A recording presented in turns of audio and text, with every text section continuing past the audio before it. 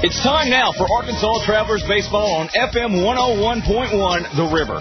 Arkansas Travelers Baseball is sponsored by Miller Lite, Sonic Drive-In, BC Powder, Coca-Cola, the Arkansas Prostate Cancer Foundation, and ITT Technical Institute.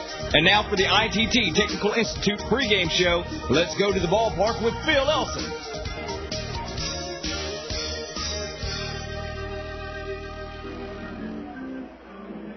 Live from Little Rock, Travelers Baseball is on the air. Hello again, everybody. This is Phil Elson. Welcome to Raywinder Field, where tonight Minor League Baseball and the Texas League present the Arkansas Travelers and the El Paso Diablos Game 3 of a 4-game series. Hi, and thanks for tuning in to the Traveler broadcast live tonight on FM 101.1 The River, as well as the Traveler website, www.travs.com. You're listening to the ITT Technical Institute pregame show. Phil Elson and Steve Marston here with you, as we were last night for a tremendous night of baseball here in Little Rock. A couple of things really making last night very memorable. One of the largest crowds we've seen this season. In fact, it was the second largest crowd of the year.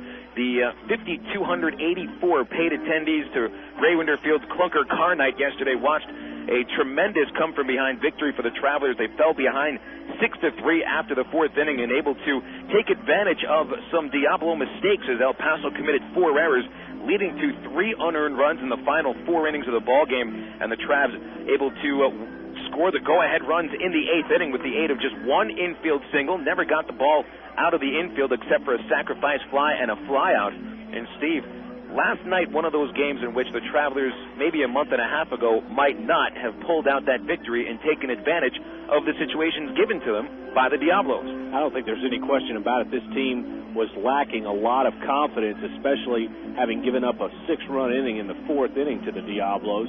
Normally, a month and a half ago, that would have spelled the end for this team, but they kept their head, they kept their cool, and they fought back, and they took advantage of the situations like you were talking about, of the errors, of the fielders' choices, of the walks, and they turned those into runs. That's something we haven't seen from this team all year long, and it's really been the leaders of the comebacks, and the leaders of this have been the 3 new guys, Dallas McPherson, Nick Gorno, and Jeff Mathis, have really lit a fire under this team, and it's like what we talked about with Tyrone Boykin last night. The hitting and the winning becomes contagious all up and down the lineup, and these guys believe they can win every time they step on the field, no matter the score. Well, Gorno continued his hitting ways by hitting a triple as the Travs rallied to score 2 runs in the 7th inning to tie the game, with Gorno leading that inning with his second triple of the series. McPherson also knocked in a run among his 2 base hits. Diablos tried to dodge him later on in the ball game, but the weirdest line of the game was from Kenny James. Kenny finished the day with 3 runs batted in without the aid of a base hit. He went 0 for 5 with 3 RBIs, including the go-ahead run batted in, and an RBI in that 2-run rally in the 7th inning, which tied the ball game as Kenny took advantage of some poor defense by the Diablos to knock in those 3 runs, 2 on ground ball errors, 1 on one fielder's choice. So that was a very odd game yesterday as the Travs able to win their 5th in a row and still 1 game ahead of the Tulsa Drillers and the Wichita Wranglers for first place in the second half East Division pennant race. Both Wichita and Tulsa were winners last night. And heading into tonight's action, the Travs at 30 wins and 22 losses, a 5-game winning streak. They've won 9 of 10 ball games, and to be looking to take on a Diablos team that has lost 3 in a row and is starting to reel after a very sloppy game last night. I want to thank you for tuning in again to the broadcast. This is the Travelers ITT Technical Institute pregame show. A reminder that usage of the internet is still expanding, and qualified web developers are needed all throughout the country. ITT Technical Institute can help you to design, create, and maintain your own websites and online databases. You can call ITT Tech locally at 565-5550 or just go online to ittech.edu. Slightly overcast skies, a couple blue spots up there today. Should be no problem to get 9 innings in as the rain came earlier today and just cools things off. So very comfortable early evening in Little Rock for Game 3 of this 4-game series between the Travelers and the El Paso Diablos. The starting lineups are coming to you right after this break on FM 101.1 The River. Sports is fun, but it's just a game. Your life, on the other hand, needs a little more serious game plan, like preparation for a career in today's growing technical fields. That's why ITT Technical Institute offers associate's degree programs in areas like electronics, computer drafting and design, and information technology. The skills and knowledge taught are in technical areas that can have practical value in the workplace. For more information on ITT Tech, call 565-5550 today. Or find us on the web at itt-tech.edu. Miller time. It's time to tuck the sun in and give it a goodnight kiss. Miller time. It's time to put the 9 to 5 back on the shelf. Miller time. It's time to wear the night like a cape and break out the Miller Lite. It's time for real time. At a place called Miller Time. Miller Lite, Miller Brewing Company, Milwaukee, Wisconsin. Live responsibly. The Travs and Del Monte have stepped up to the plate to offer you a great seating alternative this season at Ray Winder Field. It's the Del Monte Harvest Foods Family Section. This special no smoking, no alcohol area has been set aside to make your family's ballpark experience even more enjoyable. So when you buy your Travs tickets, ask for the Del Monte Harvest Foods Family Section. Del Monte Vegetables, simple mealtime solutions that will have you saying, hey, I can do that. Look for Del Monte Vegetables at your local Harvest Foods. Harvest Foods, an Arkansas company serving Arkansans.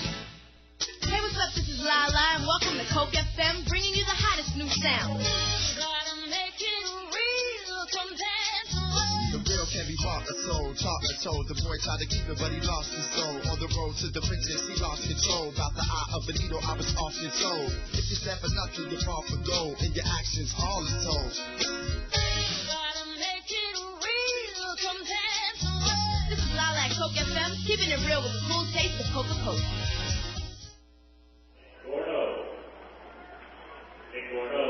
Welcome back to Ray Winder Field, second segment of your Travelers ITT Technical Institute pregame show.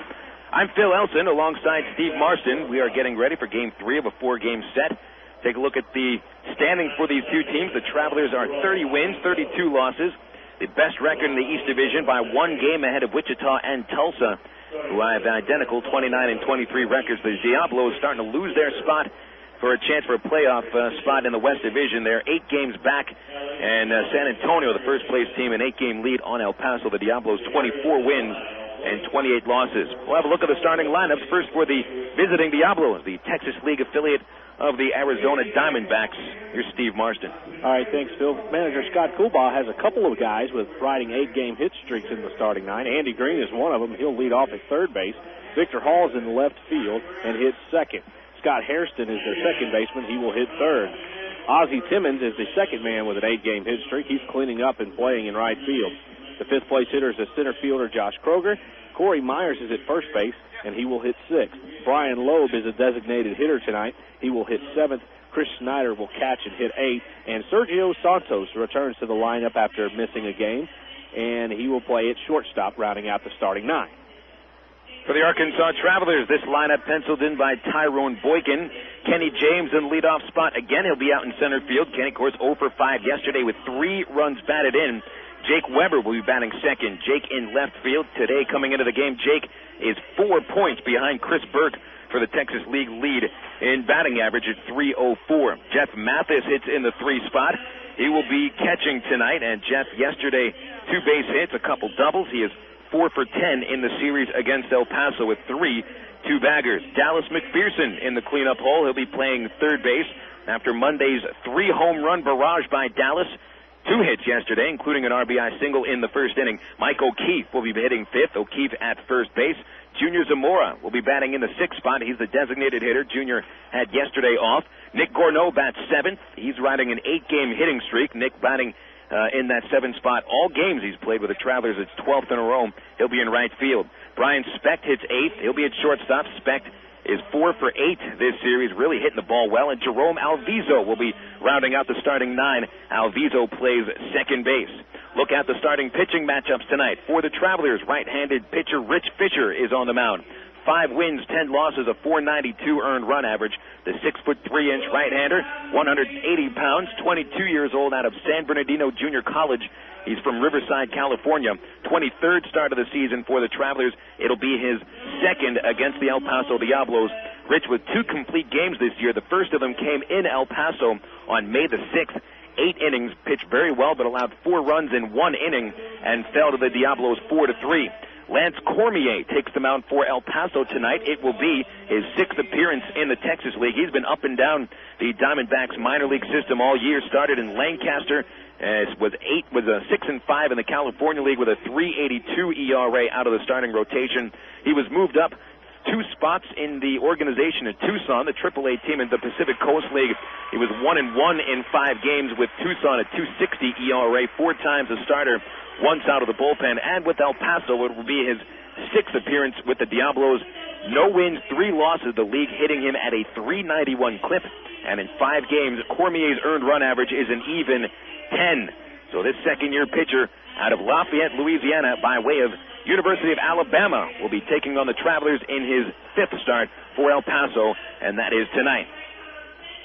So there you have it, the starting lineups, the starting pitchers for tonight's ball game between the Travelers and the El Paso Diablos. We'll take another break on the Travs IT Tech pregame show. When we return, a look at yesterday's Texas League action. We mentioned that the Wichita Wranglers and the Tulsa Drillers were winners. We'll give you the details after this on FM 101.1 The River. It's toaster time anytime this month at Sonic, because Sonic offers their full menu all day. Choose from our chicken club toaster sandwich, our bacon cheddar burger toaster, or our 3 breakfast toaster sandwiches, made with egg, cheese, and your choice of sausage, bacon, or ham, all on thick, delicious Texas toast and made after you order it. So now when you drive into Sonic, you can get a toaster sandwich for breakfast, lunch, or dinner. Whatever you want, whenever you want. Only at Sonic.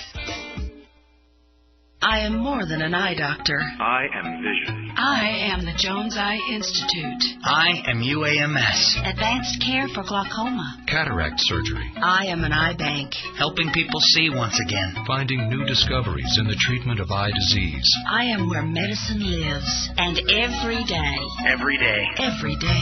I come to life in the hands of some of the brightest doctors, nurses, and healthcare professionals in Arkansas. As one of only 20 freestanding ophthalmology research and treatment centers in the nation, the Jones Eye Institute at UAMS is the most comprehensive facility in Arkansas for the treatment of eye problems. From everyday eye exams to the most sophisticated retina surgery, from contact lenses to LASIK surgery, you can depend on the Jones Eye Institute for excellence in eye care. The Jones Eye Institute at the University of Arkansas for Medical Sciences, where medicine lives. Visit uams.edu. Ameripride Services is the linen and apparel company to get your team into a professional uniform program. Ameripride features a wide range of high-quality custom programs for the manufacturing industry, hospitality and food service, medical or dental uniforms, and professional and executive wear. Call 664-5575 to schedule a presentation with an Ameripride consultant. Also specializing in the finest quality table linens, rental mats, and restroom services. Call 664-5575 for Ameripride, the official garment supplier of the Arkansas Travelers. Your home for Travelers Baseball. FM 101.1 The River. KDRE. North Little Rock, Little Rock.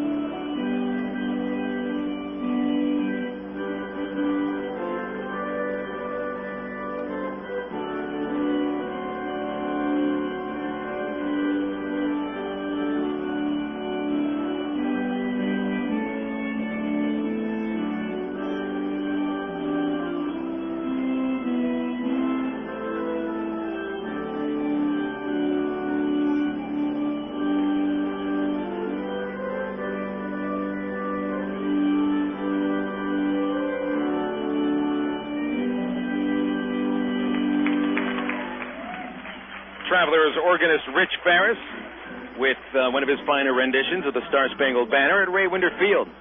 Lights being turned on right now. It's going to be overcast for much of the night. The wind is blowing slightly in from center field as the wind conditions here in this area of the country have been almost reversed. As I understand, across the world, some of the weirdest weather in recent memory. A heat wave in Europe. It's about 10 degrees less water temperature up in the northeast than usual. And somehow that means the winds are blowing in the opposite direction than usual out here in Little Rock. Well, the winds of the Texas League East are blowing in quite a competitive fashion. It's a little corny of a of a segue there, but hey, you got to give it a shot. Wichita able to keep pace with the Travs yesterday as Wichita beat San Antonio 5-4. Brian Harris, the Wranglers' second baseman, starring with a triple, a home run, and 3 RBIs, opened the scoring with his second home run of the season in the first inning, drove in the tying and the go-ahead runs in a 3-run seventh-inning rally, a 2-run triple driving in those 2 runs. Norris Hopper and Justin Gamal both with an RBI and scored a run for the Wranglers. They've won 4 in a row and 8 of 9 to keep pace with the Travelers. Danny Tamayo picked up the win, 4 runs and 6 hits allowed, including 3 homers in 6 2/3 innings, but he picked up his 10th win of the season. Clinton Najat takes the loss, his 3rd in a row, gave up 5 runs, 6 hits with 3 walks and 8 strikeouts in 6 2/3 innings. Home runs for the Missions were hit by Jamie Bubella, his 3rd. Justin Leone hit his 19th, and A.J. Zapp took over the Texas League lead with his 24th home run of the season. Tulsa Drillers down to the Round Rock Express yesterday at the Dell Diamond, 5-2. Also to stay 1 game behind the Travs in the East Division pennant race. Kip Bachnight, the winning pitcher, 9-7, his record after a strong 7-inning performance. The Drillers right-hander held the Express to 4 hits and 2 runs. Only one of them earned over the 7 innings, 2 walks and 3 strikeouts. Justin Heisman pitched a perfect 9th inning, striking out 2 batters for his 21st save of the year. The losing pitcher, Mike Burns, faced only 2 batters, allowed 2 runs, both unearned, as he takes his league-leading 13th loss of the season. The Express made 5 errors in front of a packed house at the Dell Diamond as Round Rock drops their 81st game of the season. 9 more losses. They become the first Texas League team since 1957 to lose 90 games in a season. But you know what? That means that they're going to be losing those games to Tulsa and Wichita. So, hey, Round Rock, pick up a win now and then, won't you? And in a game that doesn't really matter that much, Midland Rockhounds picked up their 5th consecutive win by blanking Frisco 7-0. Second consecutive shutout for Midland in Frisco. Bill Murphy the win, 5 strong innings, only 1 hit, 2 walks, 3 strikeouts. His 2nd win of the season. Mario Ramos took the loss, even though he allowed only 2 runs on 6 hits and 5 2/3 innings, dropping to 7-7. He was supported by only 4 base hits for the Rough Riders as Frisco continues to struggle in the second half, dropping their 9th game in the last 10. Standings in the league look like this. The Travelers are 1 game ahead of Wichita and Tulsa for first. Frisco in last place by 9 games. In the West, the San Antonio Missions, a 32-20 record, tops in the West Division, tops in the Texas League. They're 8 games ahead of second place El Paso, 10 better than Midland, and 11 ahead of the Round Rock Express. In the Texas League today, a full slate of games. Playing in San Antonio, Wichita's Sean Sedlacek will be battling Travis Blackley, looking for his league-leading 15th win. Tulsa plays Round Rock at the Dell Diamond. Travis Anderson for the Drillers, Tim McClaskey for the Express. And Midland and Frisco battle at the Giant Soda Bottle. Ishmael Valdez taking them out for a rehab assignment for the Rough Riders against Midland's right-hander Joe Blanton. That's what's going to happen today in the Texas League, and we'll be giving you updates on the Texas League and the majors throughout our broadcast tonight. For right now, we take another break on the Travelers ITT Tech pregame show. When we return, the first pitch of your baseball game, Game 3 of the Travelers El Paso Diablos series, coming right after this on FM 101.1, The River. Hey, you. Me? Yeah, you, the one driving. My radio is really talking to me. Listen, you like to eat, don't you? Do I like to eat? Can you hear the words coming out of my mouth? Yes, do you like to eat? Well, of course I do. Good. You're catching on. Look, do yourself a favor. Drive past that Fat Burger drive-thru you were just looking at. Go to the grocery store, walk directly to the packaged deli case. Pick up a package of Lando Frost luncheon meats.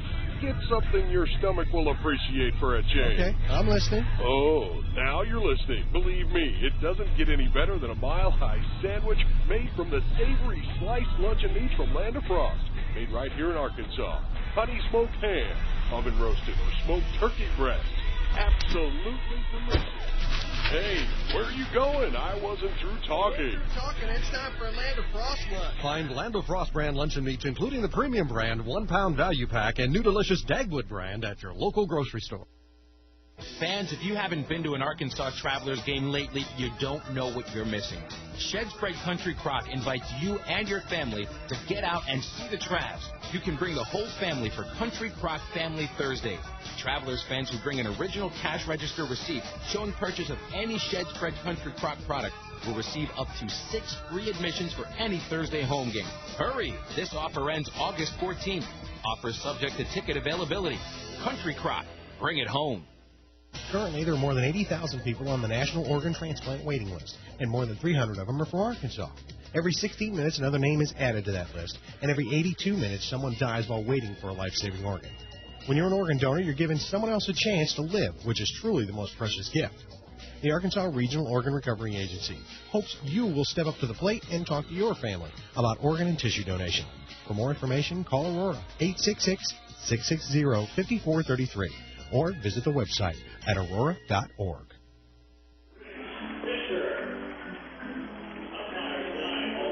The Travelers have been introduced to the field here at Ray Winder, and the fans giving them some applause. Approval for a 5-game winning streak and a first-place team here in the Texas League East Division.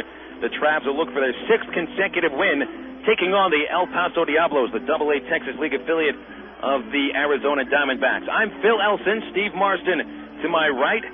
Game number 123 this year. We got only 17 left in this season. Really, it just feels like a 17-game pennant race now. It's a sprint all the way to the end, and this thing just has the feeling like it's going to get down to the last 2 games. You've got 3 teams playing their best baseball of the season in Wichita, Tulsa, and Arkansas. Drillers might not be playing their best baseball of the season, but they're playing pretty well right now after dropping 5 of 6 to the Travs last week.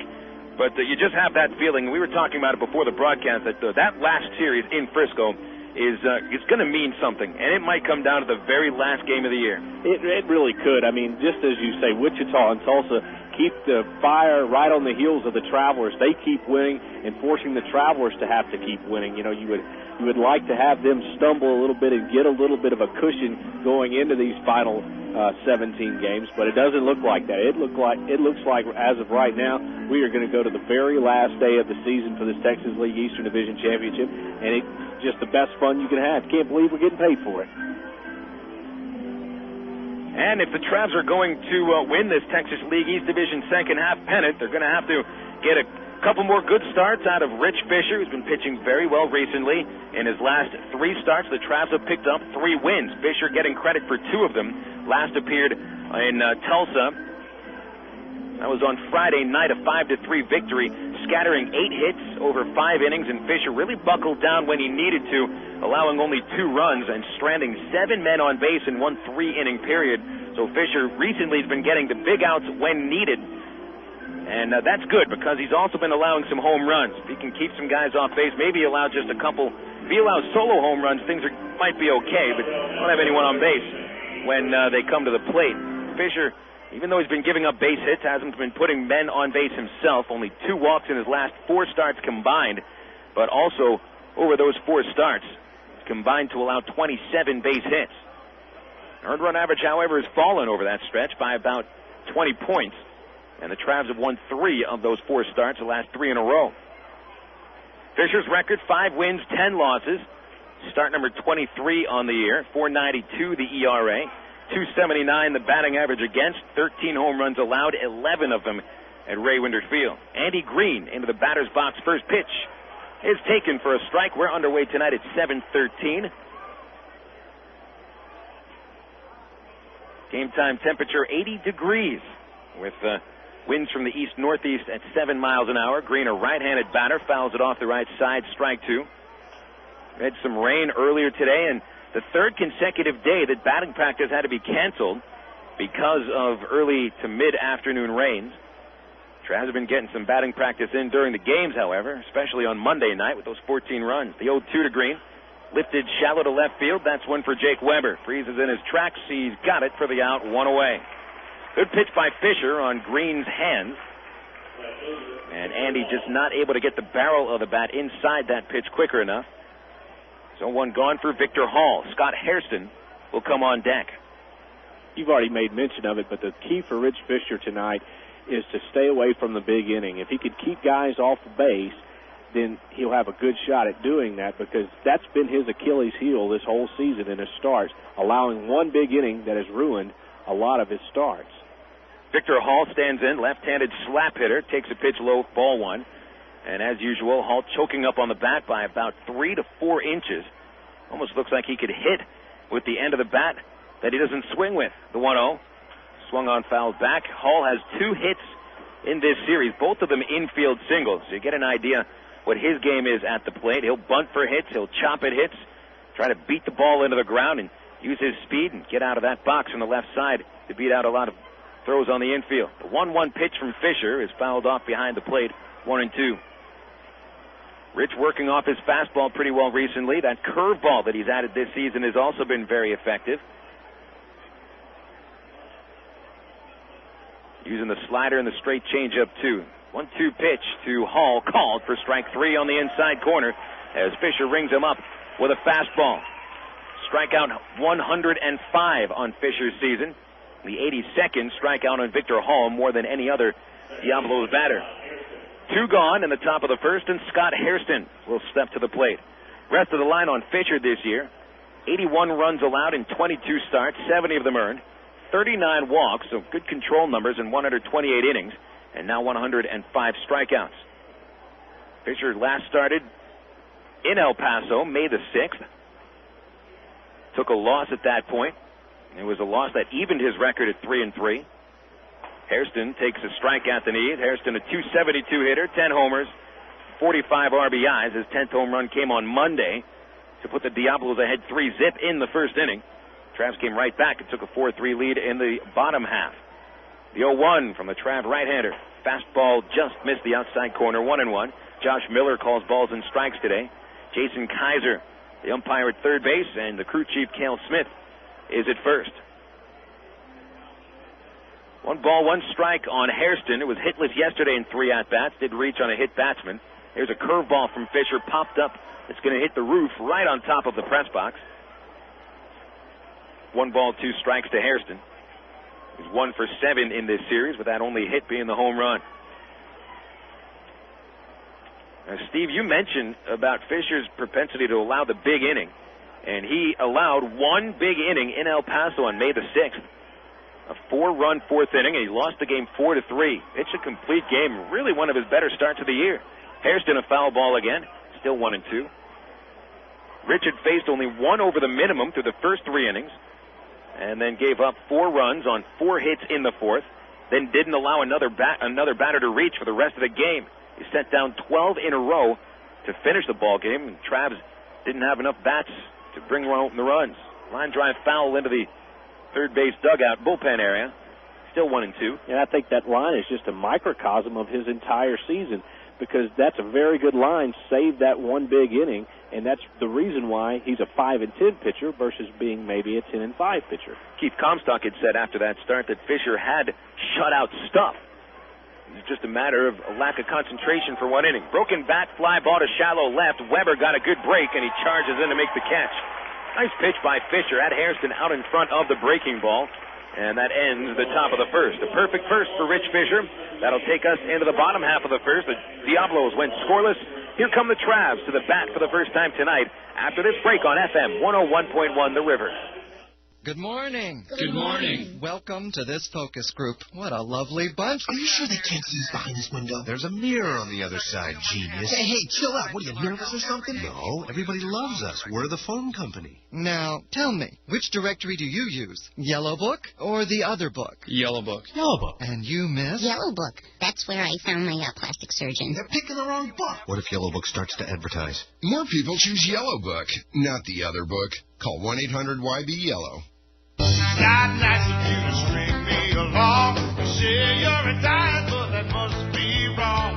Tastes just like the original one. That's why I'm craving you, 'cause you're second to none.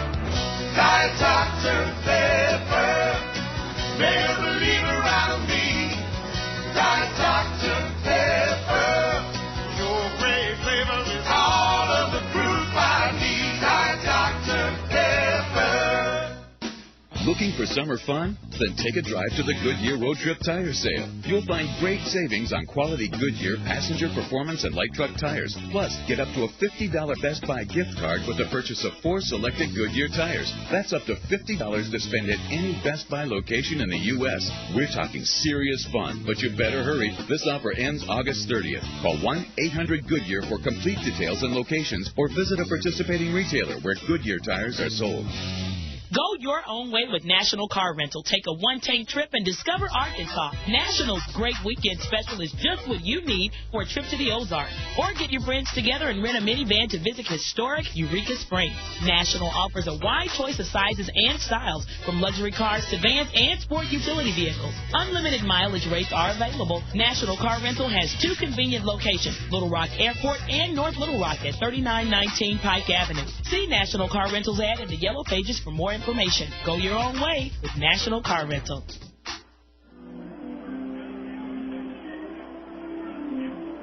Bottom of the first about to start at Raywinder Field. The Diablos went down in order as Rich Fisher pitches a nice first inning. We get our first look at Lance Cormier.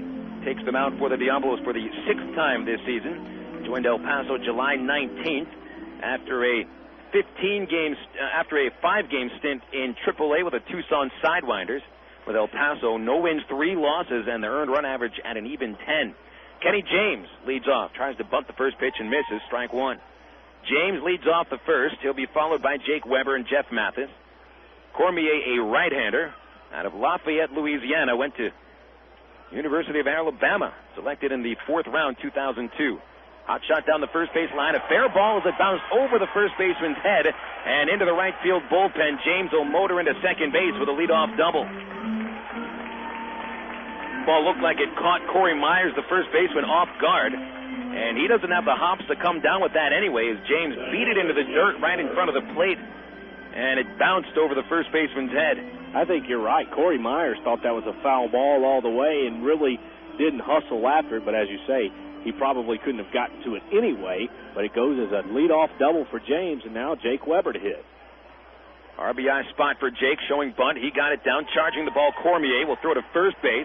Myers is there for the out. Sacrifice bunt for Weber, sending Kenny James to third base, and that'll give RBI chances for Jeff Mathis or Dallas McPherson. Mathis first, hitting in the third spot again. He's playing his 9th game with the Travs, has hit third every game. And is showing that he looks to be a prototypical number 3 hitter. Has a fairly good eye at the plate, little gap power, still looking for his first home run, but 5 doubles, including 2 yesterday. Diablos draw the infield up with 1 out and a man at third. Mathis, a right-handed batter, takes outside, ball 1. Cormier is 6'1", 190 pounds, 22 years old.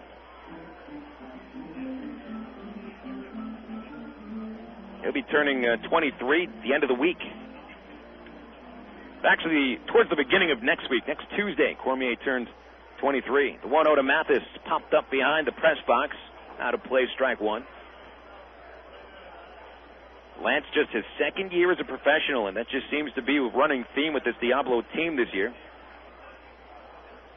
A lot of young, early draftee prospects. Set position by Cormier. Mathis takes a fastball low and outside, 2-1. Now, they might have faced each other in the California League. Lancaster, the Diamondbacks' high single-A affiliate, is in the same division as Rancho Cucamonga. 2-1 pitch. In the dirt, good block by the catcher, Chris Snyder. Himself a 2nd-round draft pick. So you've got 2 prospect catchers standing there towards the plate right now, and Mathis and Snyder. Jeff runs the count to 3-1. McPherson waiting on deck. 1 out. Jeff, a .265 hitter in his 8 Trav games. Swinging a pitch, bouncer up the middle, and over the shortstop to center field. Base hit. James scores from third, and Mathis puts the Trav ahead 1-0. RBI number 4 for the first-round draft pick. Nice piece of hitting by Jeff. He knew that the defense was pulled in on him, so he just chops one hard. It would have been probably an easy out had the shortstop Santos been in normal position, but as it is, it's an RBI, and the Travs take a 1-0 lead. I'll tell you, both of these hits have been hits that have been created off the beating the ball into the ground right in front of home plate. There's that batter circle in front of the plate, and the dirt extends about 7 to 8 feet right in front of home. Dallas McPherson takes inside for a ball, and if you get that ball right in front of the plate, it hits off that clay, and it'll start bouncing pretty high. Get some wicked backspin as it goes towards the outfield. Left-handed batter, McPherson drove a run home in the first inning yesterday. He had 2 base hits. Check swing on a breaking ball. It's Lowe 2-0. Be for sure Cormier will pitch carefully to McPherson. He's going to try to get him to ground into a double play. McPherson, .333 average, 3 homers, all of them on Monday, 14 RBIs in 13 games. Like to see this kind of production from the cleanup spot. Fastball from Cormier low and outside, and McPherson takes ball 3. He's forcing Cormier to come with something to hit. O'Keefe waiting on deck. And then Junior Zamora. 1-0 Travelers here in the bottom of the first. McPherson taking all the way, ball 4. Another fastball outside, the third Traveler to reach base to start this game, and only 1 out. Well, this game seems to be setting up a lot like the last few starts for Cormier. He has not pitched past the 5th inning in his 4 previous starts for El Paso this season. That earned run average way up high at 10, as you talked about earlier.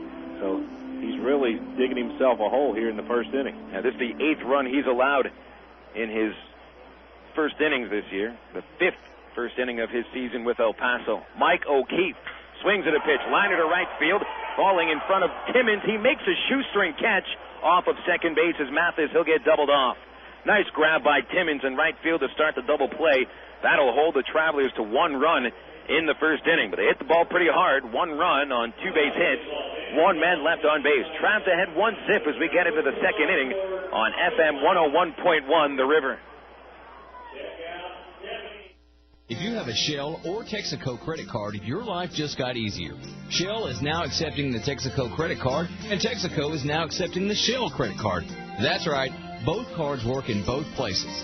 In fact, both credit cards are welcome at over 23,000 Shell and Texaco stations nationwide. With that, the likelihood of not finding a gas station when you need it just went down the storm drain. The same conveniences still apply to both. You can pay at the pump or fill up with a few groceries inside. And if you're short on cash, you can still use them in the nationwide network of Plus ATM machines. And they're still available with no annual fee. But if your wallet hasn't been blessed with one of these credit cards before, here's its chance. You can apply by calling 888-98-SHELL or visit www.shellcreditcard.com. You can also apply for your Shell credit card at any Shell Superstop, your one-stop shop all across Arkansas. The 2004 transport trucks are rolling into Gwatney Chevrolet, and prices are rolling down on all remaining 03 models. 2003 Suburbans up to $10,000 off. The rugged Chevy Avalanche as low as $24,000. 03 Silverado extended cabs as low as $14,500. Gwatney has the low prices other dealerships won't match. Plus, big rebates and 0% financing available. Gwatney Chevrolet in Jacksonville. We'll be there. With approved credit, see dealer for details. All right, folks, while we have a minute, let's go up to the chopper with Brad Powell, get a traffic update. Brad, what do you see up there? Well, thanks a lot, Scott. Nothing you're going to want to hear about, unfortunately. You can expect major delays on the interstate. An overturned tractor-trailer's got traffic backed up for about 25 miles. It's a real bad situation, Scott, but I do have good news. What's that, Brad? I just saved a load of money on car insurance by switching to Geico. See how much you could save. Visit Geico.com. Geico. 15 minutes online could save you 15% on car insurance.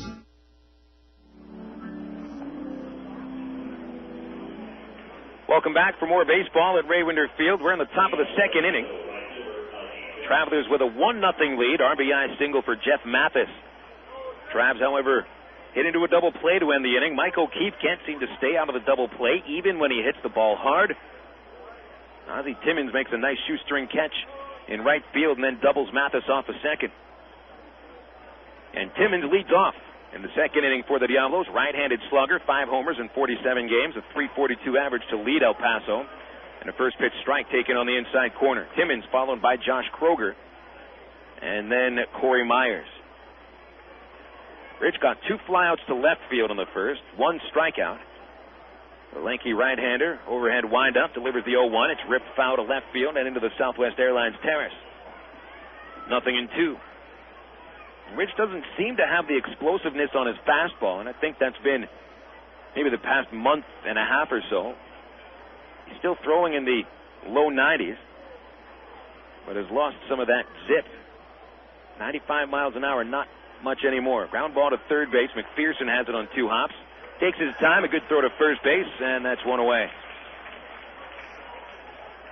It doesn't really matter how hard Rich is thrown. He's getting outs these days. I was very impressed with his start in Tulsa in a game that mattered as he was trying to get the Travs back from their only loss out of the last 10 games. Rich answered the bell, made the pitches when they counted.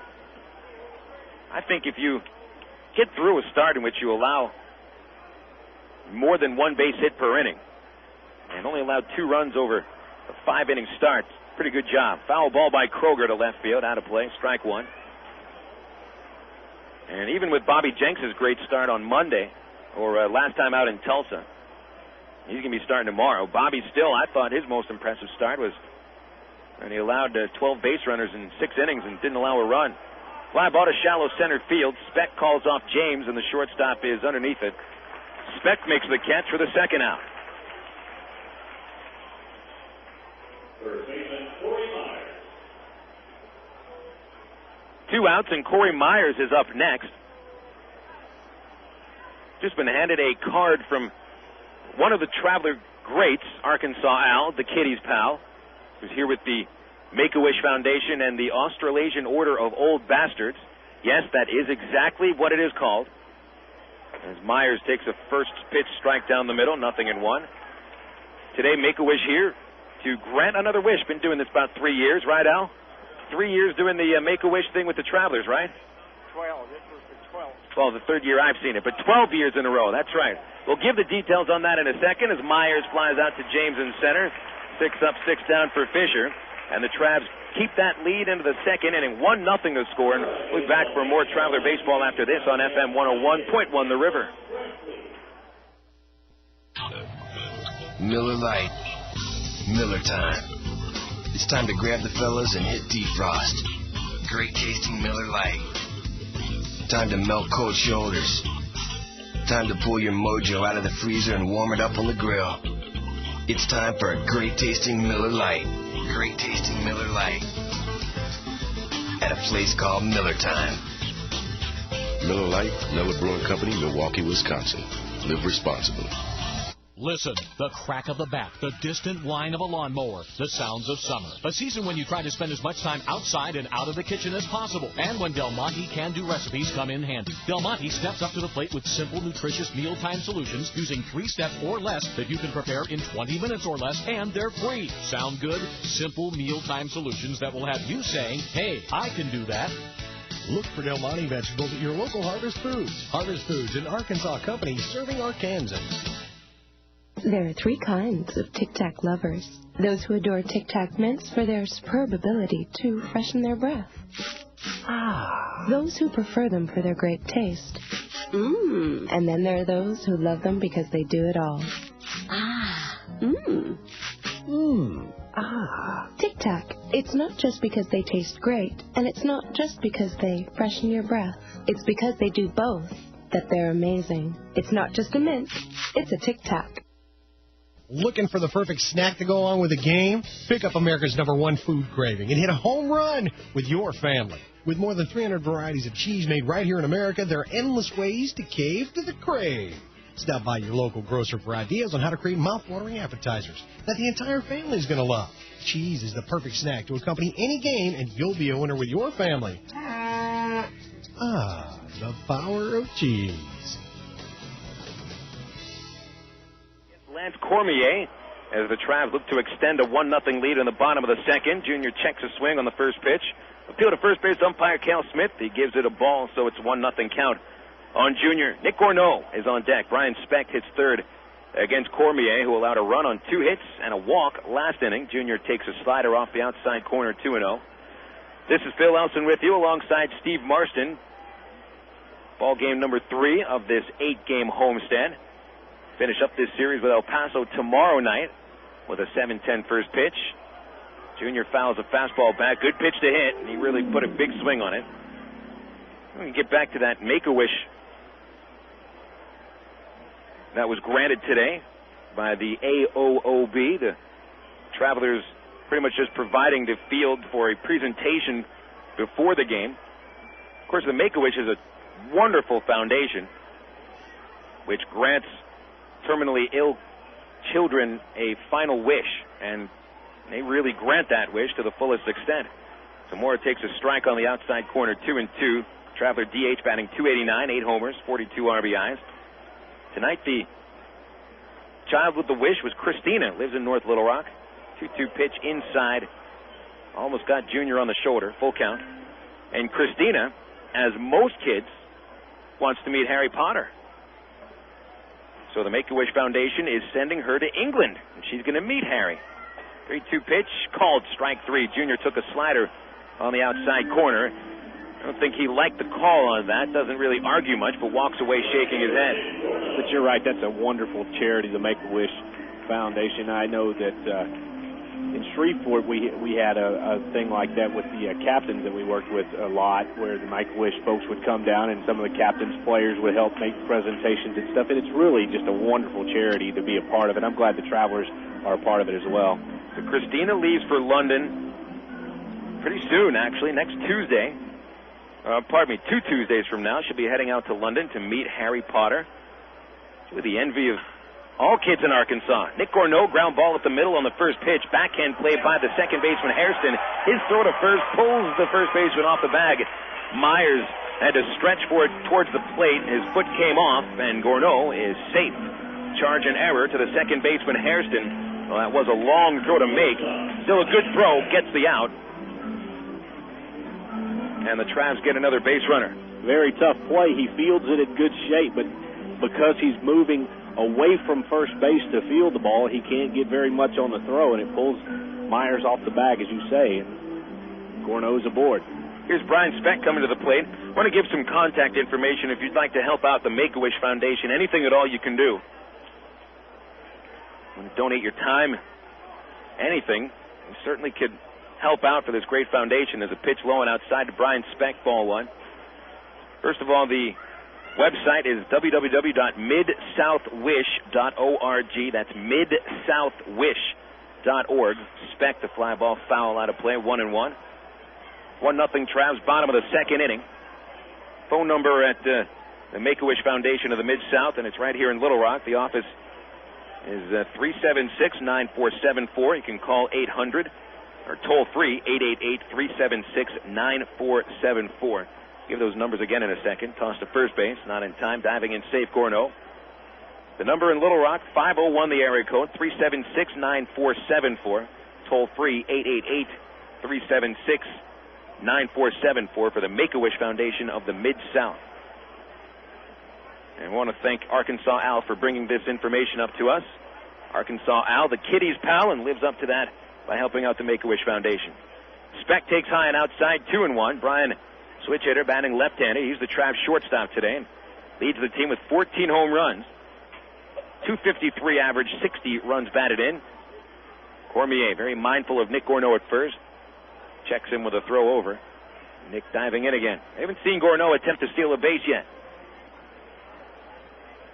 Travs, to be quite honest, haven't needed to steal many bases.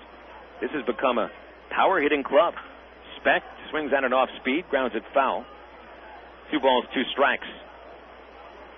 Now, when we say power, not necessarily meaning the home run, but extra base hits are much easier to come by these days. With the added power of Jeff Mathis, McPherson, and Gorneau, plus the fact that Speck is hitting well this series, 2 doubles. Zamora has been hitting well for the past month and a half. O'Keefe catching a little bit of fire. And Weber with 28 doubles, too.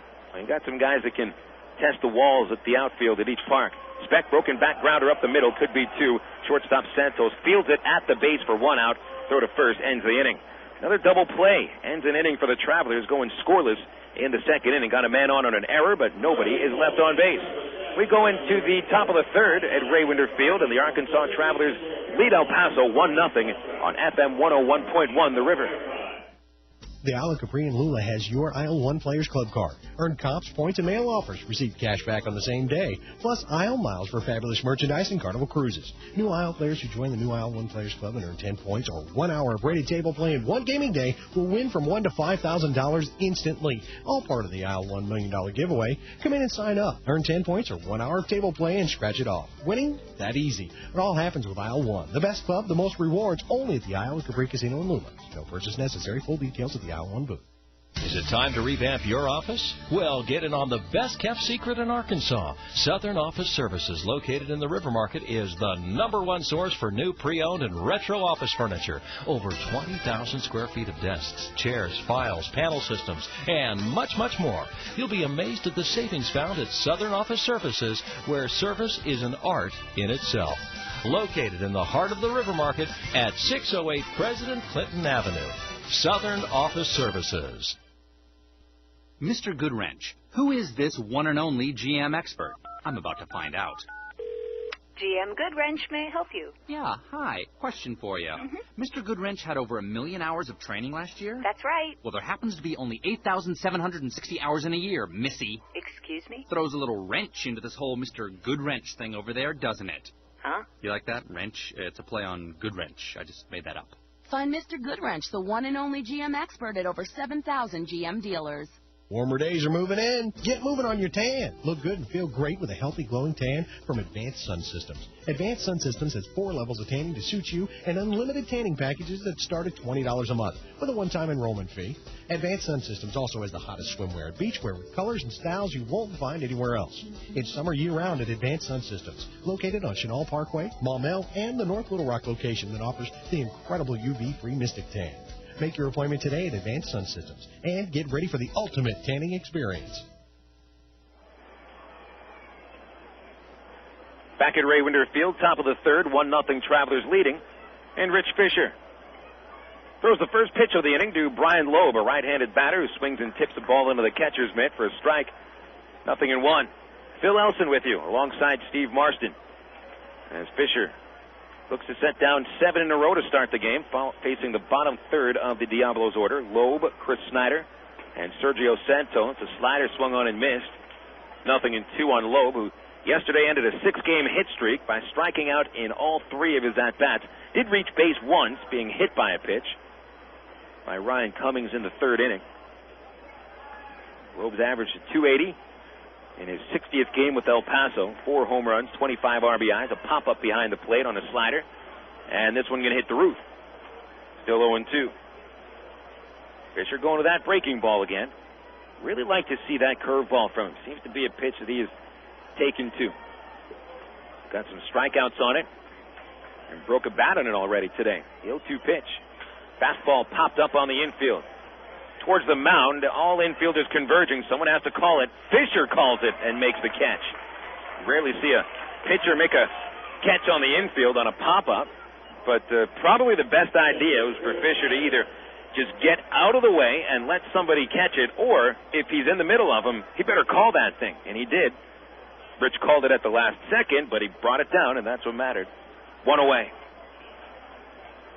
Fisher, an outstanding fielding pitcher, very athletic, good arm, and pretty accurate if he has to get rid of a ball on a bunt.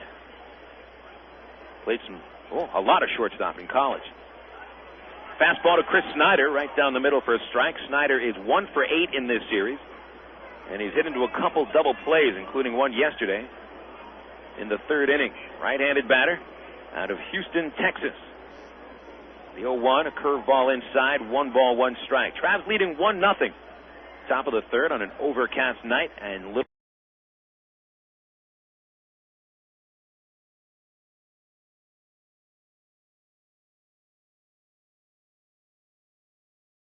ball, 2 strikes as Fisher fooled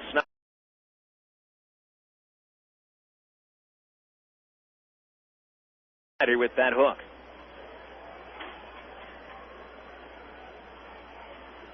Rich really starting to turn his season around. A 1-2 pitch. Fastball outside, 2-2. And Rich started as the Travs de facto ace, starting on opening night. Took a loss on opening night, but pitched very well his next time out against the Wranglers. 7 shutout innings for a victory. Swing and a miss, strike three as Fisher strikes out his second of the game. Blows a fastball by Chris Snyder for the second out of the third inning. Fish started the year 3-1, but then lost consecutively 9 decisions. Travs didn't win one of Fisher's starts for a while. In fact, it was about 10 or 11 starts that the Travs lost with Fisher on the mound. First pitch on the way to Sergio Santos is a called strike on the inside corner, 0-1 the count.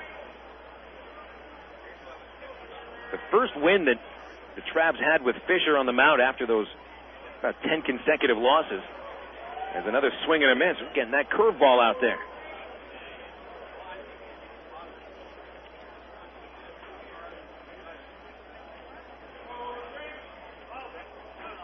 June 30th, the Travs beat Round Rock 8-3. Fisher had a no decision in that game as his fastball is inside. 1 ball, 2 strikes to Snyder. Or pardon me, Santos, a shortstop hitting .215 in 20 games with El Paso. 1-2 count. Fisher kicks and deals a fastball, ringing him up for strike 3 at the knees. 9 up, 9 down for Fisher. 3 strikeouts over 3 innings. We head to the bottom of the third with Arkansas leading 1-0, and Fisher pitching very, very well so far on FM 101.1 The River. Synonymous. Words alike in significance and meaning, like summer and baseball. Baseball and Ray Winder Field. Ray Winder Field and hot dogs. Hot dogs and Coca-Cola. Yes, Coke is joining the Travs All-Star lineup this summer right alongside the future Anaheim Angels wearing the Travelers uniform. Enjoy the best value in family entertainment in Central Arkansas. Ray Winder Field, the Arkansas Travelers, and Coke. 3 summer classics. Call 664-1555 or visit our website at travs.com. It's toaster time anytime this month at Sonic, because Sonic offers their full menu all day. Choose from our chicken club toaster sandwich, our bacon cheddar burger toaster, or our 3 breakfast toaster sandwiches, made with egg, cheese, and your choice of sausage, bacon, or ham. All on thick, delicious Texas toast and made after you order it. So now when you drive into Sonic, you can get a toaster sandwich for breakfast, lunch, or dinner. Whatever you want, whenever you want. Only at Sonic. Miller time. It's time to tuck the sun in and give it a goodnight kiss. Miller time. It's time to put the 9 to 5 back on the shelf. Miller time. It's time to wear the night like a cape and break out the Miller Lite. It's time for real time. At a place called Miller Time. Miller Lite, Miller Brewing Company, Milwaukee, Wisconsin. Live responsibly.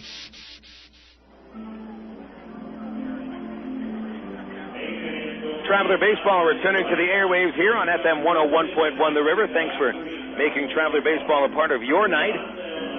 Phil Elson with you alongside Steve Marston. We're in the bottom of the third inning with Arkansas leading the Diablos 1-0. Travs starting pitcher Rich Fisher has seen 9 batters. He set them all down. Meanwhile, the Travs have had 4 base runners against Lance Cormier, only scoring 1 run.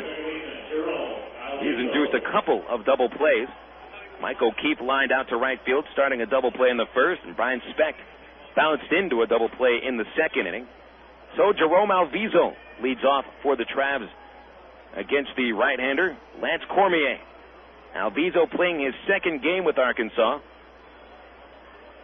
Jerome played in Sunday's win in Tulsa at shortstop, and today plays second base. Switch hitter, batting left-handed. He'll take a strike on the outside corner, 0-1.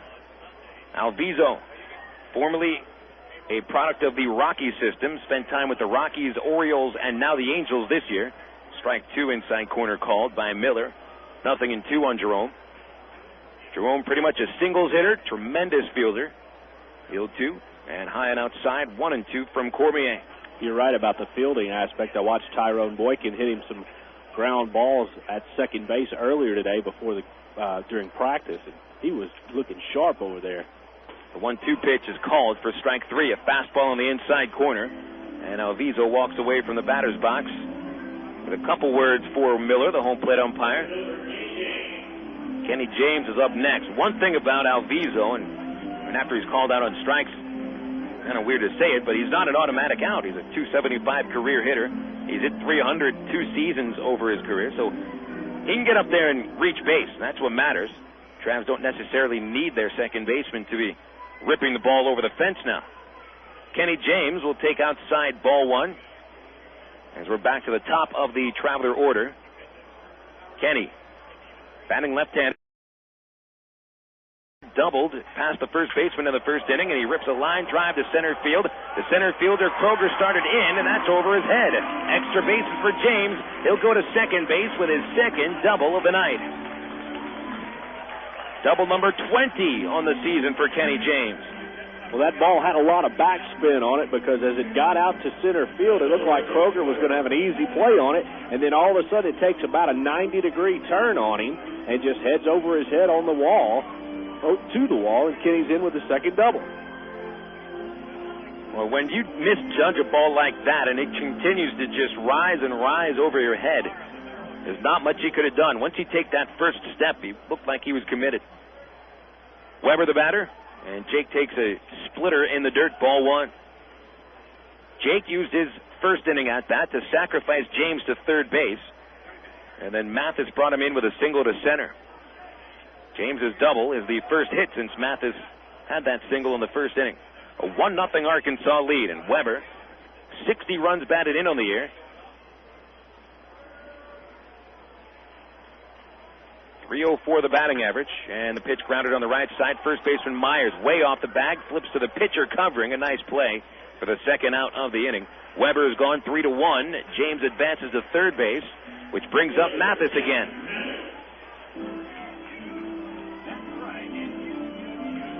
Mathis drove in James with a single in the first inning, his fourth RBI since joining Arkansas.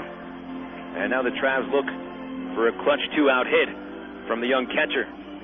And even though Weber's last at bat's going to go down in the books as an out, it really is not going to tell the story because that's a big play getting the runner over to third base. They could score in a wild pitch, and Cormier from the windup throws a fastball for a strike at the knees, 0-1. And McPherson awaiting on deck in case Mathis gets himself on base. Infield back, giving room up the middle for Jeff. Seems that he'll get a lot of base hits up the middle. The 0-1 hit on the ground to the second baseman, Scott Hairston. Fields it cleanly, almost lost the ball. Crow hop, a throw to first, ends the Traveler third inning. No runs and one base hit. James doubles, but he is stranded at third base. We'll take our ball game into the fourth inning with the Travelers leading 1-0. Steve Marston takes over the microphone for the next 3 frames when we return on FM 101.1 The River. Well, ladies and gentlemen, the votes have been tabulated, and here are the winners. Voted Pulaski County's best barbecue, Pig and Chick Restaurant. Voted Pulaski County's best catfish, Pig and Chick Restaurant. Voted best plate lunch, once again, Pig and Chick Restaurant. And last but not least, voted best family dinner. And you guessed it, the overall winner, Pig and Chick Restaurant in Sherwood. Congratulations to Pig and Chick Restaurant, just 2 blocks south of Kiel Avenue in Sherwood. To dine at your house, call 834-5456. To place your order and pick it up at the drive-thru window. Or to cater your family or company parties over the holidays, call 834-5456. And for the best barbecue, catfish, plate lunch, or family sit-down dinner, visit Pig and Chick Restaurant, 7824 Highway 107, that's JFK Boulevard, 2 blocks south of Kiel Avenue in Sherwood. Open Monday through Saturday. Hey, it's a proven winner. Boy, it sure gets hot during the baseball season, and Ready Ice, Arkansas's largest ice company, is always the best choice to keep your favorite drinks cold. Once again, Ready Ice is proud to present Ready Ice Wednesdays at Ray Winder Field. Just pop in anywhere Ready Ice is sold in Greater Little Rock, like Exxon stations or your local convenience store, and grab a coupon good for $2 admission to any Travs Wednesday home game. Get ready, get the coupon, and go to Ready Ice Discount Wednesdays at Ray Winder Field.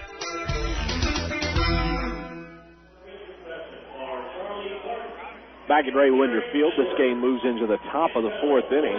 Travelers clinging to a 1-0 lead over the El Paso Diablos.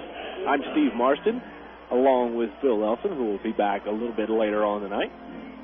Rich Fisher, the Travs starter, has sat down all 9 Diablos in order to this point. And now the all-important second time through the order comes up. He'll face Andy Green, Victor Hall, and Scott Hairston here in the fourth inning.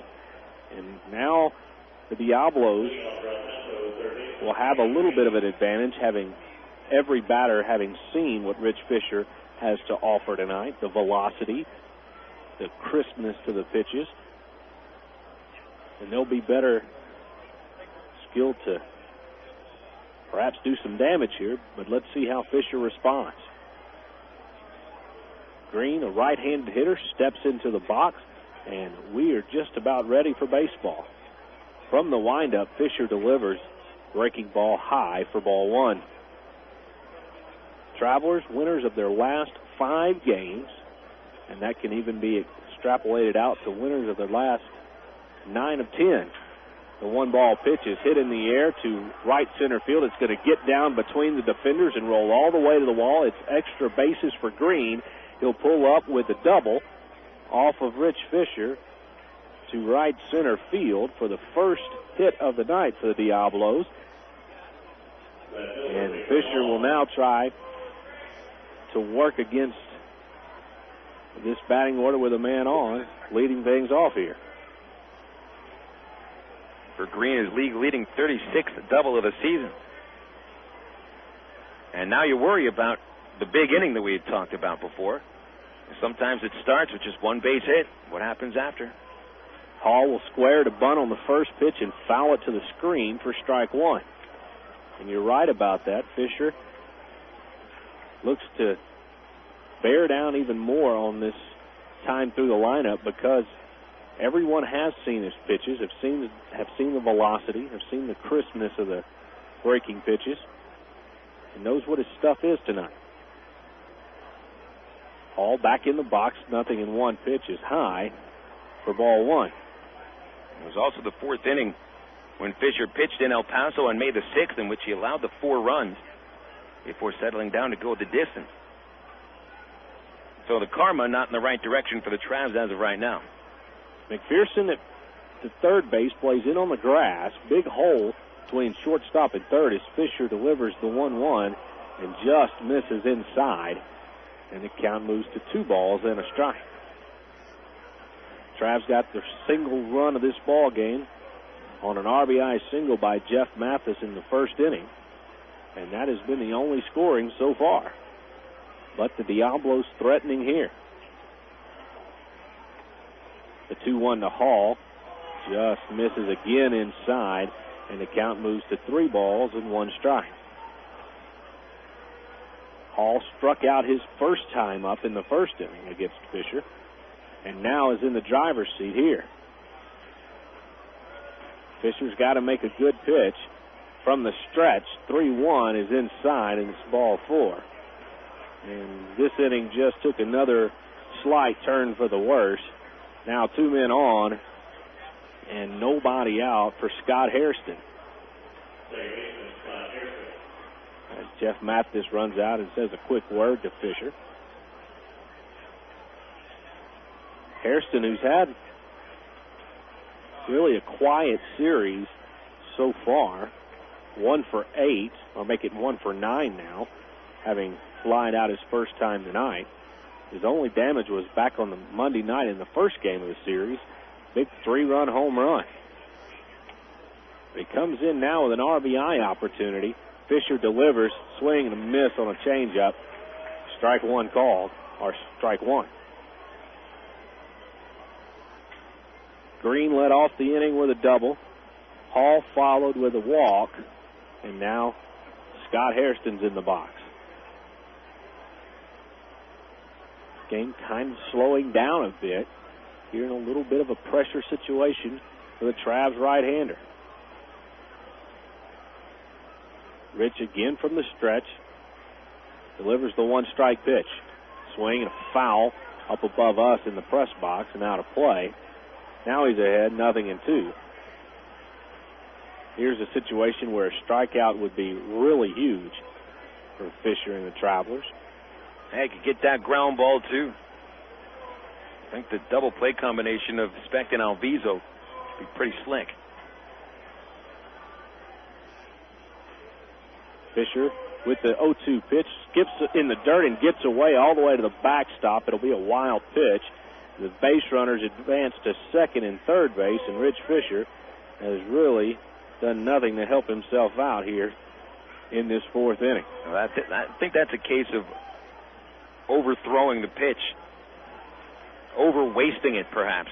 You always never want to really throw an 0-2 pitch too close to the strike zone. Fisher tried with a slider. It was outside by a little over a foot. Mathis, really not much of a chance to block it. Now a base hit could score 2. 1-2. Fisher delivers, and it's hit in the air. Fly ball on the infield. Alviso backing up to the outfield grass and makes the play. So a dandy pitch by Fisher gets Hairston to pop out on the infield. No chance for the runners to tag up and score. And now there's one man away. That'll bring in Ozzy Timmons. Timmons, one of the few Diablos in this order who has really hit Traveler pitching well in the first 2 games. He comes in batting a smooth .500, and then he grounded out in his first trip to the plate tonight. 2 on and 1 out. Fisher delivers in the dirt for strike 1. Good block by Jeff Mathis, and the infield will play in on this at-bat.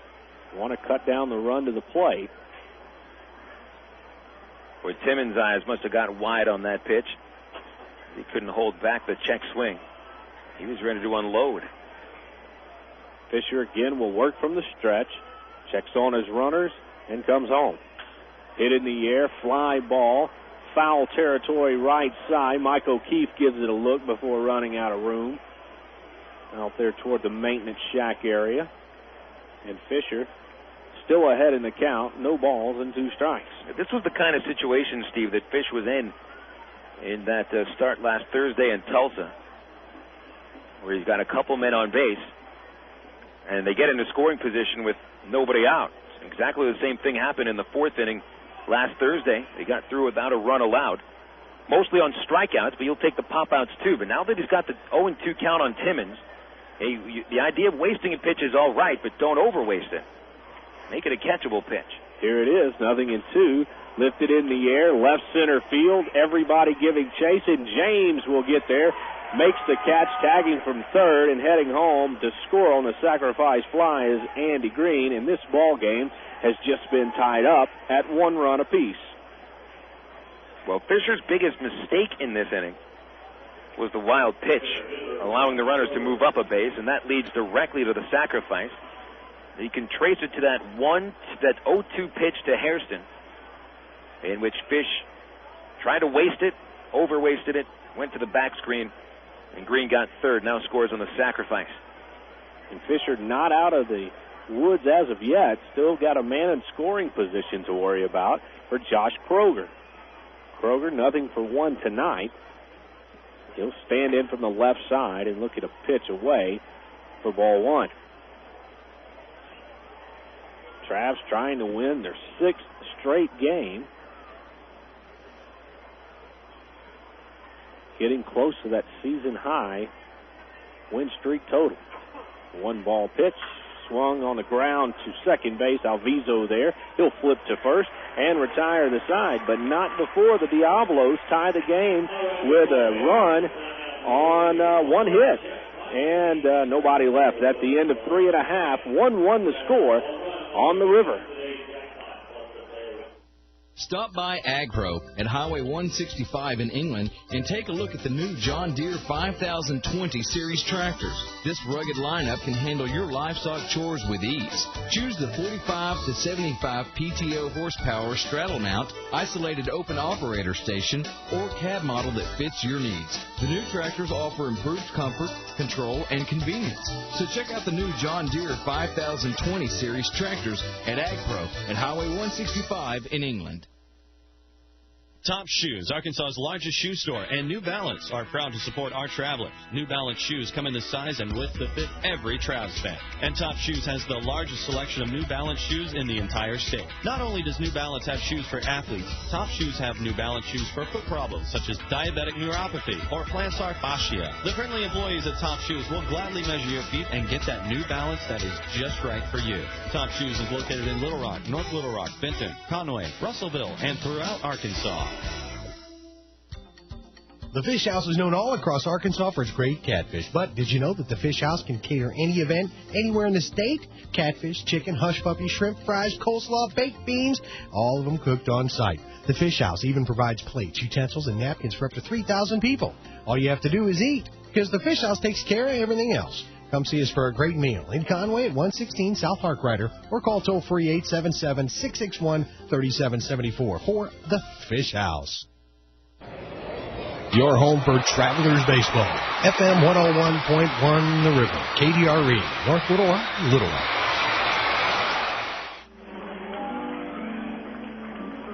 Lance Cormier returns for his fourth inning of work against the Arkansas Travelers. He'll face the big boys in the Travs lineup here in the bottom of the fourth inning. 1-1 the score. Dallas McPherson, the big, powerful, left-handed hitting third baseman, stands in and looks at an off-speed pitch at the letters for strike one. Cormier allowed a run in the first inning, but it's been pretty sharp since. Strike one pitch, just a bit inside, and the count is even at 1-1 strike. Welcome back to our broadcast here on FM 101.1 The River and the Travs official website at Travs.com. 1-1 misses down low, and the count advances to 2-2 and a strike. Cormier has to be careful pitching from behind to McPherson. He lays this one in about letter high, and McPherson does not get it all and flies out in a hurry to center field. He had a good swing on it, but hit it off the skinny part of the bat right to center fielder Kroger, and becomes the first out of the inning. That'll bring in Mike O'Keefe. O'Keefe has had a pretty strong series. Last night was 0 for 3 with a walk as he looks at the first pitch and swings and lifts it in the air, shallow right center field. Everybody giving chase, and it drops down in front of Kroger. Wow. That looked like it had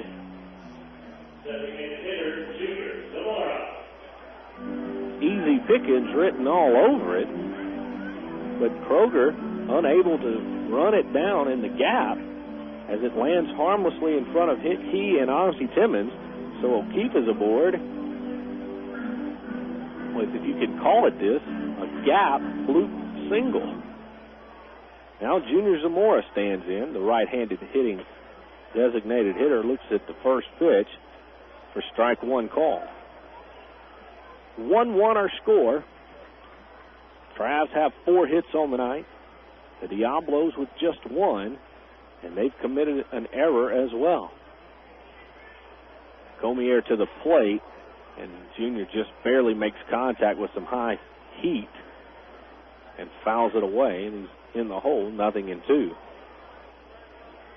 These two teams wrap up a 4-game series tomorrow night here at Ray Winder Field. The Travs will send hard-throwing right-hander Bobby Jenks against right-hander Greg Aquino. The 0-2 pitch to Zamora is a little nubber to shortstop. He'll go the short way to second.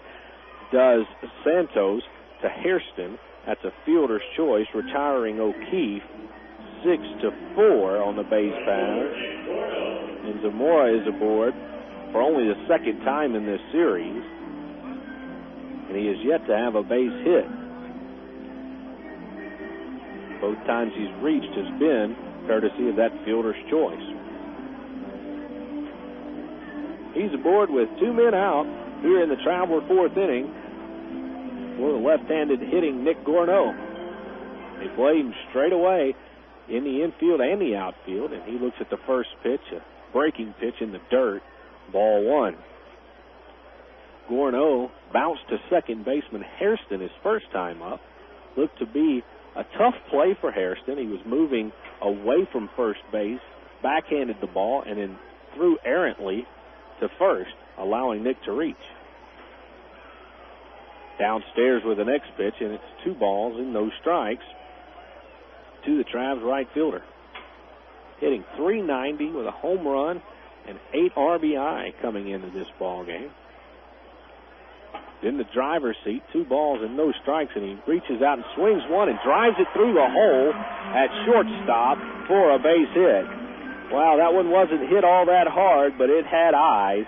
It gets right through the hole between Santos and Green over on the left side of the infield. And Gourneau becomes the second Travelers hitter to reach base, courtesy of the base hit in this inning. Now Brian Speck. Brian has been red hot against Diablo pitching as well. 4 for 9. A couple of doubles, a couple of singles, and 2 RBI, and he stands in with a chance to tie the game, but he won't do it on this at-bat. He swings at the first pitch and lifts it high in the air to left field. Can of corn for Victor Hall. He makes the play, and the Travelers go down in the 4th inning. A couple of hits, a fielder's choice, and 1 man left. At the end of 4 innings, it's Arkansas 1 and El Paso 1 on FM 101.1, The River. Imagine what it feels like to be a hero every day. Make a difference in the Coast Guard. Jobs that matter. Join the Coast Guard or Coast Guard Reserve. Save lives, stop drugs, protect the environment. Call toll-free 1-877-NOW-USCG. Coast Guard. Jobs that matter. Call toll-free 1-877-NOW-USCG. The Coast Guard. Jobs that matter. The best part of a convenience store is convenience. Double B's Exxon wants to make your trip to our stores as convenient as possible. That's why we featured Speed Pass at our Exxon location. Speed Pass is the easiest, most efficient method of payment at the pump, available exclusively at Exxon. Of course, Double B's Exxon features all sorts of ice-cold beverages and snacks. Double B's Exxon, locations at Greater Little Rock, are the places to pick up your Tuesday and Wednesday Trabs family night discount tickets. And be sure to listen to the Double B's Double Play all season long. Double B's Exxon. Gas it, grab it, and go! Looking for summer fun? Then take a drive to the Goodyear Road Trip Tire Sale. You'll find great savings on quality Goodyear passenger performance and light truck tires. Plus, get up to a $50 Best Buy gift card with the purchase of 4 selected Goodyear tires. That's up to $50 to spend at any Best Buy location in the U.S. We're talking serious fun, but you better hurry. This offer ends August 30th. Call 1-800-GOODYEAR for complete details and locations, or visit a participating retailer where Goodyear tires are sold. Top of the 5th inning now. The Travelers and the El Paso Diablos live from Ray Winder Field. 1-1 the score as Corey Myers, right-handed hitter, stands in the box to face Trav starter Rich Fisher and looks at a strike to begin the at-bat. Fisher ran into a bit of a jam in the 4th inning, allowed the first 2 men to reach, but then got out of it, only allowing 1 run. The next pitch is an off-speed swing and missing is Myers, and he's in the hole, 0-2. Fisher will look for the strikeout here. The 0-2 pitch hit off the end of the bat into right field, dumped in for a base hit. Good piece of hitting by Myers. Just went exactly the way Fisher pitched him. Didn't try to do anything too hard with that ball. Slaps it the opposite way and is aboard with a leadoff single. The thing that really hurt Fisher in the 4th inning was a wild pitch that allowed the base runners from first and second base to advance to second and third. And then Ozzy Timmons was able to drive in the only El Paso run with a sacrifice fly to center field. The next hitter is Brian Lowe. The right-handed batter stands in, squares it for the first pitch, and takes it for strike 1. Lowe hit a fly ball in the infield that actually Fisher himself caught for the out. Usually you don't see that too often. The next pitch to Lowe is tapped back to the screen for strike 2. Most of the times on fly balls anywhere around the pitcher's mound, the pitcher's job is to call which infielder has the best shot at catching it. But Rich took matters in his own hands back in the 3rd inning. The 0-2 pitch is hit off the end of the bat, foul territory. It'll reach the seats. Actually, it reaches the roof, first base side. And Rich ahead of Lowe, 0-2. Lowe started this series back on Monday night with a base hit in the second inning. He would later come around to score, and then he's been held hitless since that at bat. 0-2 from Fisher. This one is popped up, right side, shallow right field. Coming in is Gourneau. He'll make the catch, and Lowe is retired for the second time tonight, and the 10th time in this series. That'll bring in Chris Snyder. Snyder, much like Lowe, had trouble getting on base against the Travelers. The right-handed batter swings at the first pitch. Good slider from Fisher, and he gets ahead of another batter, 0-1. Myers is the runner at first base.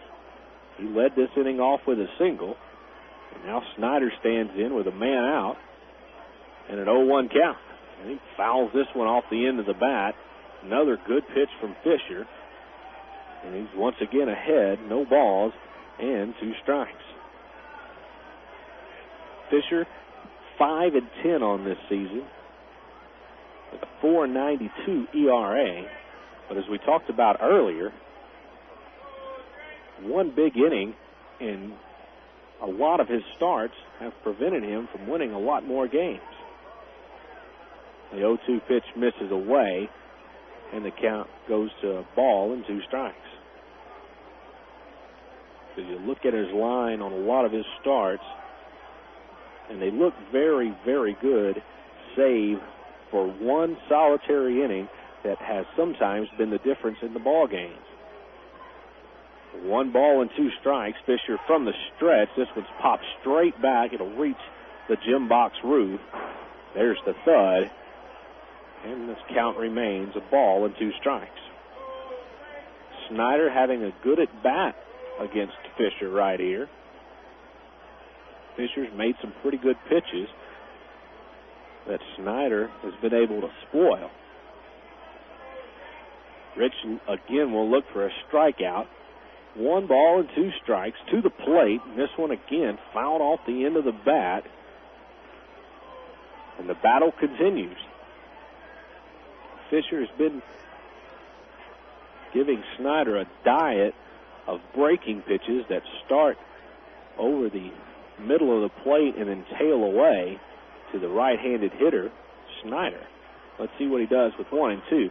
This one he comes inside on a break or an off-speed pitch, and it's hammered foul out of play. Snyder turned on it and hit it home run distance, but well foul. So Fisher had a good idea that time. He had worked away, and then tried to go inside with a let-up pitch. Let's see what he has on yet another 1 and 2 pitch. Instead, a throw to first base, checking on the runner Meyer. 1-1 is our score. Fisher's allowed only 2 base hits thus far tonight. The Travs have knocked out 5 hits. Fisher, another breaking ball, looked like a curve. It's fouled away.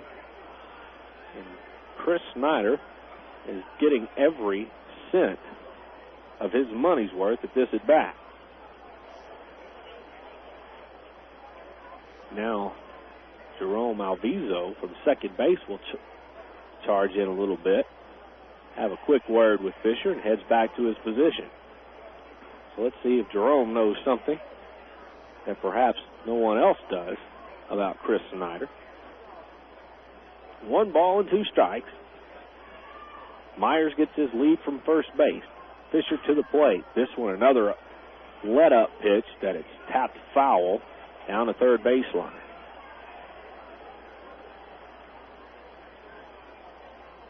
So Rich is trying a lot of breaking stuff, a couple of fastballs, And the last two have been change-up pitches. Still cannot get Snyder out. He'll try again, 1-2. This one's in the dirt. Looks like a split-fingered pitch. And 2 balls and 2 strikes.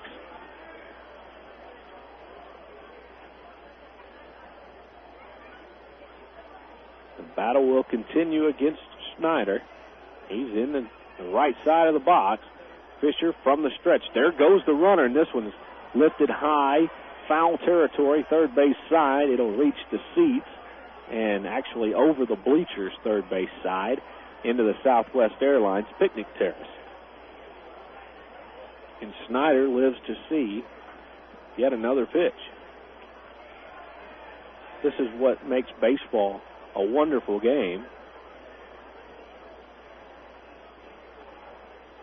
The game of mental chess that's going on right now between batter and hitter. Who's going to win the battle? 2-2, and this one's lifted off the end of the bat, shallow center field. Kenny James comes in, and the victory is going to be won by Fisher as he gets Snyder to golf one into straightaway center field after a long at bat. Now Sergio Santos will hit. 2 men away now in the 5th inning. And Myers still at first base after his leadoff single.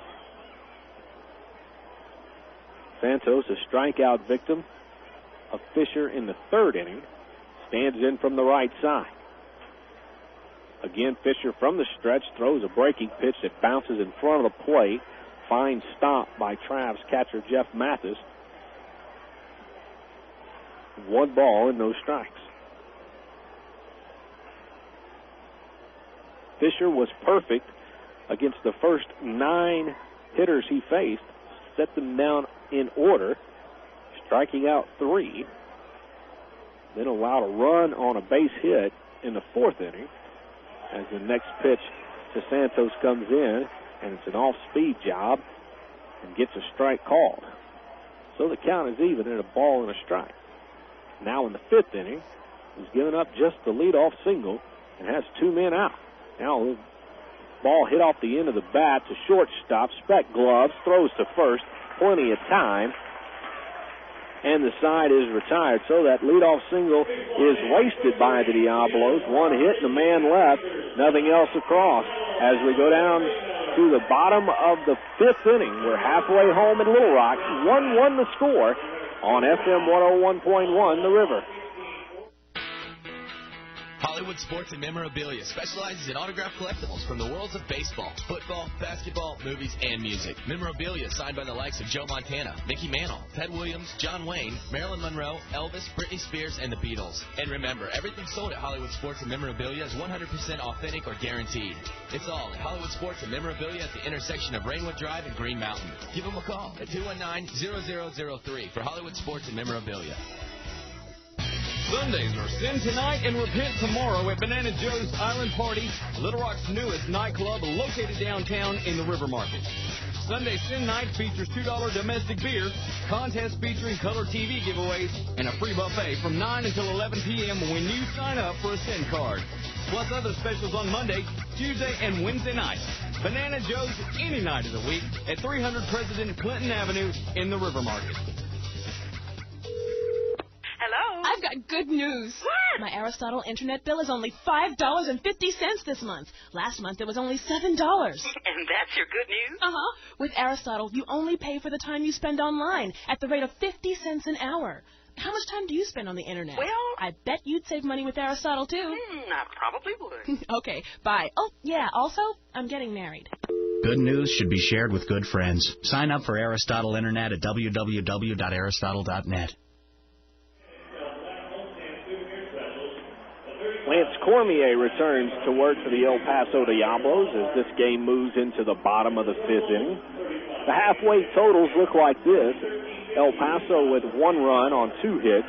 They've committed 1 error, and to this point have left 3 men on base. Travelers, 1 run on 5 hits, no errors, and the Travs have left 3 men on base. Actually, Let's change that. El Paso has left just a single man on base, not 3. Jerome Alviso will stand in.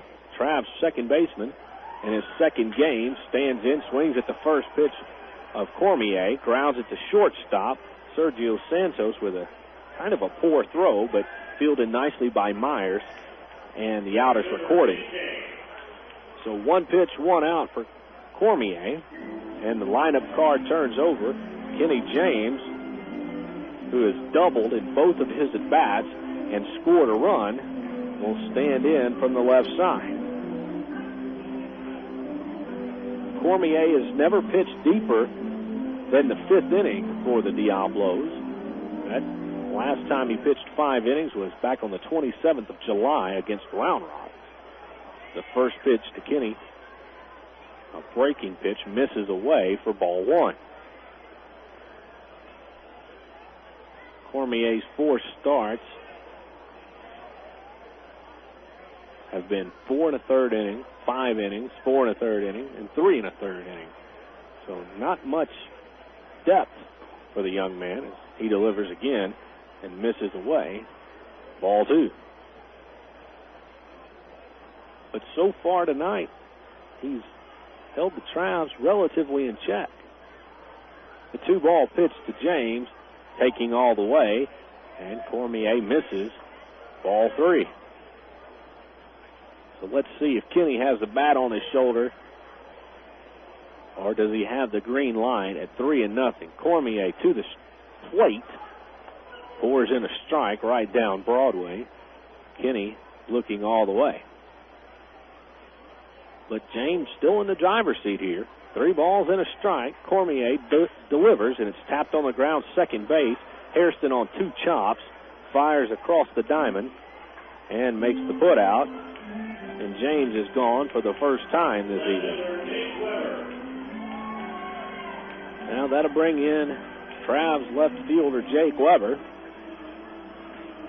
Jake, a left-handed hitter, already had a sacrifice bunt tonight, and then grounded hard to the right side that Corey Myers made a fine play on to retire Jake. As Jake swings at the first pitch, a little slow roll to short. Santos up with it. Good glove to first, and a bang play, and just gets Weber by an eyelash to end the 5th inning. 1, 2, 3 go the Travelers. Nothing across. Good pitching by Cormier. As we go into the 6th inning, it's El Paso 1 and the Travelers 1 on FM 101.1 The River. Achoo! Taking prescription allergy medication but not getting all the relief you need? You need Benadryl Allergy. Proven better than the leading prescription allergy medicine. Medical studies prove histamine-blocking Benadryl is more effective at relieving your worst allergy symptoms, like runny nose, sneezing, itchy nose, and watery eyes. So now you know. Benadryl, more effective than the leading prescription allergy medicine. Use as directed, based on Benadryl Allergy 50 milligram dose 3 times daily. Over the last 5 years, U.S. prescription and histamine data. Sports is fun, but it's just a game. Your life, on the other hand, needs a little more serious game plan. Like preparation for a career in today's growing technical fields. That's why ITT Technical Institute offers associate's degree programs in areas like electronics, computer drafting and design, and information technology. The skills and knowledge taught are in technical areas that can have practical value in the workplace. For more information on ITT Tech, call 565-5550 today. Or find us on the web at itt-tech.edu.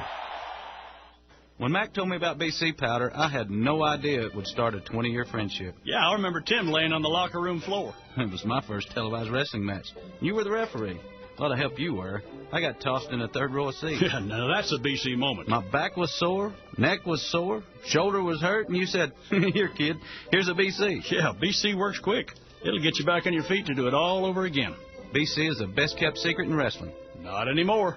BC Powder. Share the relief. Use as directed. Through 5 innings of play here at Ray Winder Field, a pitcher's duel has broken out between Trav's starter Rich Fisher and Diablos starter Lance Cormier. A 1-1 score, only 7 hits between both teams as we get ready for the 6th inning. Once again, Andy Green will lead things off. He does so for the 3rd time tonight. Green doubled and scored the only Diablo run in the fourth inning and has also popped out. Trav's starter Rich Fisher toes the slab, and we're just about ready to get underway here in the sixth inning. Green digs in from the right side, and Fisher comes to the plate. This is inside for ball one, and we're underway. Travelers with a record of 30-22, 8 games over the 500 mark here in this second half of the season. The 1-ball pitch, foul to the screen, and the count is even at a ball and a strike. Travs with a skinny game lead over Wichita and Tulsa coming into tonight's play. They're 9 better than the Frisco Rough Riders. As the 1-1 pitch comes to the plate, a bunt drops it down the third base line. Oh, it's a dandy as Fisher makes a fine play to field the ball, but not in time to get Green after a good play by Andy Green. He pushed it right down the third baseline. Fisher did everything he could, but Green beats it out and takes everybody by surprise and gets on base.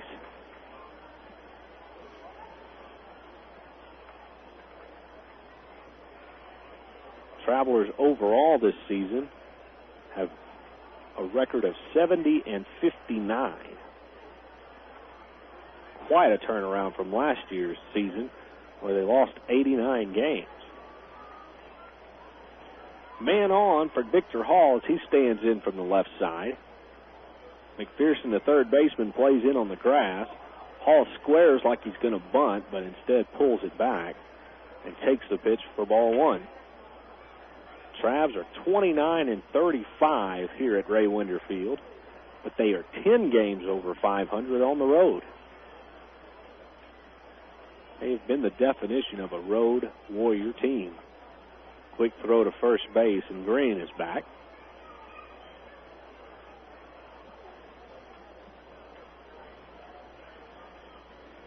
Victor Hall, nothing for one tonight with a walk in the fourth inning. Ball one pitch from Fisher. He squares the bunt, pops it up. Fisher fields on the fly, throws to a covering of Alviso at first base. Cannot double up Green, however, but a fine plunk out of the air of the line drive bunt attempt by Victor Hall by Travs starter Rich Fisher. So the play is one unassisted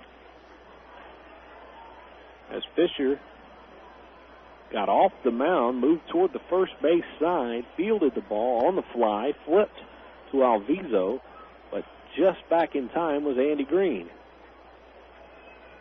So one man out for Scott Hairston, the right-handed hitter. Will watch Fisher throw over to first base, checking in on Andy Green. So with Green's 2-for-3 performance tonight, he's extended his hitting streak to 9 games.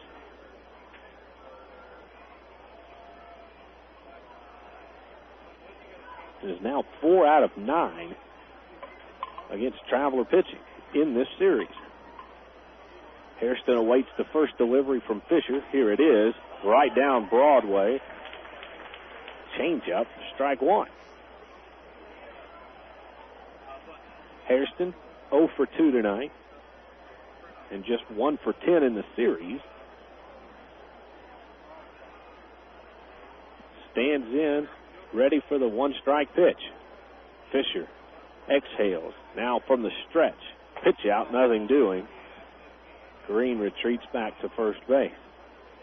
So the Travs try a little guessing game there to see if manager Scott Coolball wants to set his runner in motion here in this 1-1 game. Fisher again will go from the stretch. Checks on his runner. Now to the plate. Just misses outside. 2 balls and a strike with the slider. Home plate umpire Josh Miller hearing about it from the fans just behind home plate here at Ray Winder Field. the dimensions here at this ballpark are such that you're right on top of the action, so you get a bunch of spectators with just about as good a vantage point as the umpires. Runner goes. Jeff Mathis takes the high pitch and throws out Andy Green. Nice play by the Travs catcher. So Green is erased off the base pass, caught stealing, 2-6. And that becomes the second out of the inning. Fisher's pitch was a changeup, it looked like, that was high in the zone, but Mathis able to handle it and fire a strike to second base. The 3-1 pitch is a fastball blown by Hairston, and now he's in the position of awaiting a full count pitch from Fisher. 3 balls and 2 strikes. 2 men away here in the Diablos' 6th inning. 1-1 our score. Each team manufactured a run for their only tallies. There's a swing and a miss on another hard fastball. Retires Hairston on a strikeout, and that's 4 on the night for Fisher.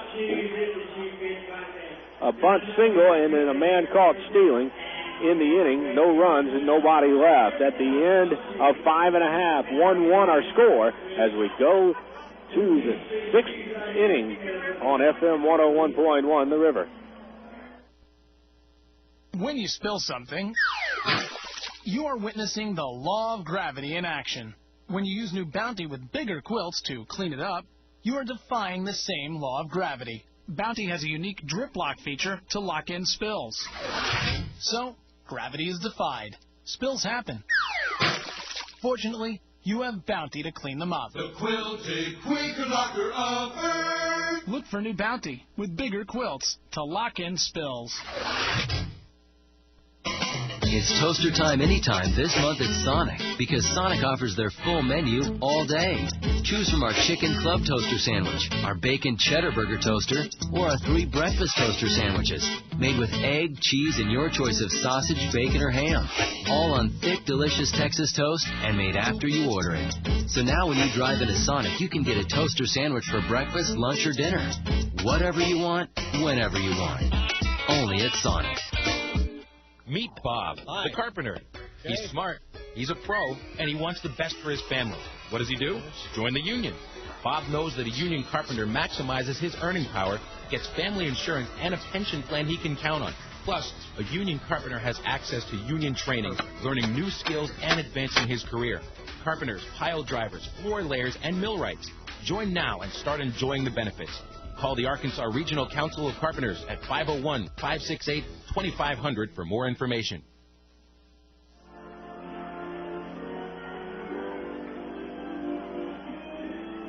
Jeff Mathis will lead things off for the Travelers in the bottom half of inning number 6 against right-hander Lance Cormier. Cormier winds and delivers. The first pitch taken letter high. Strike 1 called. Cormier venturing into uncharted territory this season as a Diablo. Here working in his 6th inning of work as he hits it on the ground to third base. A fine play by Green. Fields and throws Mathis out. And the Travelers are really not doing themselves any favors as they are swinging at pitches early in the count against Cormier and getting them out. That'll bring in Dallas McPherson. Dallas officially nothing for 1 tonight. A walk and a pop out. As Cormier comes to the plate, gets an off-speed pitch called. Strike 1. Dallas, a powerful left-handed hitting guy, 6 for 10 in this series. As he looks at another pitch, this one in at the knees, and he's in a hole, 0-2. Actually, Dallas 6 for 9. He hit those 3 2-run home runs back on Monday night in the Travs 14-4 win. The next pitch to him is inside and tight. A ball and 2 strikes. Cormier looks for the strikeout on 1 and 2.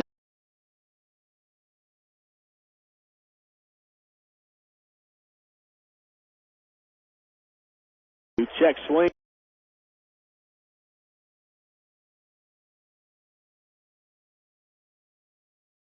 Cormier comes to the plate. Foul tip strike, but catcher Snyder could not hold on to the pitch. So Dallas dodges another bullet, and the count remains 2 balls and 2 strikes. The Diablos got their only run.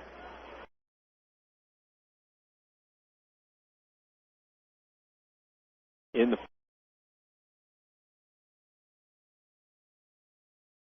back to 3 and 2 after getting in the hole. 2 strikes fairly quickly against the right-hander. The payoff pitch taken at the letter, strike 3 call. Dallas fooled on the pitch. Has a quick word to say to home plate umpire Josh Miller, but goes back to the dugout, becoming just the 3rd strikeout victim of the night for Lance Cormier. Now 2 away, and Mike O'Keefe will hit.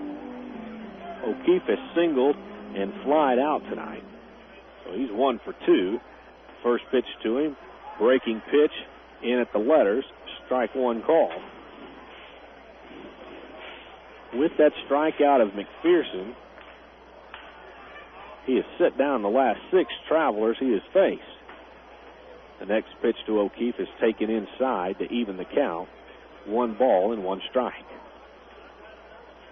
O'Keefe ready for the 1-1. Misses away. 2 balls and a strike. Travelers have won the last 2 meetings against these El Paso Diablos and have a 6-4 advantage in the season series. 2-1 to O'Keefe, hit off the end of the bat and out of play for strike 2. If you look at the numbers home and away, the Travelers have won 3 of 5 here at Ray Winder Field and have split the 4 games at Cohen Stadium in El Paso.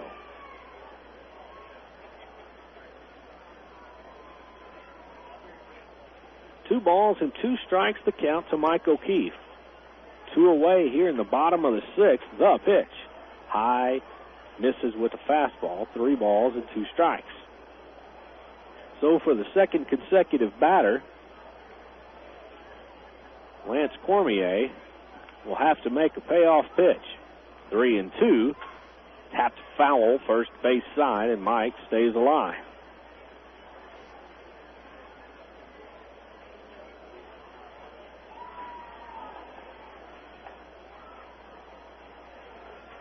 Travelers playing in the 3rd game of an 8-game homestand. We will be here tomorrow night to finish up things with the Diablos, and then 4 against the Midland Rockhounds. The next pitch to O'Keefe is downstairs. He walked him. Ball 4.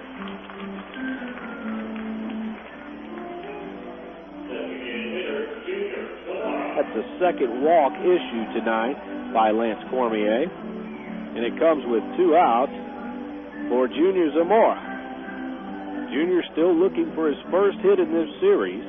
He's reached base only twice in 7 at-bats, and both of those due to fielder's choice. Cormier throws over to first, checks on O'Keefe, and now will again throw to first base.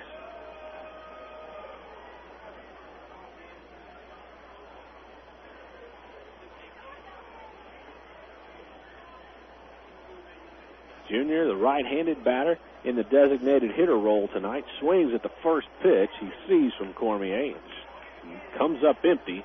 Strike 1. 2 away in the Travelers' 6th inning. O'Keefe is on at first base, courtesy of the walk, and the score is tied at 1 run apiece. Cormier from the stretch. Junior, a little nub off his foot back to the mound. Boy, that'll sting for quite a few seconds. as Junior hit it right off the instep of his foot. Hit it so hard it ricocheted off his foot right back to the mound, some 60 feet 6 inches away. He's still taking his time trying to get some feeling back in that foot, or at least feeling that doesn't hurt. But he's in the hole, no balls and 2 strikes. Now Cormier has to tie his shoe. That's a slight delay here. As I was mentioning a moment ago, the Travelers will finish up against El Paso tomorrow night. Then a 7-10 start on Friday night against Midland. And then a doubleheader Saturday at 6:30 as Junior fouls the 0-2 pitch straight back, and he stays alive. And then we wrap things up for the regular season here at Ray Winder Field Sunday afternoon at 3 o'clock. Now, your schedules that you have will say the game starts at 2, but game time has been changed to 3 o'clock as the regular season finale here at Ray Winder Field Sunday afternoon. The next pitch skips in the dirt. O'Keefe takes off, and he will slide in safely. Credit him with a stolen base. And he now represents the go-ahead run in scoring position.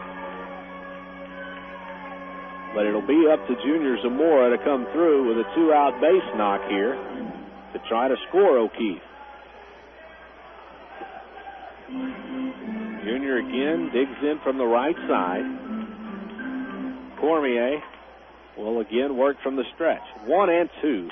Junior taps it on the ground toward third base. Nice fielding play by Green. Over to first for the out. So the Travs waste a 2-out walk and leave Mike O'Keefe stranded at second base. We've played 6 here at Ray Winder Field. El Paso and Arkansas are tied at 1. Phil Elson on his way back for the 7th inning next on FM 101.1 The River. Hey, what's up? This is Lala, and welcome to Coke FM, bringing you the hottest new sound. Gotta make it real, come dance away. The real can be heart and soul, talk and told. The boy tried to keep it, but he lost his soul. On the road to the riches, he lost control. About the eye of a needle, I was off his soul.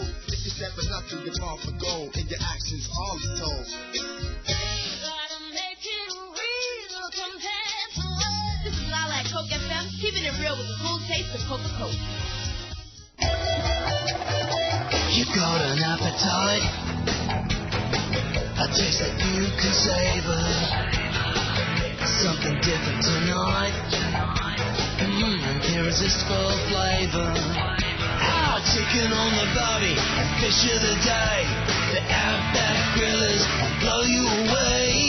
Outback Steakhouse, it's just right. Outback Steakhouse. No rules, just right. So I was in a crowded elevator, inches away from this blue-eyed guy. All I could think was, is my breath bad? Teeth not so white? I started holding my breath. Then I realized I use Crest Whitening Plus Scope. It's got Crest Whitening power for a white smile, and it's got Scope in new cool peppermint for icy fresh breath. So, after 20 floors, I realized I can also exhale. Crest Whitening Plus Scope. The Electric Cowboy is open Wednesday through Sunday at 7:30. Wednesday, Ladies Night. All ladies entering before 10 receive a $5 cash gift, plus dance lessons and a 9-ball pool tourney. Thursday features crazy cash games, dance lessons, and specials on pitchers and long necks. Friday night has special long necks until midnight, and Saturday's early bird long neck special lasts until 9:30. Then we wrap it up Sunday with an 8-ball pool tourney and $50 cash to the best karaoke singer. The Electric Cowboy off I-30 at the Chico Road exit. A called strike to Ozzy Timmons as he leads off El Paso's top of the 7th inning, a 1-all tie at Ray Winder Field. Phil Elson back with you on the airwaves alongside Steve Marston. The pitchers and the fielders have dominated the first 6 innings. Timmons a ground ball foul, strike 2. Fisher, good job over 6 innings, only 1 walk, 3 base hits allowed, and struck out 4 batters, including the last man he faced, Scott Hairston, to end the 6th inning. Meanwhile, on the other end, Diablos starting pitcher Lance Cormier, impressive after allowing a first inning run In his 6 innings now, only 5 base hits, a couple of walks, and the 1 run. Inside to Timmons as Fisher tries to back him off the plate. 2 balls and 2 strikes. 1 ball, 2 strikes the count. Timmons, collector of the only run batted in for the Diablos. A sac fly in the 4th inning to center. Change up from Fish inside, now a 2-2 count. And really the only mistake Fisher has made today was a wild pitch in the 4th inning. Trying to be a little too cute with an 0-2 pitch. Hit the dirt, runners moved up, and that gave Timmons a chance for a sac fly. He attacks a high fastball, he misses, strike 3. 5th strikeout for Fisher. For the first out of the 7th inning, Josh Kroger, the next man to come up. We've been having trouble getting scores on the internet today for the Southwest Airlines out-of-town scoreboard. We were able to get some Texas League updates to let you know what's going on. Tulsa and Round Rock haven't even started their game. They're in a rain delay at the Dell Diamond, the home of the Express, who have never been rained out in a home game since they started the Express team in the year 2000. Kroger rips a hot shot into the right field corner as it rolls to the fence. Gourneau off the corner, fields it. The throw to second base is not in time, as stepping into second is Kroger with a 1-out double. And the go-ahead run in scoring position for the El Paso Diablos. They've only had 3 men reach second base today. Last man to reach was in the 4th inning.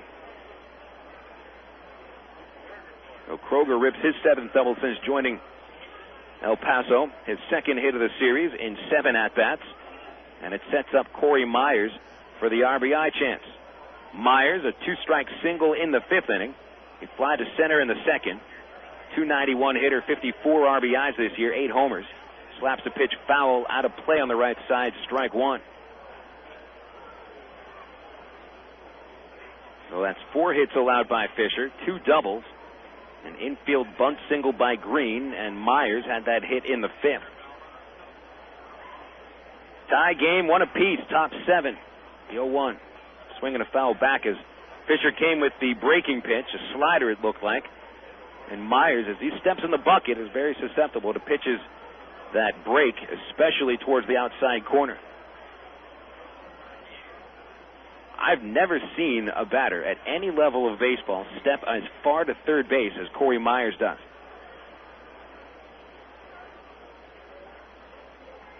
Oh, 2 count. Fisher into the stretch, and Myers gets timeout called by the umpire Miller.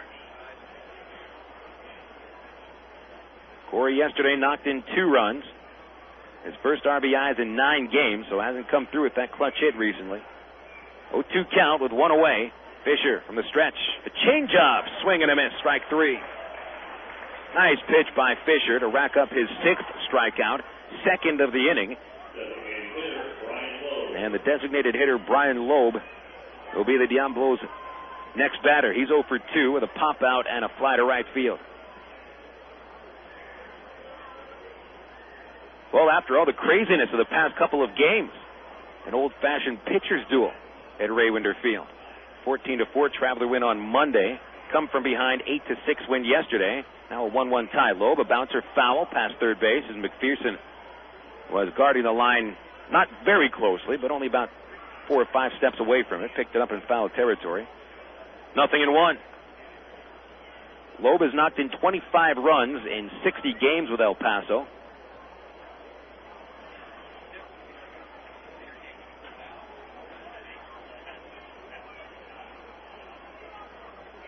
Hasn't really been a consistent run producer.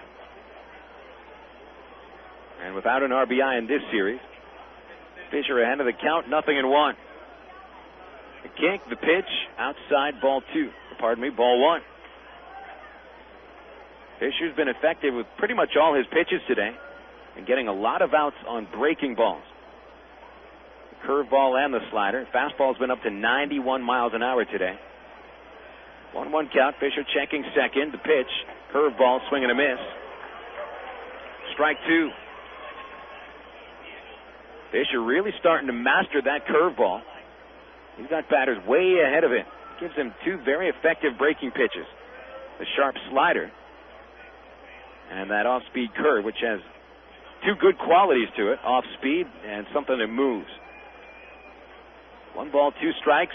Fisher deals and strikes him out of the curveball. He strikes out the side in the 7th inning. One double in between there, but the runner left on base. And we go to the 7th inning stretch at Raywinder Field, tied at 1 on FM 101, The River. Tractor-trailer accident, Gary Eubanks and Associates. Tractor-trailer injury, Gary Eubanks and Associates. Tractor-trailer investigation, Gary Eubanks and Associates. Tractor-trailer settlement, Gary Eubanks and Associates. Tractor-trailer litigation experience, Gary Eubanks and Associates. At Gary Eubanks and Associates, an experienced trial lawyer will handle your tractor-trailer case. And as always, we'll win your case, or you don't owe us a dime. Now that the baseball season is here again, moms everywhere begin scouting for a cool, delicious recipe that won't take extra innings to make, like Del Monte's quick 3-bean salad. Simply combine a can of Del Monte cut green beans, a can of Del Monte wax beans, a can of kidney beans, and a quarter cup of chopped red onion. Toss it together with some Italian oil and vinegar salad dressing, and you've got a quick score. Del Monte steps up to the plate with simple mealtime solutions that will have you saying, hey, I can do that. Look for Del Monte vegetables at your local Harvest Foods. Harvest Foods, an Arkansas company serving Arkansans. Hit a home run with your family tonight. Whether you're planning a meal before the game or snacks for the game, remember to include milk, cheese, and yogurt in the game plan. 3 servings a day of dairy is the right amount to help keep your body healthy. It's easy. Just look for the 3-a-day logo on your favorite calcium-rich dairy foods at your local retailer. For more information, including recipes and coupons, visit www.3aday.org. Have you had your 3-a-day today? The power of cheese. It's toaster time anytime this month at Sonic, because Sonic offers their full menu all day. Choose from our chicken club toaster sandwich, our bacon cheddar burger toaster, or our 3 breakfast toaster sandwiches, made with egg, cheese, and your choice of sausage, bacon, or ham. All on thick, delicious Texas toast and made after you order it. So now when you drive into Sonic, you can get a toaster sandwich for breakfast, lunch, or dinner. Whatever you want, whenever you want. Only at Sonic.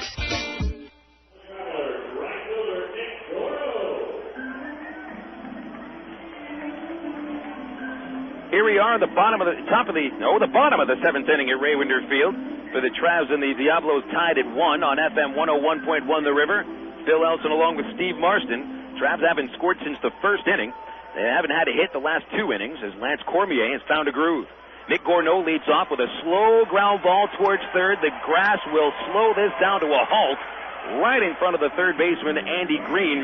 And Gourneau has himself an infield single, his second base hit of the night. Now on a 9-game hit streak, and the Travs get that leadoff man on base for the first time since James's leadoff double in the 1st inning came around to score the only Traveler run tonight. So let's see how the Travs play that one. We've seen them try to manufacture a run at times. Might see Speck attempt to bunt Gourneau into scoring position, and Alviso is on deck. Jerome not really a run-producing machine. Speck does square, got the bunt down. The pitcher, Cormier off the mound, barehands it, throws to first for the out on Speck. Sacrifice bunt. Goes 1-4 with the second baseman covering, and Gourneau got into second base. So Alviso gets a chance for an RBI, just 3 pitches into the 7th inning. Alviso is 0 for 2. He's been called out on strikes, and he also grounded out to shortstop. Now you wonder if manager Tyrone Boykin wants to try to sacrifice Alviso's at bat to move the runner to third base, or does he give him a chance to hit away? He's going to be hitting away. Not going to want to really sacrifice the second out of the inning. On deck, Kenny James. Alviso batting left-handed. Will take a breaking ball for strike 1 on the outside corner. That's where Cormier has gone to quite often when he's needed a strike, the breaking pitch. He seems to have a lot of command with the curve. On the season, Alviso with 7 RBIs, split between 3 separate teams. And he swings slow ground ball to shortstop. Santos makes the play, and the throw to first is in time for the out as he charged on the infield. And Gourneau advances to third base to bring up Kenny James.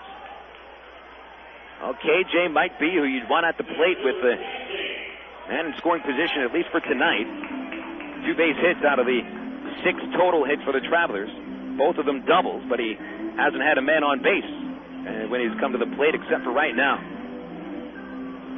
And Kenny had those 3 RBIs yesterday without the aid of a base hit on 3 3 fielders' choices. And now it's going to need to be a base hit for Kenny to bring the run home. Either that or a wild pitch. Cormier seems to have his controlled out. First pitch fastball to James. A strike right at the belt. 0-1. 32 RBIs on the season for James. And a lot of them have come recently. 8 RBIs in his last 11 games. Cormier from the windup. Another fastball and another strike, this time on the inside corner. Miller has consistently been giving the corners today. And uncharacteristically, Kenny has something to say to home plate umpire Josh Miller. Not too much, but shows his displeasure nonetheless. So 0-2. Kenny's going to have to defend the strike zone here. Pitch on the way. He swings, grounder over the mound, off the glove of the pitcher Cormier, but it rolled back right in front of him, and he's able to flip the ball to first to end the inning. A little bounce going the Diablos' way to end the 7th as the Travs strand Gourneau at third base after the leadoff single. Well, we'll get into the 8th inning at Ray Winder Field, and the game tied at 1 on FM 101, The River. Tractor trailer accident, Gary Eubanks and Associates. Tractor trailer injury, Gary Eubanks and Associates. Tractor trailer investigation, Gary Eubanks and Associates. Tractor trailer settlement, Gary Eubanks and Associates. Tractor trailer litigation experience, Gary Eubanks and Associates. At Gary Eubanks and Associates, an experienced trial lawyer will handle your tractor trailer case. And as always, we'll win your case, or you don't owe us a dime. My name is Kathy, and I met my husband Michael at eHarmony.com. My name is Gina, and I met my husband Tom through eHarmony.com. My name's Jennifer, and I met my husband Jack on eHarmony.com. Hi, I'm Dr. Neil Clark Warren, founder of eHarmony.com. These are just a few of the hundreds of eHarmony marriages.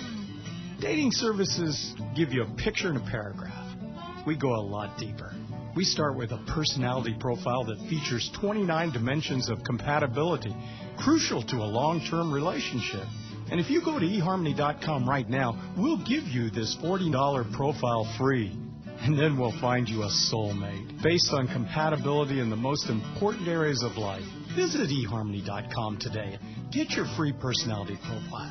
My name is Becky, and I met my husband, Tom, on eHarmony.com. A lot of happy guys out there tonight, thanks to eHarmony.com.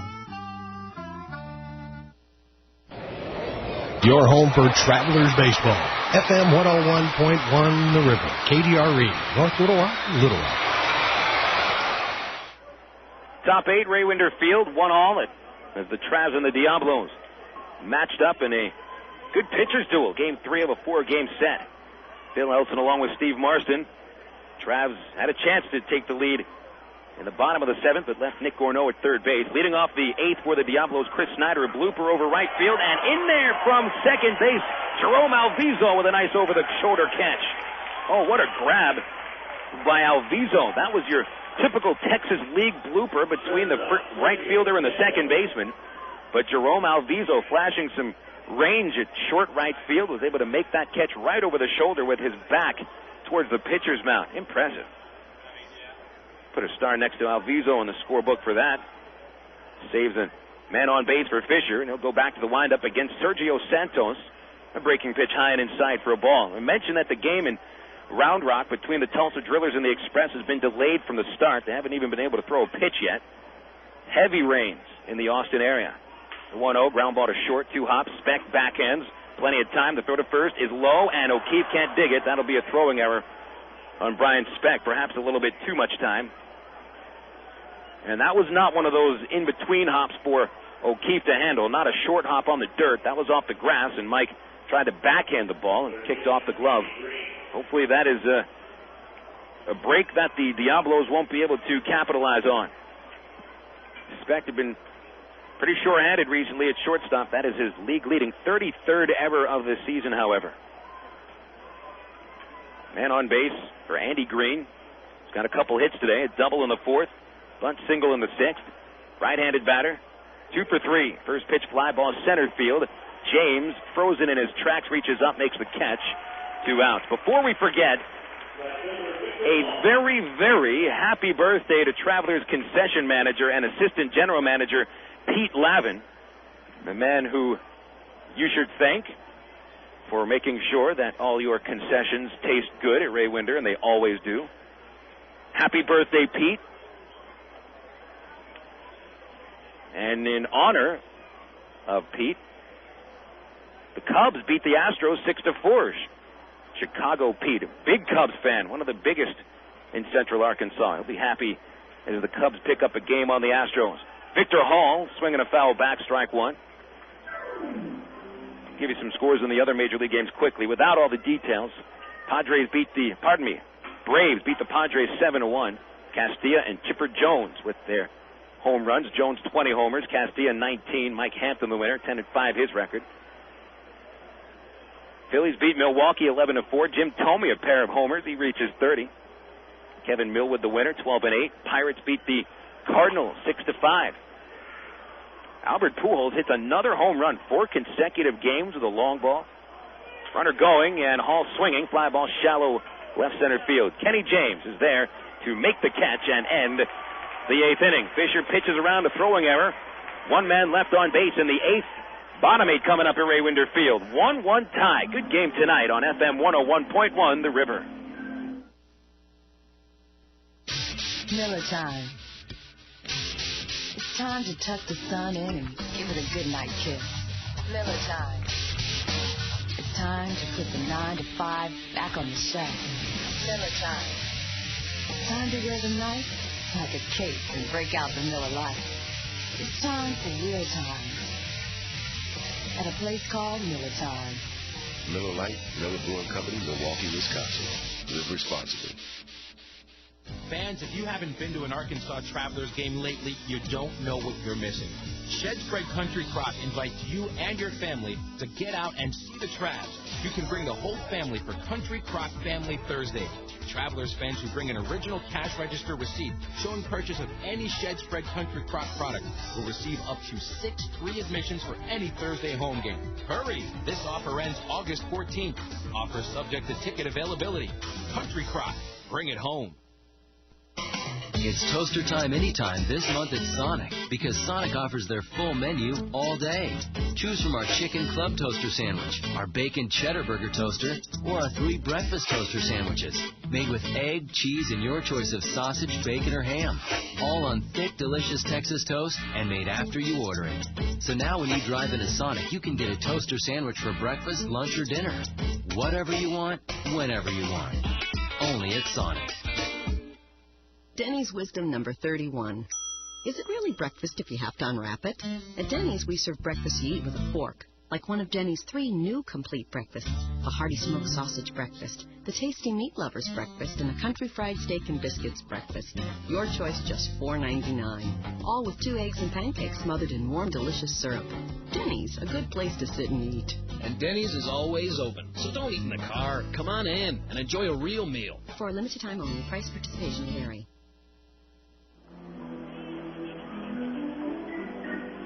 Bottom 8 at Ray Winder Field. This is where the Travs broke a tie last night.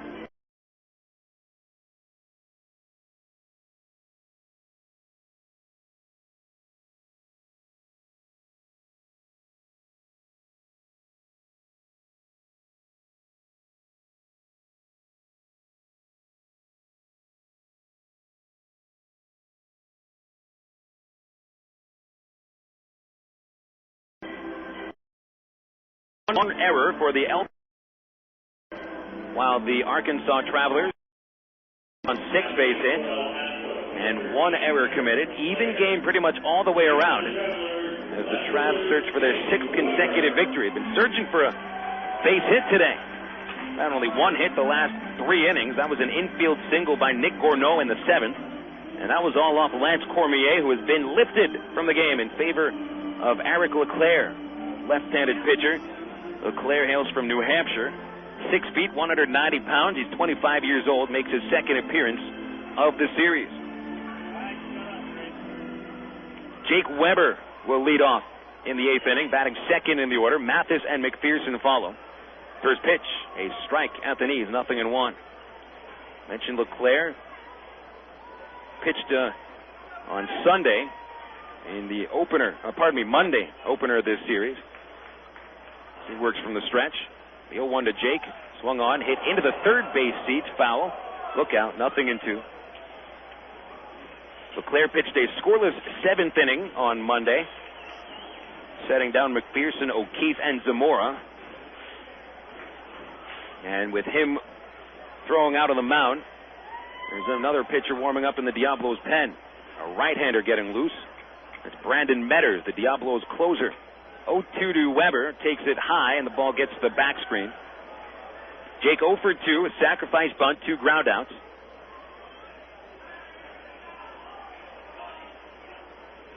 Two pitchers throwing in the Traveler pen, Scott Snyder and Steve Andrade. Andrade coming in to pitch if the Travs take the lead in the 8th inning.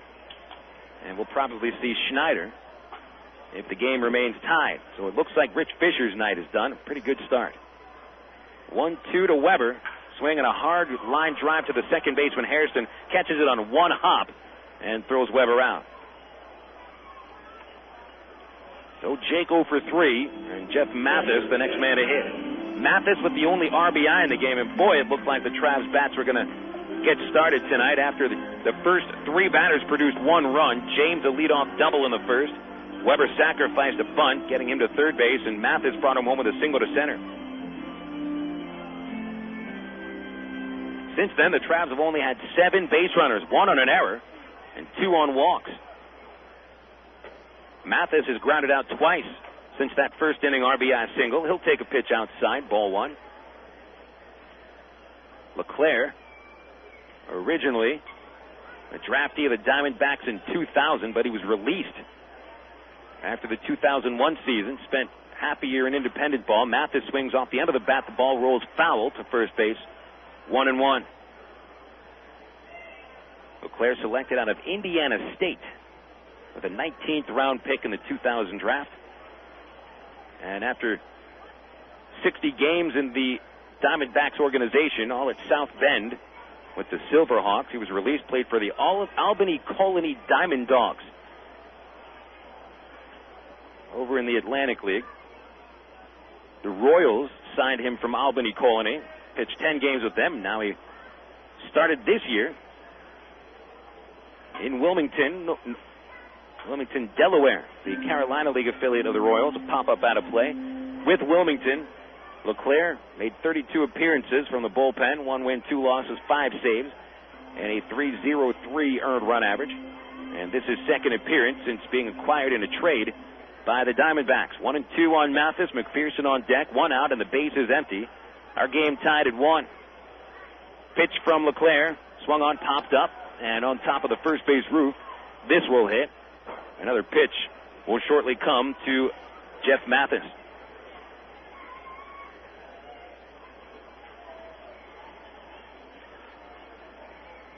This is one of the games that the Travs were equipped to win a month and a half ago, and they had trouble scoring runs. They still had a good bullpen to work with and could scratch out a run here and there. 1-2 to Mathis, swinging a tip right off the catcher's mitt. Snyder had a chance to squeeze that ball, but it lost its grip. 1-2. Certainly this game not as sloppy as last night. The Travs took advantage of miscues by the Diablos infield and the pitcher. Jesus Silva committed a couple of errant plays in the 8th inning, leading to 2 runs. Looks like the Travs are going to have to earn the runs today. Mathis swings and misses at a breaking pitch and is a strikeout victim for the second out of the 8th inning. Dallas McPherson strides to the plate. Well, here's the guy who could change everything with one swing of the bat. He could give the Travs a 1-run lead going into the final 3 outs with the power that he possesses from the left side. So let's see how LeClaire pitches to the big left-handed hitter. Lefty on lefty. McPherson is 0 for 2. He's lined to center and was called out on strike, swinging at the pitch. A slow line drive to center, falls in for a base hit. Well, Dallas gets a 2-out single, reaching himself to first base. Second time he's made it to first today. Also walked in the first inning. And Mike O'Keefe, who's hit the ball hard today, has a chance to do a little damage. Mike's at bat in the first inning might have given Cormier a little bit of confidence in his abilities.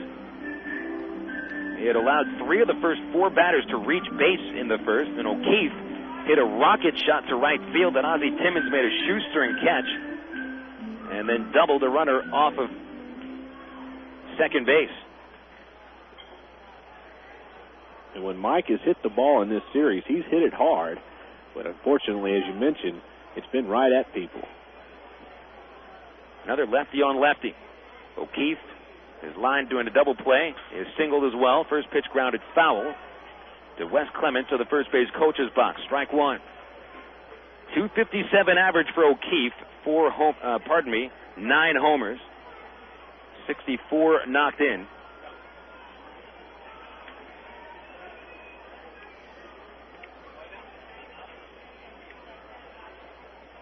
McPherson will be running as soon as the ball is put into play. And LeClaire knows that, so he throws over to first.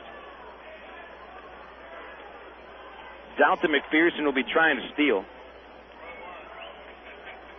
Trying to give O'Keefe this chance to see if he can send one to the gap. LeClaire is ready, and the reliever kicks and throws to the plate. The pitch is outside on a fastball, 1-1.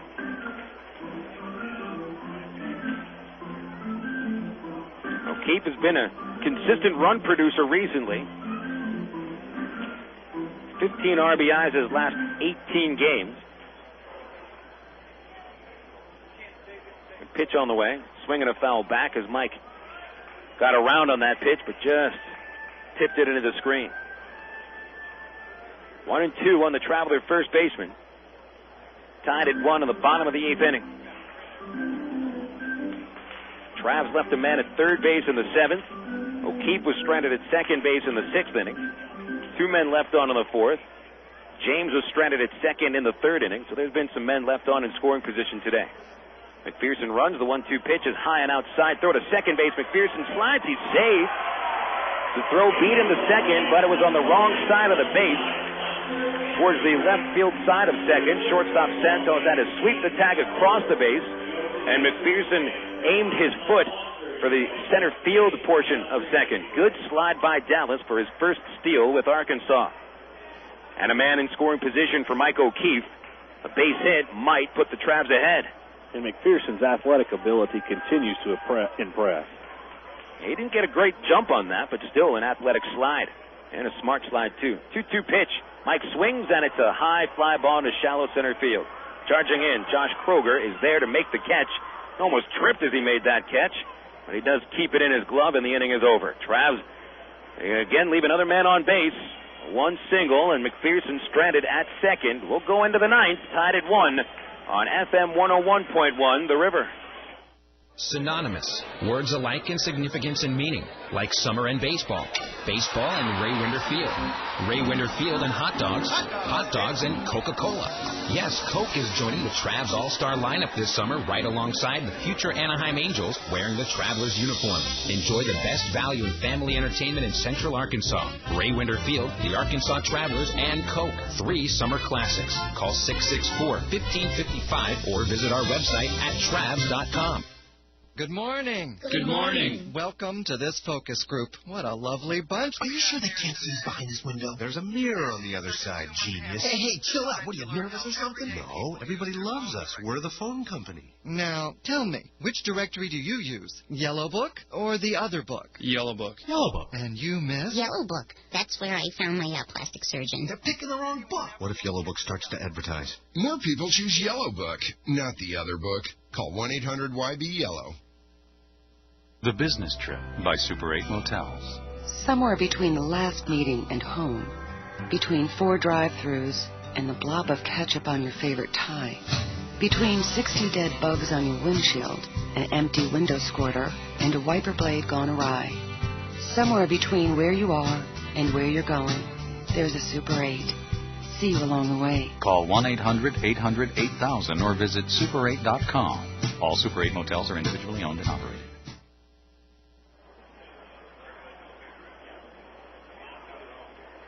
8 innings and a tie game heading into the 9th at Ray Winder Field. 1 run apiece. Travelers scored the first run of the game, opening the first inning. And El Paso scored a run in the fourth. We've been scoreless ever since.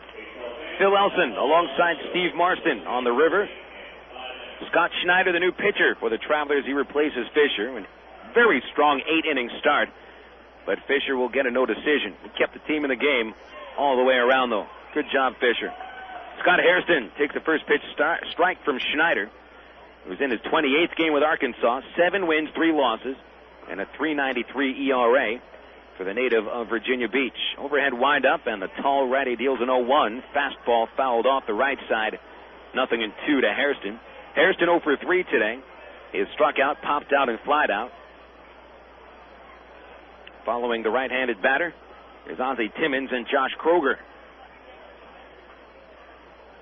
Snyder looks over his glove for the sign and deals a 2-strike fastball just off the outside corner. Ball 1. How about Rich Fisher? He's continued to get good work from him. That's his 4th consecutive quality start. And he's kept the team in a game for the last 5 starts. Turned his season around. The 1-2 fastball, ring him up for strike 3 on the outside corner, and Hairston has some words for Miller, crosses by him, and he was annoyed immediately when that was called a strike. Walks away from the umpire, still keeps. Umpires have taken a lot of abuse from both teams this series, more notably from El Paso. The Travs did have some words for him yesterday and the day before, but really El Paso's been making most of the noise at the umpires. I'm surprised there hasn't been an ejection yet. Ozzy Timmons is 0 for 2. Right-handed batter tries to check a swing but follows through as Schneider's curveball had him off balance. 0-1.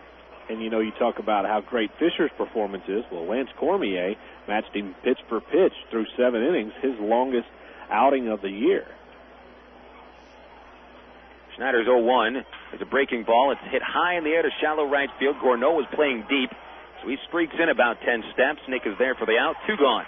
When we get to the bottom of the 9th inning, and hopefully the game's still tied at 1, Zamora, Gourneau, and Speck are the batters due for Arkansas.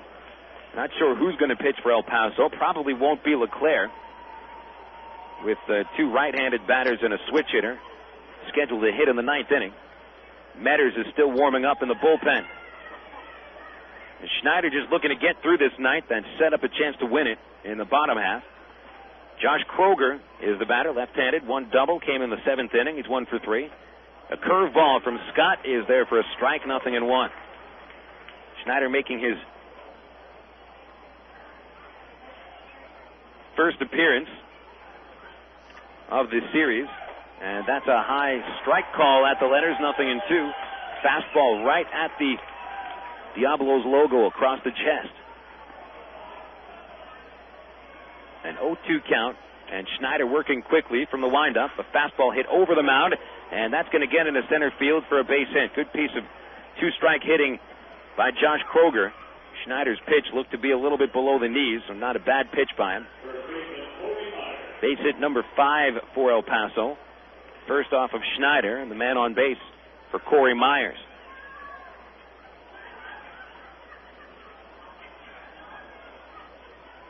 Myers is 1 for 3. It's fly to center. Singled to right and struck out swinging as Fisher struck out the side in the 7th. From the stretch, Snyder throws a curveball outside. 1-0. Myers had a chance to bring a run home in the 7th inning after Kroger's double to right field. But Fisher got him on 3 pitches. Finished him off with a changeup.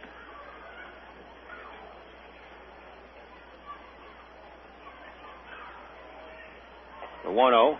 Another fastball, and it's a strike. A 1-1 count.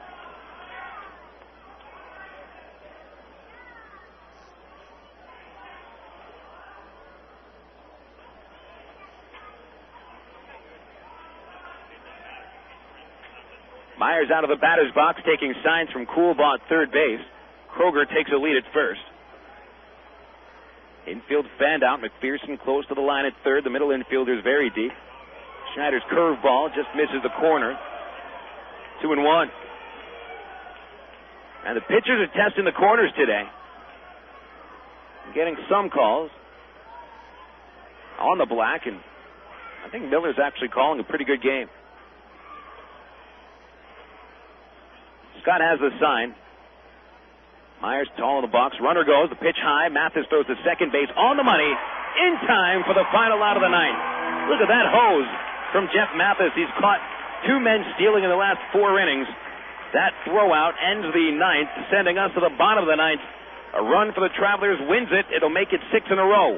Tied at 1, bottom of the ninth, coming up on the river. Here's the windup pitch on the way, and you can catch the Traz online at www.traz.com. The Arkansas Travelers have one of minor league baseball's most user-friendly websites with easy access to Traz game stories, up-to-date stats, and Texas League standings. You'll be informed about the Traz online at Traz.com. Purchase tickets, grab souvenirs, listen to the game. Hey, if you could buy hot dogs and popcorn on the website, it'd be like coming to the old ballpark. See us online, www.traz.com.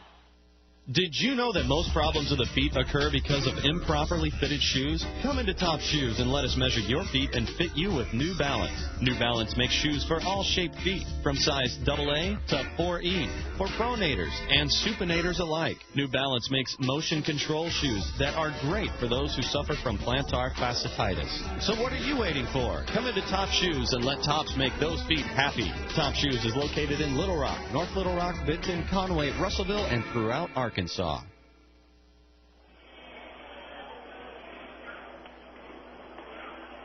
Bottom 9 at Ray Winder Field, tied at 1. The Travelers looking for 1 run to make it 6 wins in a row. Phil Elson with you on FM 101.1 The River. The Diablos have dug as deep as they can into the bullpen. They come out with their closer in a non-closing situation. Brandon Metters is making his 48th appearance of the season with the Diablos. 5 wins and a loss, 7 saves, a .363 earned run average. Metters is 6'2", 200 pounds, 23 years old, from Tuscaloosa. And this will be his 5th appearance against the Travelers. They've hit him at a .304 clip, scored 4 runs on him in 5 1/3 innings. So if you're going by past achievements against one pitcher, they're doing all right against him. But it's been a long time. Travs haven't faced the Diablos since early May, and Metters has a different role since then, plus has a lot more confidence in his ability and his stuff. Metters started the season with an .831 earned run average in April. The Travs were part of that month. Lowered the ERA to .306 in May. Metters didn't allow a run in June. In this month of August, Metters has pitched 4 shutout innings. So this might be a much different pitcher than the Travs faced in May. Junior Zamora steps to the plate, lead off the 9th inning. Junior is 0 for 3 tonight, 0 for 8 in the series with 3 strikeouts. And the Travs need him to get on base. First pitch, swing and a miss at a high fastball. Junior is starting to slump a little bit. It happened in the series at Tulsa. Started that series with a 4-hit game and then slowed down thereafter. Had 4 hits in the remaining 6 games. And hitless in this series. The 0-1 to Junior. Swung on, popped out of play.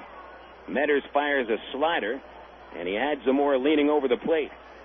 Metters replacing Eric LeClaire, who pitched a scoreless 8th inning. Allowed 1 hit, stranded the go-ahead run at second base, 1 strikeout. Cormier started 7 innings, 1 run on 6 hits, 2 walks and 3 Ks. LeClaire after that, and now Metters for the 9th inning. Right-hander has Zamora in the bucket 0-2, and he swings at a pitch. A high fly ball to left field. Back on it, Victor Hall. He will make the catch in front of the warning track for out number 1. Oh, Junior just a little bit out in front of that pitch. He hit it pretty well. Just not able to get all of his power behind it.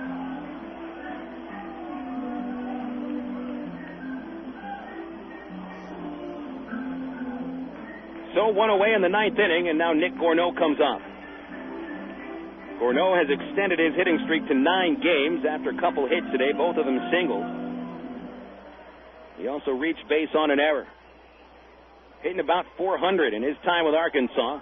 Gourneau, a right-hander, takes a slider for strike 1.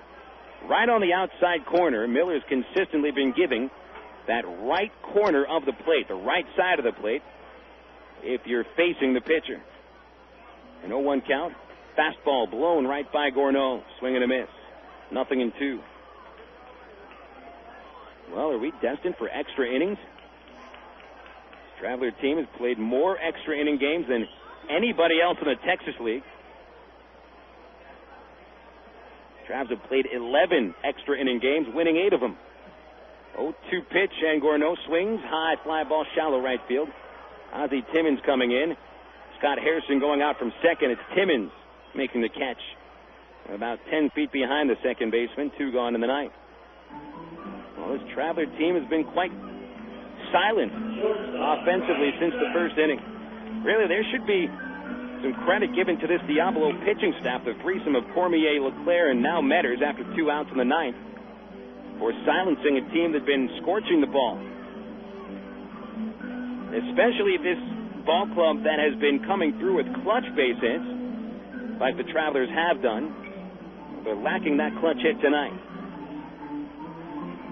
Brian Speck steps up, the last hope. Otherwise, we're going into the 10th inning. First pitch is a fastball at the letters for strike 1. Brian 4 for his first 8 in the series, but he's 0 for 2 tonight. Grounded into a double play in the the second, and fly to left field as the final out of the 4th. Sack bunt in the 7th inning did not lead to a run. An 0-1 count, Speck batting left-handed and takes an inside fastball, 1-1. Now, if you're thinking game-ending home runs, of course, when it comes to a 9th inning tie game, the home crowd is always thinking that. This would be the man you'd want to come to the plate right now. Speck has hit most of his home runs left-handed at Ray Winder Field. The 1-1, inside and low, 2 balls and a strike. 14 home runs on the year for Speck. 11 of them hit at Ray Winder Field. 9 of them batted left-handed into the chain link screen above the home run wall. 2-1 the count. Metters throws. Speck swings and misses. Nice fastball on the outside corner. Didn't let Speck extend his arms. And Brian a little short on the swing. 2 balls, 2 strikes. This is El Paso's ace from the bullpen. Bringing him in a tie game just to get it into the 10th.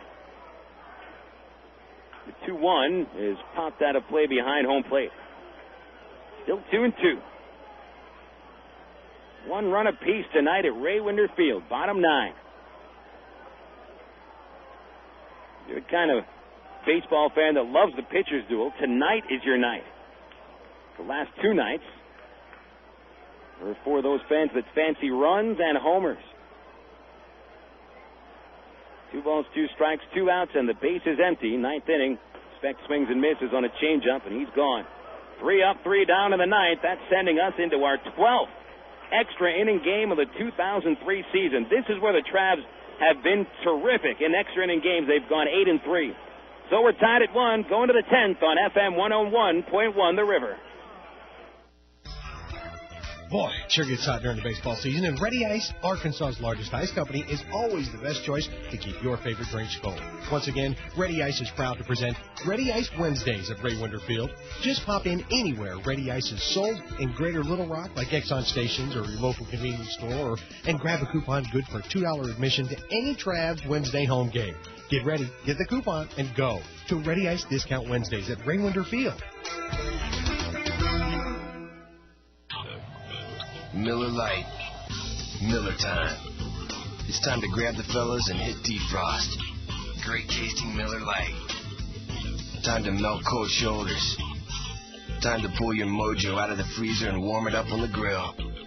It's time for a great tasting Miller Lite. Great tasting Miller Lite. At a place called Miller Time. Miller Lite, Miller Brewing Company, Milwaukee, Wisconsin. Live responsibly.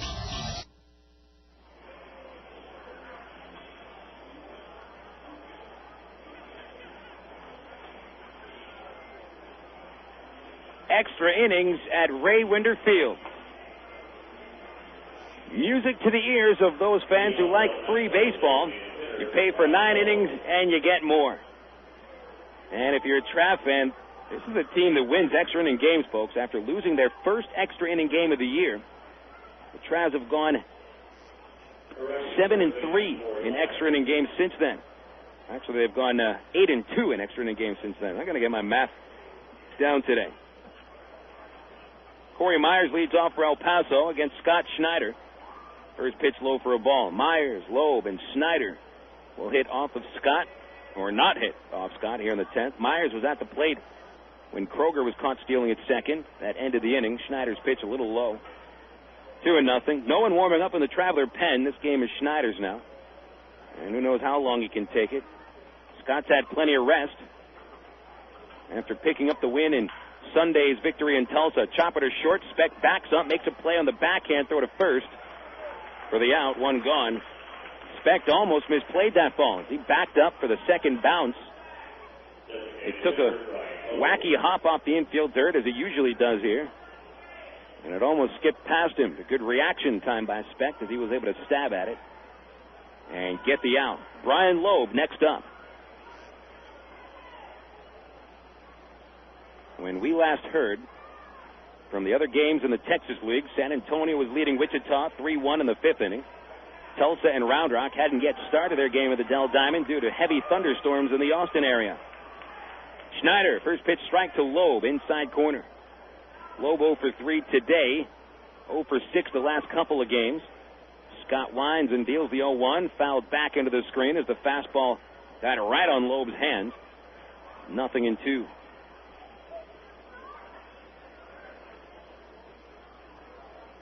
In Sunday's game at Tulsa, Schneider picked up the win in the 8-4 decision. That's the game where the Travs scored 7 of their 8 runs in the final 3 innings. Schneider's pitch just missed outside. 1-2. Scott took over in the 7th inning, inheriting 2 runners. Struck out the first man he faced, went on to pitch 2 1/3 with 4 strikeouts, allowed just 2 base runners, and retired the last 4 men for his team-leading 7th win. Pop up on a curve behind the plate, and this will hit the roof of the press box. Still 1-2. Think about Schneider. He can get up there and just eat up innings. He's good for maybe 4 innings over the course of 4 days, or 4 innings in 1 day. There's a swing and a miss. Strike 3, 2 strikeouts for Schneider.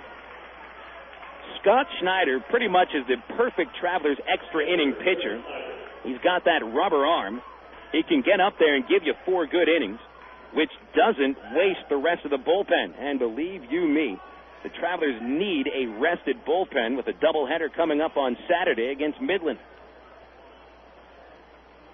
Chris Snyder against Scott Snyder, and a pitch inside for a ball. Snyder, spelled S-N-Y-D-E-R. Schneider is, of course, S-C-H-N-E-I-D-E-R. There's a breaking pitch, a strike. 1-1. The thing, for some reason, Scott kind of reminds me of the character Schneider on One Day at a Time. You know, the handyman? He was a tall, goofy guy. Scott's breaking pitch outside, 2-1. Not to say Scott's goofy, but he does have a funky pitching motion out there, all arms and legs coming at you. And they both had facial hair. Scott with those long sideburns. 2-1 pitch on the way. Fastball. That's ripped to the gap in left center field. Weber giving chase. Jake is there to make the catch. Good grab. Inning over. 3 up, 3 down for Scott Snyder. We go to the bottom of the 10th at Raywinder Field in Little Rock. Tied at 1 on the river. Just because you're working a smaller acreage doesn't mean you have to skimp on comfort and reliability. So stop by Ag Pro at Highway 165 in England and take a look at John Deere's rugged new 5020 series tractors. Choose the 45 to 75 PTO horsepower straddle mount, isolated open operator station, or cab model that fits your needs. These new tractors offer improved comfort, control, and convenience. Test drive a new John Deere 5020 series tractor now at Ag Pro at Highway 165 in England. Now that the baseball season is here, moms everywhere begin scouting for a cool, delicious recipe that won't take extra innings to make, like Del Monte's Spring Pasta Salad. Simply combine 8 ounces of cooked spiral pasta, 1 can of Del Monte's seasoned green beans, 1 can of Del Monte's peas and carrots, plus a cup of cherry tomato halves topped with Caesar dressing, and you've got a quick score. Del Monte steps up to the plate with simple mealtime solutions that will have you saying, hey, I can do that. Look for Del Monte vegetables at your local Harvest Foods. Harvest Foods, an Arkansas company serving Arkansans.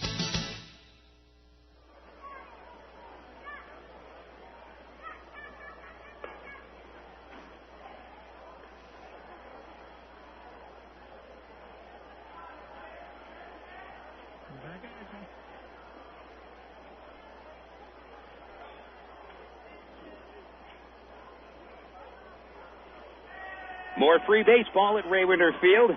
See if the Travs can cut the free baseball off. In the bottom of the 10th inning, 1 run wins the game. Phil Elson with you on FM 101.1 The River. 1 run, 5 hits, and an error for the Diablos. Travs at 1-7-1 on the RHE. Slowly, a red moon starts to rise beyond the left field corner. The rest of the night is pitch black, and see that red moon rising. Trouble is on the way. Could be trouble for Brandon Metters, the pitcher for the El Paso Diablos. And he pitched a perfect 9th inning. Got ahead of batters 0-2 on 2 of the 3 hitters he faced. Was ahead of all 3 batters when the at-bat ended. And Metters in control for the entire 9th inning. Good job by Scott Snyder in the top half, getting us to the bottom of the 10th. And it's Jerome Alviso to lead off in the 10th inning for the Travelers. Batting 9th in the order, Alviso 0 for 3. Played a steady second base tonight. He's grounded out twice. He's called out on strikes as well. And then to the top of the order for Kenny James and Jake Weber. Mathis, McPherson, and O'Keefe wait in the wings in run-producing spots. Alviso steps in left-handed. Metters with a fastball outside for the first pitch. Ball 1. Reminder tomorrow at Raywinder Field, the final Shed Spread Country Crock Thursday. Free admission if you bring a Shed Spread Country Crock receipt. Hard shot to the second baseman, and Alviso will reach base safely as Hairston tried to backhand the ball, and it goes behind him to right field. Alviso hit that hard, but Hairston neglected to stay in front of the ball. If he stays in front of it, he might knock the ball down with his chest. He tried to backhand it, and he'll be charged with an error. Error on Hairston opens the door for the Travelers in the 10th inning, and Kenny James steps up next. James 2 for 4 with 2 doubles. The Diablos anticipate a sacrifice bunt. James squares around, and the fastball almost hit him. He jumps off the plate. It's inside. Look, 1-0 the count. Second error of the game on the Diablos. And for Hairston, his 12th error of the season. 1-0 on Kenny. Squaring around. Got the bunt down. First baseman Myers fields it. Flips to the second baseman covering at first. And that's a nice sacrifice by James. That'll give an RBI chance for Weber or Mathis. And a run wins the game. Way to go, James. He's had his problems with the sacrifice bunt. Primarily because Kenny is when he bunts, he's much better at bunting for a base hit. And even on that sacrifice attempt, it looked like he was trying to reach base by dragging the bunt to the first baseman. A really good job of just making sure he got the ball down on the grass. So it's Weber who has more hits than any Traveler this year. At the plate, first pitch, a curveball inside, 1-0. Jake tonight 0 for 3. Hasn't got the ball out of the infield. 3 groundouts. 60 runs batted in on the season for Weber. 4 behind the team leader, Mike O'Keefe. We'll take 1 RBI here and make it 6 wins in a row. The pitch is hit in the air to center field. That will not score the run. Kroger is there. Josh makes the catch for the second out.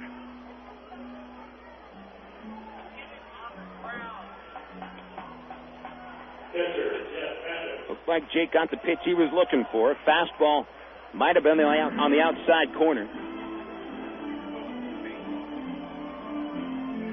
2 gone in the 10th. Jeff Mathis steps up. Mathis has the only other RBI in the game tonight for Arkansas, with a run-scoring single in the first inning that scored James. Alviso, the runner at second, good speed, good lead. He'll be running as soon as the ball is put into play. Mathis takes inside, ball 1. 4 RBIs for Jeff in 9 games with AA Arkansas. A right-handed catcher. He's caught a good game tonight as well. Metters has the sign.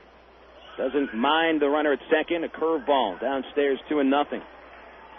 Now, Metters not even giving a cursory glance to Alviso as he takes his lead from second. Neither of the infielders are holding him on base. They're focused on the pitcher-batter matchup, and they'll let Alviso roam as far as he wants to. 2-0.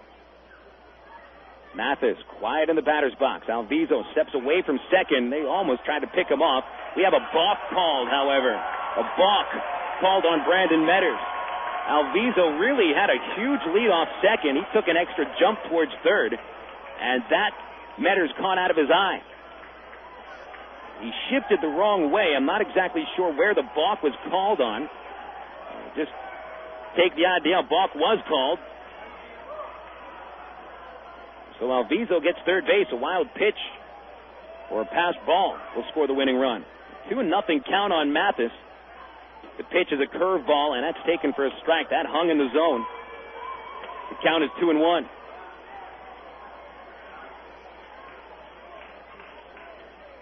Trav's looking for the clutch base hit from Jeff Mathis. And he's been a clutch hitter for his career. Metters throws the pitch. Jeff takes a fastball just off the outside corner. Darn close pitch to take. Good eye. 3 balls and a strike. A 1-1 tie in the bottom of the 10th inning. Travs haven't scored since the first inning. They've left 6 men on base since then. The 3-1 pitch. Swing and a miss. Metters put some tailing action on the fastball, and Mathis couldn't catch up.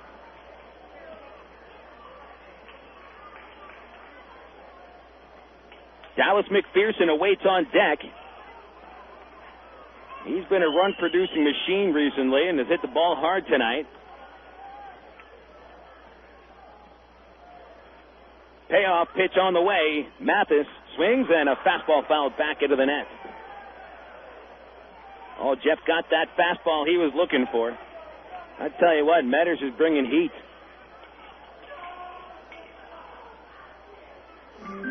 He wipes his hand on the rosin bag behind the pitcher's mount. Throws the slap. Mathis barely even taking one step out of the batter's box. All at that. He's focused here. Catcher on the outside corner. The pitch is fouled off. A slider. And Mathis just cue-balled it to the first base seats. Still 3-2.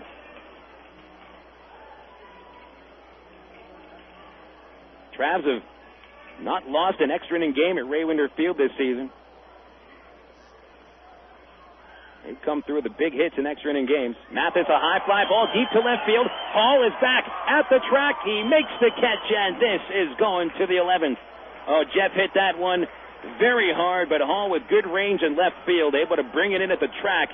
And Arkansas leaves Alviso at third base as we take it into the 11th inning at Ray Winder Field, a 1-1 tie on FM 101.1 The River. Hey, what's up? This is Lala, and welcome to Coke FM, bringing you the hottest new sound.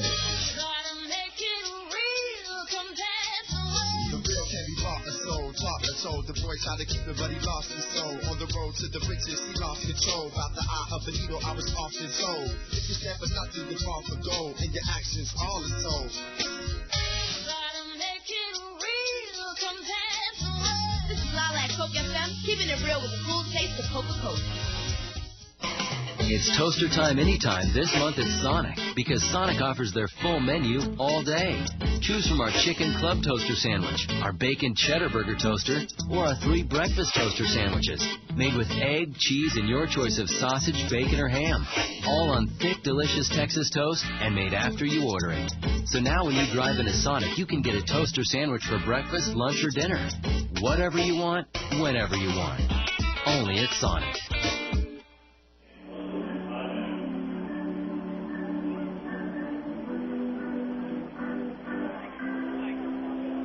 The old ballpark in Central Arkansas, site of a tight game. With 17 games left in the Texas League season, and the Travelers holding a 1-game lead over the Tulsa Drillers and the Wichita Wranglers. We're embroiled in a 1-all affair and heading into the 11th inning. Phil Elson with you alongside Steve Marston. Actually, Steve down in the stands along with Arkansas Democrat Gazette beat writer Todd Traub. They're ready for post-game interviews. Once we get to a post-game, someone's got to score a run first. Hopefully that's the Travelers bringing a run home. While we have the time, I want to remind you about tomorrow's Shed Spread Country Crock Night, the final one of the year. Free admission for up to 6 people by bringing a Shed Spread Country Crock receipt. And also it is Little Rock Air Force Base night. For those of you listening at the Air Force Base, you can pick up your tickets at the Air Base for free admission. I know that's a general statement, but you'll know who to go talk to. Gates open at 6:10. The first pitch at 7:10. You can dial 664-1555 or buy your tickets online at Travs.com. And football is given away to the first 1,000 paid general admission kids on Friday.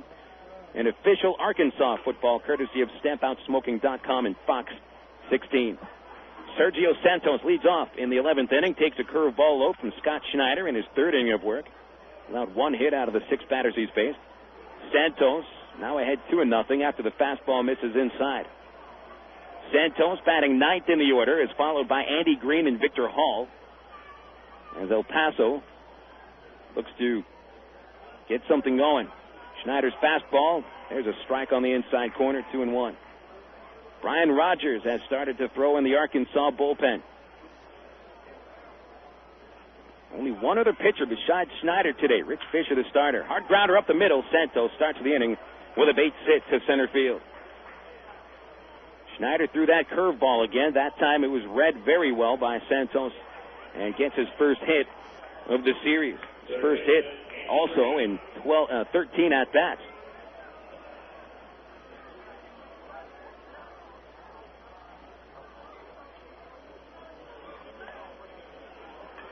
Andy Green steps up next. Green at the top of the order with 2 hits. Watch out for the sacrifice. That's when McPherson is thinking at third. He plays on the infield grass.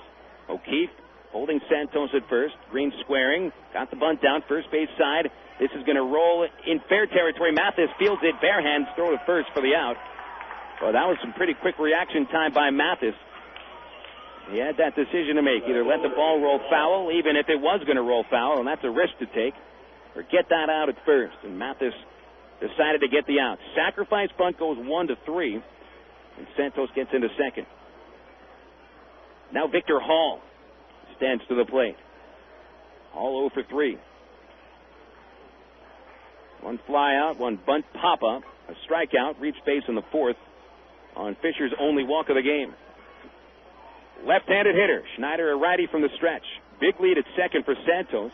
Schneider's pitch is taken for a strike, a fastball, 0-1. Action in the Diablo bullpen. A left-hander throwing, Mark Freed.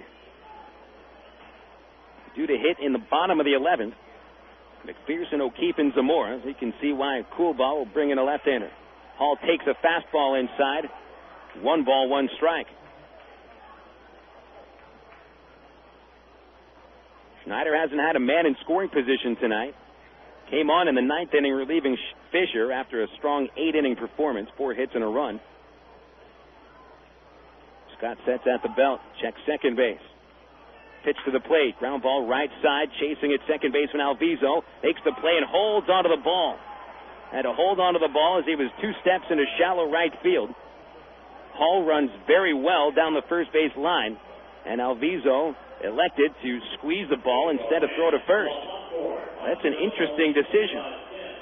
It might have needed a perfect throw from Jerome. On the other hand, he might not have had his footing. Remember that momentum carries you further to right field. It is much tougher to make a throw, especially an accurate throw. So Alviso played it safe, and now the Diablos have men at the corners.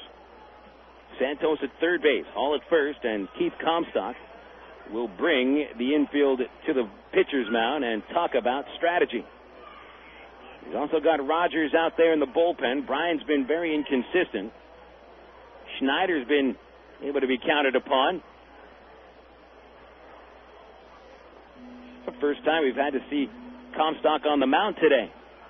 Fisher didn't really need that much coaching during the innings of today's game. Tremendous 8-inning appearance. Snyder was almost perfect through the 9th and the 10th. And now having troubles in the 11th inning. Home plate umpire Miller has come onto the pitcher's mound, and he joins the conversation. And now Comstock sends the players back to their positions. They scramble, leaving Snyder on the mound. Alviso comes over to talk with him.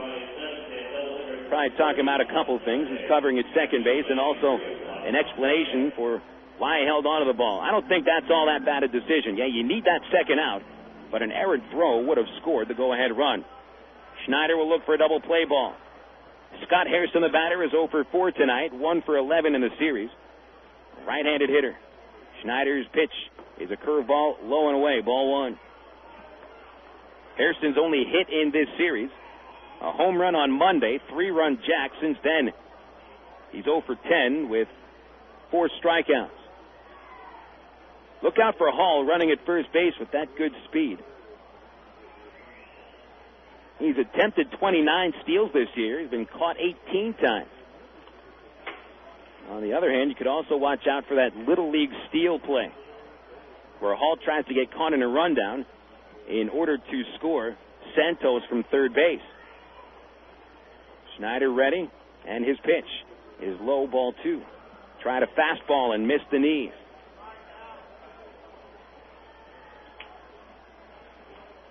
So Scott falls behind the number 3 hitter. Ozzy Timmons awaits on deck. Hairston brings the bat back, holds it parallel to the ground, right on his shoulder, brings it back up, swings, fastball fouled back. 2 balls and a strike on Hairston, 1-all tie. Top of the 11th at Ray Winder Field, the 12th extra inning game of the season for Arkansas. I believe this is more extra inning games that the Travs have played the last 2 years combined. Diablos have only played 7 extra inning games this year, going 4-3. 2 balls and a strike. Snyder steps to third, looks at first, and the runners hold.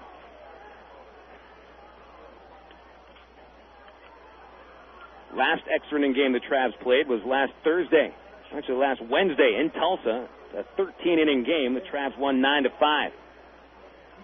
A rally in the 13th inning. 4 runs came across the plate. The 2-1 pitch. Swing and a miss. Hairston attacked a fastball that came inside. Actually, Snyder might have take something off of that pitch. Either way, it was not straight. That really moved quite a bit. 2-2 on Hairston. Kind of surprised the Diablos haven't tried to get cute here in the 11th inning. Scott Coolbaugh playing it somewhat safe.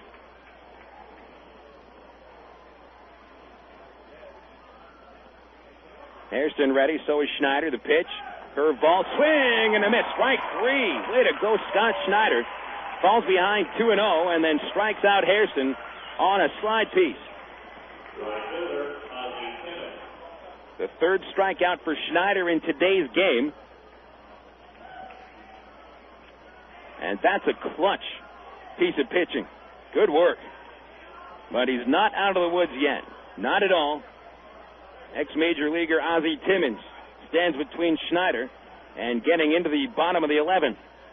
1 run apiece, top 11. Timmons is 0 for 3 today, though his sacrifice fly knocked in El Paso's only run. That came in the 4th. From the stretch, Schneider's pitch, a fastball, called strike 1. Right at the letters on the inside corner.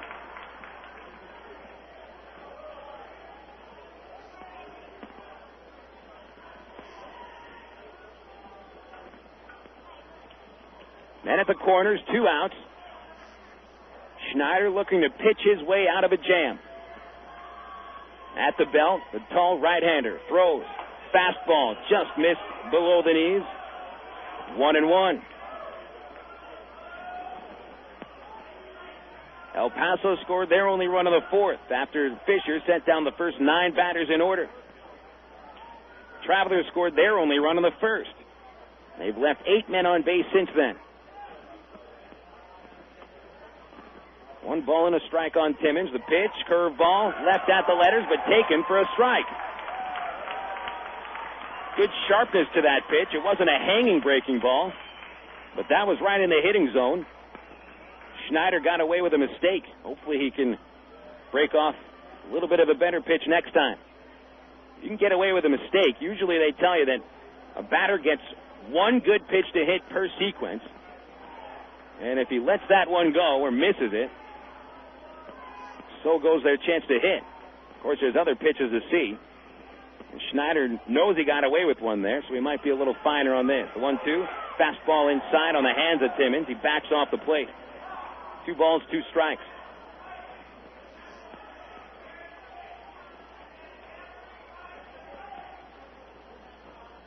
Timmons been in the pros since '91. He's seen plenty of chances like this. Top 11, 1-1 tie. 2-2 pitch, curveball, bounce to third. McPherson plays it on 1 hop, throw to first base, and that's the 3rd out of the inning. Scott Snyder comes through with flying colors in the 11th. 2 hits, but 2 men left on base. He's pitched 3 shutout innings. We go to the bottom of the 11th. Still tied at 1 on FM 101.1 The River. Well, ladies and gentlemen, the votes have been tabulated, and here are the winners. Voted Pulaski County's best barbecue, Pig and Chick Restaurant. Voted Pulaski County's best catfish, Pig and Chick Restaurant. Voted best plate lunch, once again, Pig and Chick Restaurant. And last but not least, voted best family dinner. And you guessed it, the overall winner, Pig and Chick Restaurant in Sherwood. Congratulations to Pig and Chick Restaurant, just 2 blocks south of Keel Avenue in Sherwood. To dine at your house, call 834-5456. To place your order and pick it up at the drive-thru window. Or to cater your family or company parties over the holidays, call 834-5456. And for the best barbecue, catfish, plate lunch, or family sit-down dinner, visit Pig and Chick Restaurant, 7824 Highway 107, that's JFK Boulevard, 2 blocks south of Keel Avenue in Sherwood. Open Monday through Saturday. Hey, it's a proven winner. Miller time. It's time to tuck the sun in and give it a good night kiss. Miller time. It's time to put the 9 to 5 back on the shelf. Miller time. It's time to wear the knife like a cape and break out the Miller Lite. It's time for real time. At a place called Miller Time. Miller Lite, Miller Brewing Company, Milwaukee, Wisconsin. Live responsibly. Your home for Travelers Baseball. FM 101.1 The River. KDRE. North Little Rock, Little Rock.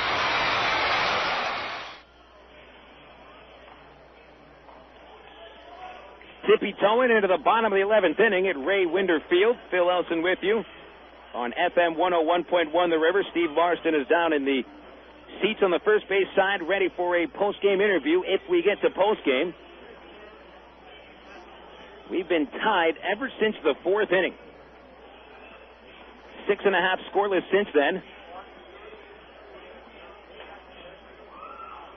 We've got a couple changes for the Diablos, just relayed to us by broadcaster Brett Pollock.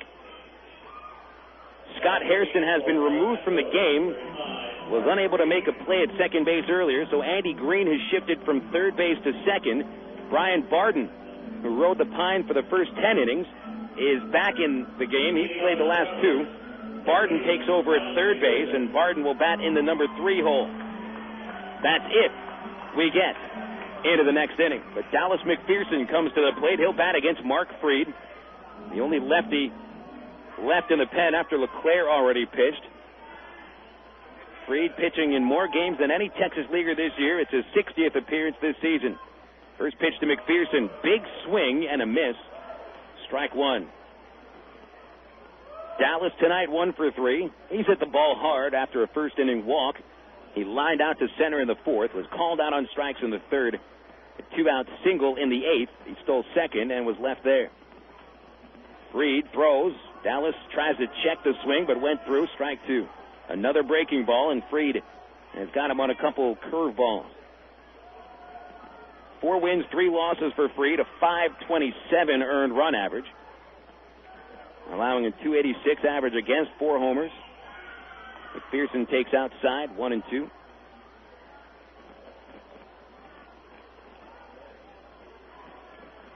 Fried stands 6'4", 225 pounds, 25 years old, from New Jersey. The left-hander from the stretch. McPherson swings and misses at a curveball, and he is struck out. Strikeout number 35 for Fried against 34 walks. And really everything that he got McPherson to chase was a breaking pitch. Fried brought on because he's a left-hander, and they're trying to get out the 2 travel left-handers in the inning, McPherson and O'Keefe.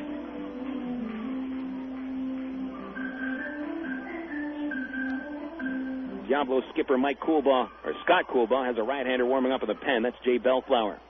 O'Keefe takes high and outside. 1-0 to the Traveler first baseman. Mike 1 for 3 with a walk and a single. And he's hit the ball hard today. Lined into a double play in the first. Flying out deep to center in the eighth. Ball and no strikes. O'Keefe check swing. He followed through. He misses. Strike 1. Boy, Fried having his ways right now with the Trav left-handed hitters. McPherson had trouble with the breaking ball, and now O'Keefe shows the same problem on that slider. 1 ball, 1 strike. Fried throws. O'Keefe takes that slider. Good eye. Low and outside, 2-1.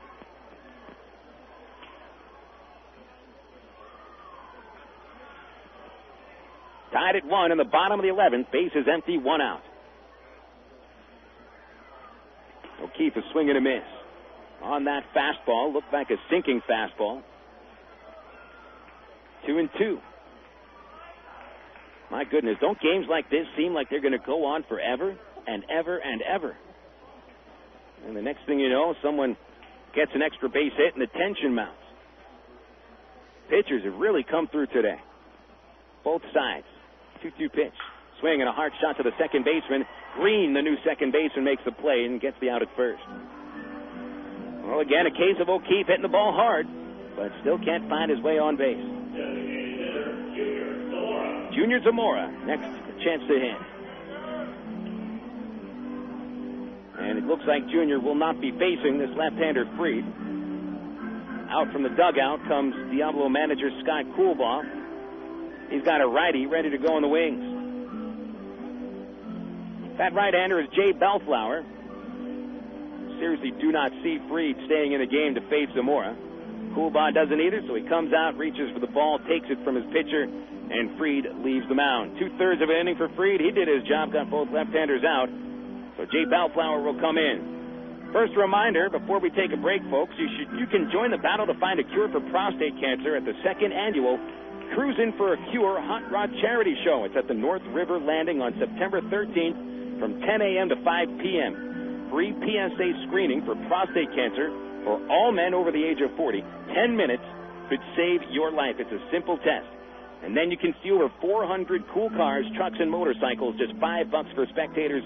For more information on the show, parade, and dance, you can visit www.cruisinforacure.org. That's cruisin' with no G, cruisinforacure.org, or just call 603-7429. This message brought to you by the Arkansas Prostate Cancer Foundation.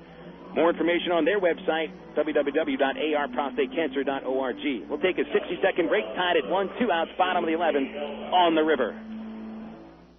Hello, this is Steve Stevens, and I'd like to talk to the men out there about a disease you don't want to think about, prostate cancer. Prostate cancer hits 1 in every 6 men during their lifetime. More than 1 million men have been diagnosed in just the last 5 years. 200,000 have already lost their lives. Early detection could have saved a lot of good men. The Arkansas Prostate Cancer Foundation urges you to get tested. So please take the first step, because it's time to say no more to prostate cancer. Hi, fans. This is Phil Elston, voice of the Travs. I hope that you enjoy listening to Traveler Baseball as much as I love broadcasting it. Thanks for welcoming me and Arkansas's only professional baseball team into your house, car, or workplace. Please show your support of the Travelers radio broadcast by thanking our sponsors when you get the chance. Let them know that you heard them. They'll appreciate it, and the Travs certainly do, too. And keep tuning in all season to the Travs on Unforgettable Favorites, FM 101.1, The River. Jay Bellflower, the new pitcher for the El Paso Diablos. He is the 5th El Paso pitcher of tonight in our extra inning game. Bottom of the 11th, tied at 1. Phil Elson with you and Ray Winder. Boy, what a pitcher's duel today. The fielders have been almost airtight, almost. There's been 3 errors committed. But the pitchers have really come through in clutch situations. We'll see what Bellflower does, and we'll see what Junior Zamora does as he comes to the plate. Bellflower pitched in Monday's Traveler win, 14-4 the final. Bellflower allowed the final 4 runs, all of them in the 8th inning. 1 inning pitched, 5 hits, but Zamora fouled out for the final out of that inning. We'll see what Junior does here. First pitch, a curveball, and he takes it right down the middle, strike 1. Bellflower making his 46th appearance, 4 wins and a loss, 570 earned run average. 6 home runs allowed, 90 base hits, 353 batting average against. The 0-1 inside as it drops before it got towards the plate, 1-1. Zamora 0 for 4 today, hitless in 9 at-bats in the series, 3 strikeouts. Look to get this right-handed designated hitter on base. The pitch popped up.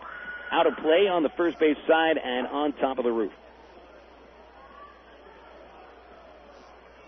Pitches that Zamora was lashing into the gaps 3 weeks ago. He's fouling off now.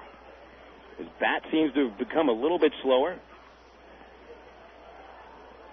and isn't quite handling pitches on both sides of the plate. The 1-2 popped up on the infield, right between the lines for the pitcher. Bellflower making the call. Myers calls him off from first and makes the catch. The inning is over.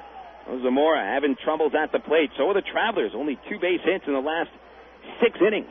We'll go to the top of the 12th, tied at 1 on FM 101.1 The River. I am more than an eye doctor. I am vision. I am the Jones Eye Institute. I am UAMS. Advanced care for glaucoma. Cataract surgery. I am an eye bank. Helping people see once again. Finding new discoveries in the treatment of eye disease. I am where medicine lives. And every day. Every day. Every day. I come to life in the hands of some of the brightest doctors, nurses, and healthcare professionals in Arkansas. As one of only 20 freestanding ophthalmology research and treatment centers in the nation, the Jones Eye Institute at UAMS is the most comprehensive facility in Arkansas for the treatment of eye problems. From everyday eye exams to the most sophisticated retina surgery, from contact lenses to LASIK surgery, you can depend on the Jones Eye Institute for excellence in eye care. The Jones Eye Institute at the University of Arkansas for Medical Sciences, where medicine lives. Visit uams.edu.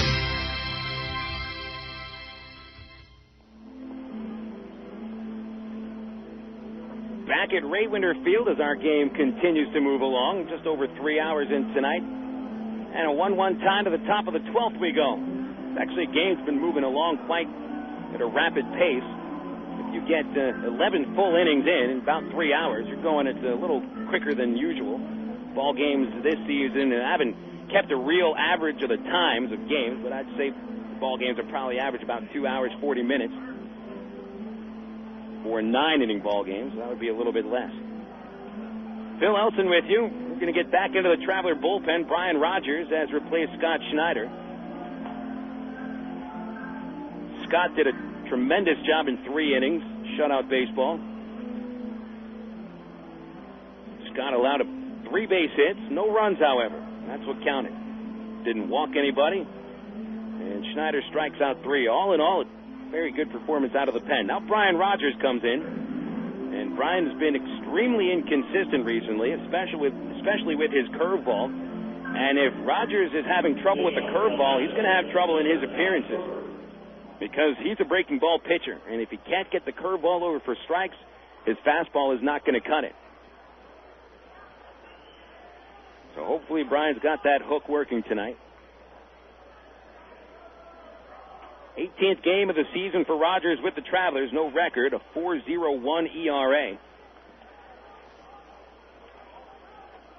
A right-handed pitcher who will face Josh Kroger, a left-handed batter with Myers and Lowe on deck. 7 hits for both teams, 1 run apiece. Diablos 2 errors committed. The Travelers have made 1 miscue. Tall in the box, Kroger swings and misses at the curveball. Nice way to start for Rogers with a curveball for a strike. 0-1 the count. Kroger has reached base his last 2 at-bats. Doubled in the 7th, singled in the 9th.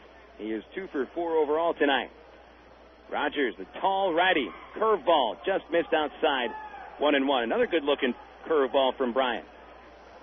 His fastball only tops out about 85, 86. Again, he's got to have all that breaking stuff working.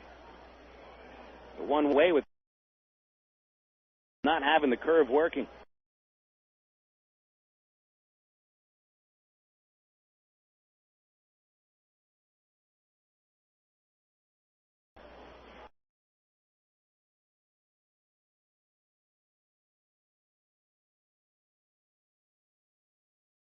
Walked it.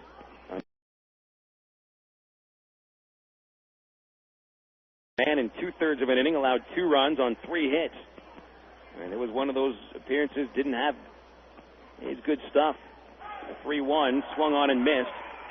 Put some tailing action on the fastball, and it dove below Kroger's bat. Good-looking pitch. That's the fastball Rogers will have to use because he can't really challenge batters all that much with it. He can't come right over the plate. He's going to have to nibble at the corners if he throws heat. Payoff pitch, big one here. Fastball hit high to right field. Back to the wall is Nick Gourneau. Nick with room comes in a few steps to make the catch. Out number 1. Well, Kroger didn't necessarily put a very big charge into it just because we got that short right field porch. You wonder if that ball might have got out. Gourneau went first all the way back to the fence so that he wouldn't have overrun the ball coming in. Knew he had plenty of room to come in. Made that catch. Good play for Gourneau. Didn't panic as he went back to the warning track. Now Corey Myers takes a curveball in the dirt, 1-0. Myers 1 for 4.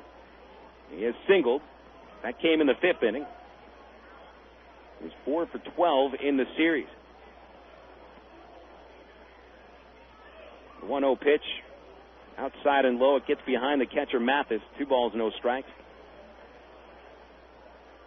This is one of these games the Travs just did not want to get involved in an extra inning game. Not because they don't have faith in winning extra inning games and confidence in the bullpen. They got to save this bullpen. Bobby Jenks throws tomorrow. Travs are going to need some innings from him. Fastball loped over first and into right field, a base hit. Gourneau charging on the ball, fields it at the line, keeping Myers to a 1-out single.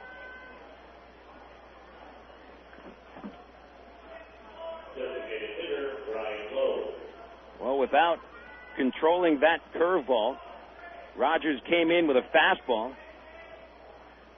And Myers, ahead in the count 2-0, could swing free and easy at it. Does so and cracks his 2nd hit of the night. Next up, Brian Lowe. Lowe 0 for 4 tonight. 1 for 11 in the series with 6 strikeouts. Brian Rogers will look to get a ground ball for a double play. Middle infielder's positioned for it. So is McPherson at third. Runner takes off, swing and a miss. Mathis throws to second base. Myers is out. He never even touched second.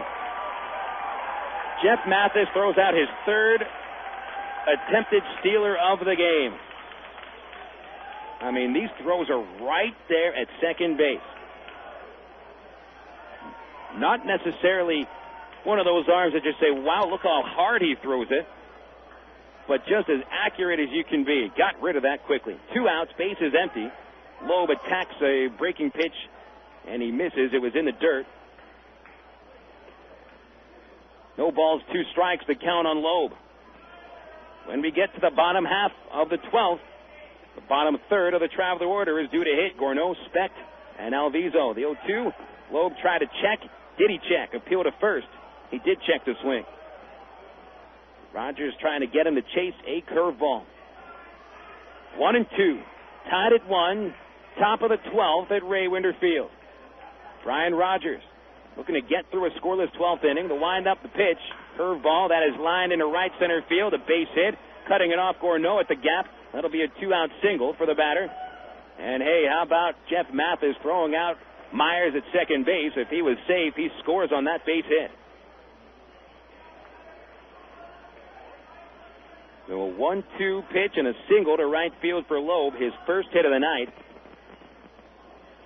And his first hit in 9 at-bats. Chris Snyder, the next batter hitless today, 0 for 4. 2 flyouts, a pop-up, and 1 strikeout. 2 hits off Rogers with 1 man caught stealing in between 2 outs. It's a breaking ball, called strike 1. Snyder, a right-handed batter at .224 entering the game. He's 1 for 12 in the series with 3 strikeouts. Pretty slow runner. The 0-1 slider outside, just missed, 1-1. Good eye by Snyder. He took a couple close pitches in a 3rd inning at-bat. Had a tremendous at-bat in the 5th inning. Fouled off 8 consecutive pitches against Rich Fisher before flying out to center. 1 ball, 1 strike. Rogers to the belt. The tall righty's fastball is high. 2-1. Rogers joining a former alum of the Citadel, Dallas McPherson, on the Traveler infield. Rogers attended the Citadel himself, gave McPherson a tour when Dallas came for his first visit. And now they're pitching in Little Rock, or playing in Little Rock together. Brian's fastball low and outside, 3-1.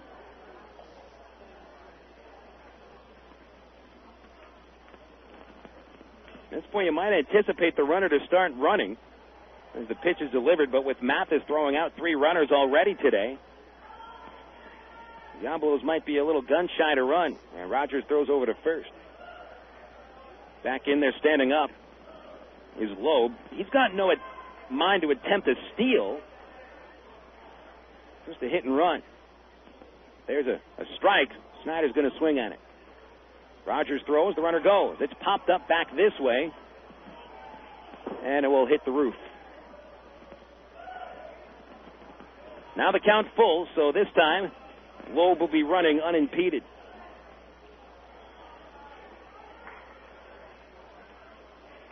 Diablos now more hits than the Travs, 9 base hits. 5 of them off the Traveler bullpen. Snyder allowed 3. Rogers has given up 2. Runner goes. The payoff is hit in the air to center field. Hit very well. James back to the warning track at the fence. Leaping. He's got it for the final out. Good catch by James in center field to rob a base hit and a run from the El Paso Diablos. We'll go to the bottom of the 12th. A run wins it. I've said it 3 times. Hopefully 3 times is a charm. Bottom of the 12th after this on FM 101.1 The River. Sports is fun, but it's just a game. Your life, on the other hand, needs a little more serious game plan. Like preparation for a career in today's growing technical fields. That's why ITT Technical Institute offers associate's degree programs in areas like electronics, computer drafting and design, and information technology. The skills and knowledge taught are in technical areas that can have practical value in the workplace. For more information on ITT Tech, call 565-5550 today. Or find us on the web at itt-tech.edu.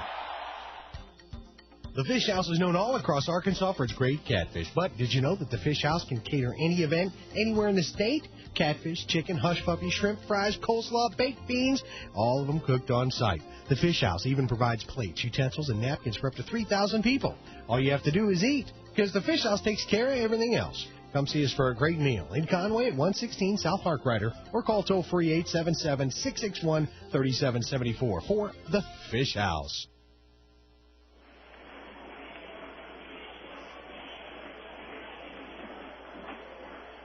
Bottom 12 at Ray Winder Field.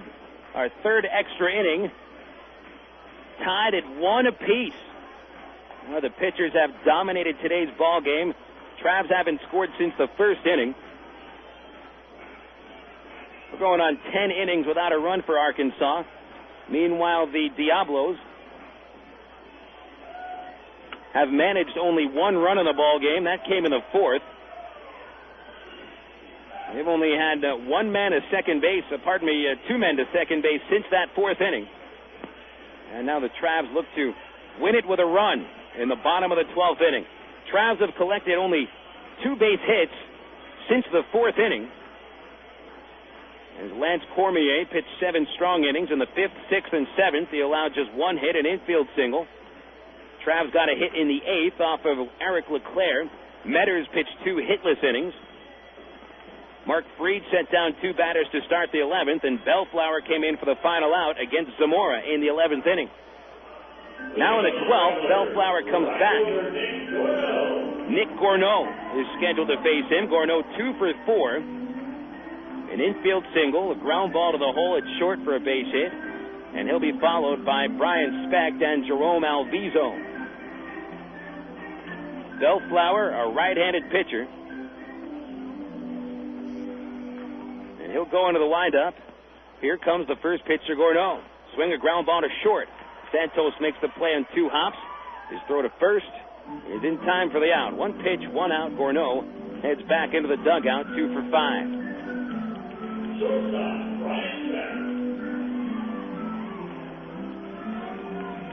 Brian Speck up next. The last traveler to reach base on his own accord was Dallas McPherson with a 2-out single in the 8th inning. In the last 3 1/3 innings, Diablo batters have allowed just 1 base runner. It was when Alviso's ground ball to second was booted by Scott Hairston. Brian Speck, the batter, 0 for 3. Batting left-handed. First pitch taken at the letters for a strike. 0-1. That looked like a pretty hittable pitch, although Bellflower might have thrown Speck a little off balance with a straight changeup.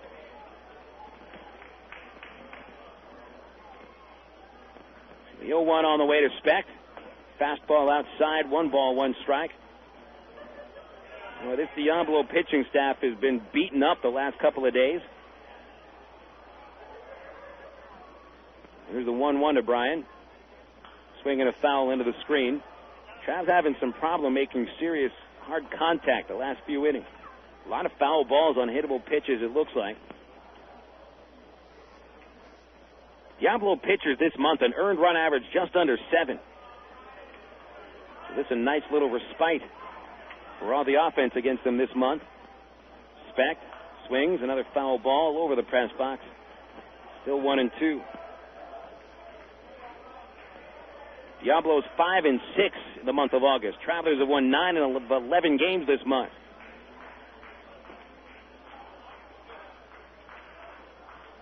Travs have had good pitching and great hitting this month. The 1-2 pitch. Speck dives away from it. Jackknifes away from the plate. 2-2. 1 out. Bases empty. Bottom 12. The game tied 1 apiece. Our 3rd extra inning.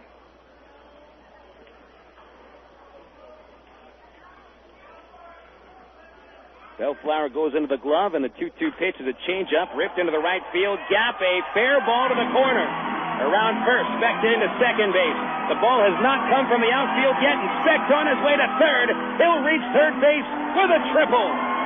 Now the winning run is 90 feet away as Speck triples for the 3rd time this year. That's the clutch base hit Arkansas was looking for. Into the right field corner. Timmons couldn't find it in foul territory. He fumbled around with the ball, and Speck knew he had a double from the moment he hit the ball. Boykin waved him around second base, and Speck made it to third with no throw. Well, Jerome Alviso, the next batter. We'll see if the Diablos pitch to him. Steps in from the left side. Umpire motions play ball. Alviso 0 for 4. Infield is up, of course, with a winning run at third base and only 1 out. They're going to pitch to Jerome. The first offering. Swung on, fouled back. Strike 1. Jerome, a slap hitter. He's put the ball on the ground 3 times today after his 3rd inning strikeout. As I mentioned before, he's not an automatic out. However, he is not really a fly ball hitter.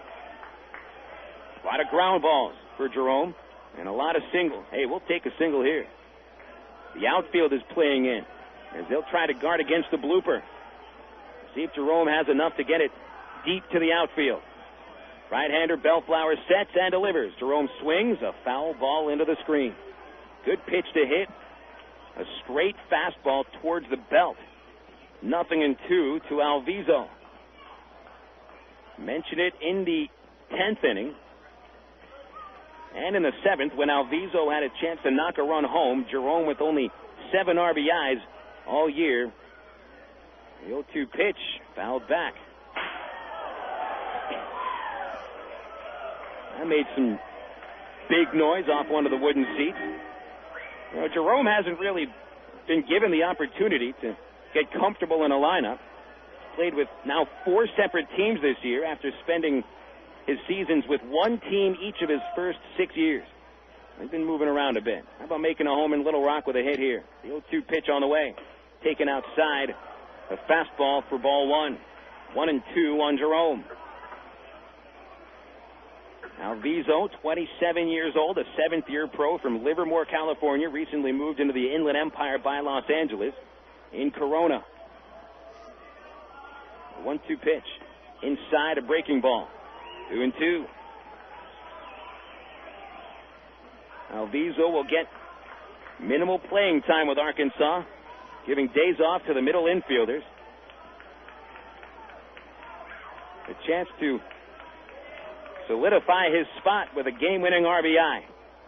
2-2 count. Bellflower throws. Alviso takes high. Ball 3. Full count.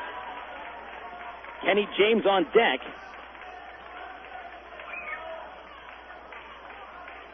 The pressure on Jay Bellflower, though he certainly can't afford to walk the batter. 2 bases are open, and the only run that matters is at third. Full count. Alviso awaits in the box. The pitch.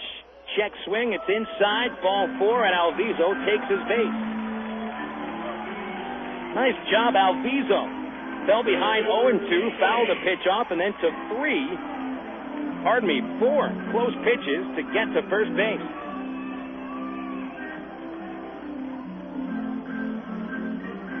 Diablo catcher Chris Snyder wiping off his hands as it got a little bit wet inside his glove. He wants to make sure he can feel that glove pretty firmly.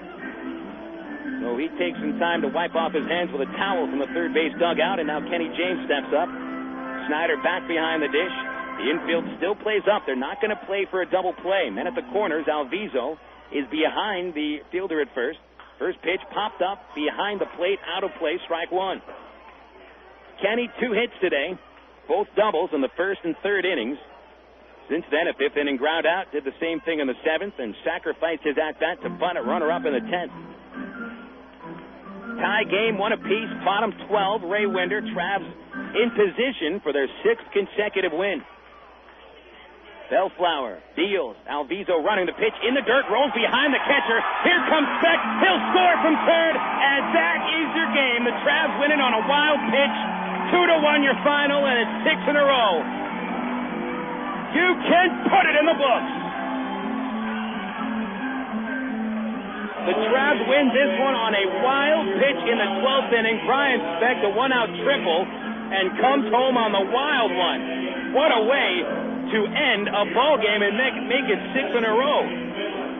Who's the hero? Who's the GOAT? Speck the hero, Bellflower the GOAT, and the Travs make it another dramatic win. We'll take a break here and return with the Travelers post-game report on FM 101.1 The River.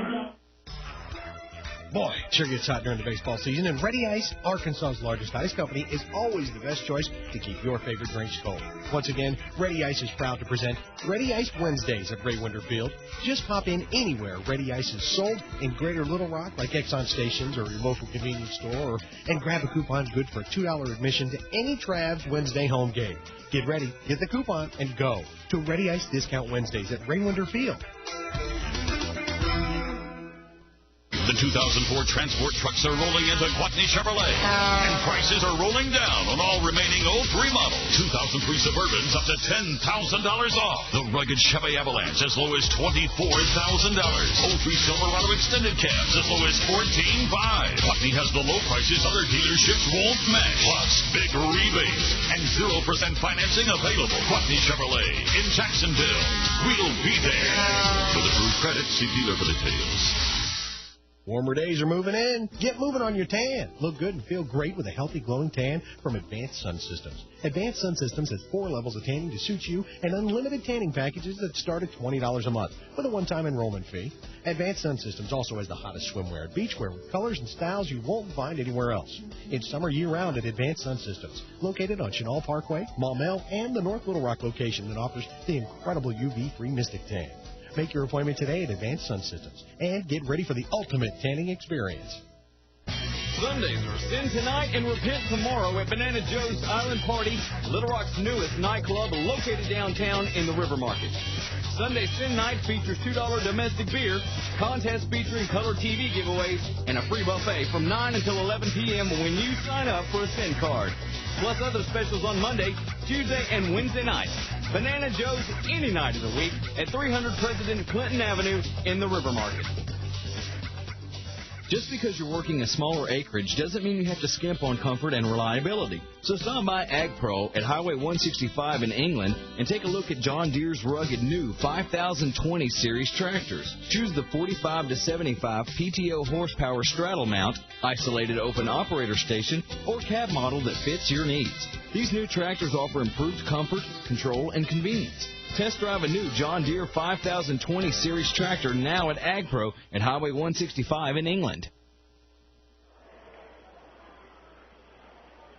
Welcome back to Ray Winder Field. Your post-game report, that's 6 wins in a row for the Arkansas Travelers, 21 wins in 26 games, a 12-inning affair at Ray Winder Field. The Travs win 2-1 over the El Paso Diablos. Phil Elson with you. Let's recap the game. Not many runs to recap. Arkansas leapt out in the first inning against Lance Cormier as Kenny James knocked his first of 2 doubles to start the game down the first base line. He was sacrificed to third base, which brought up the catcher Jeff Mathis.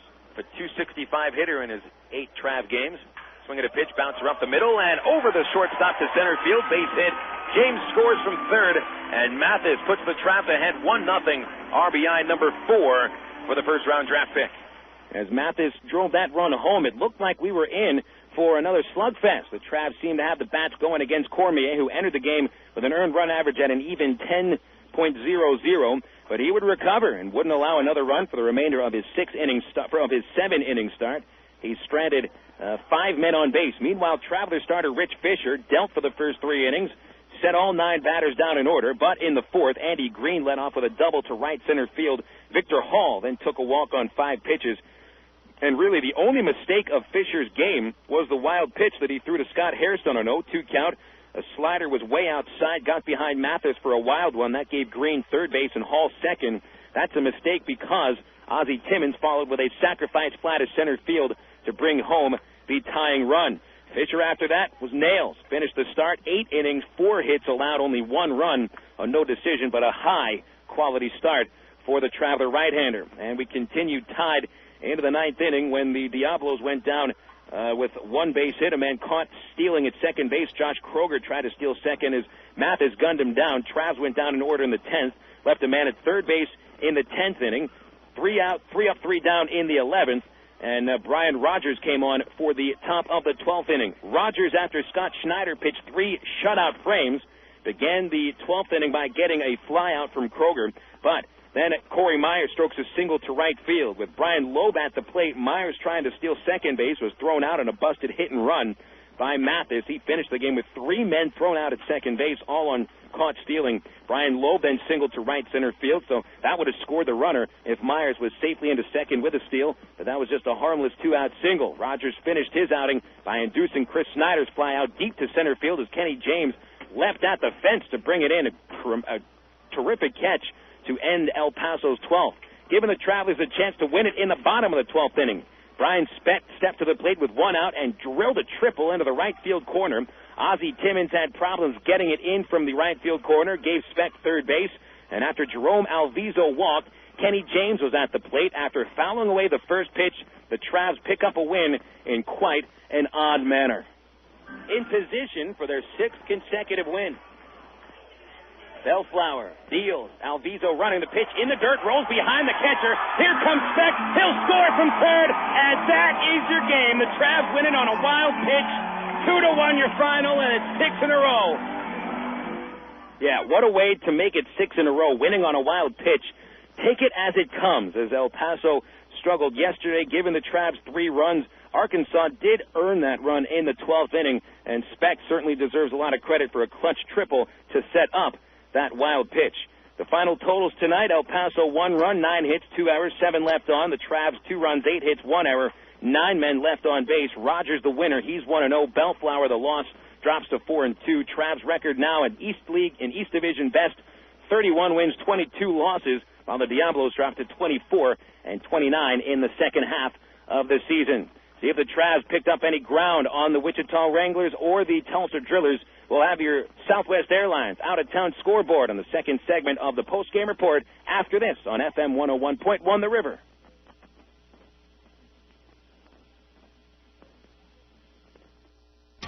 Tractor trailer accident, Gary Eubanks and Associates. Tractor trailer injury, Gary Eubanks and Associates.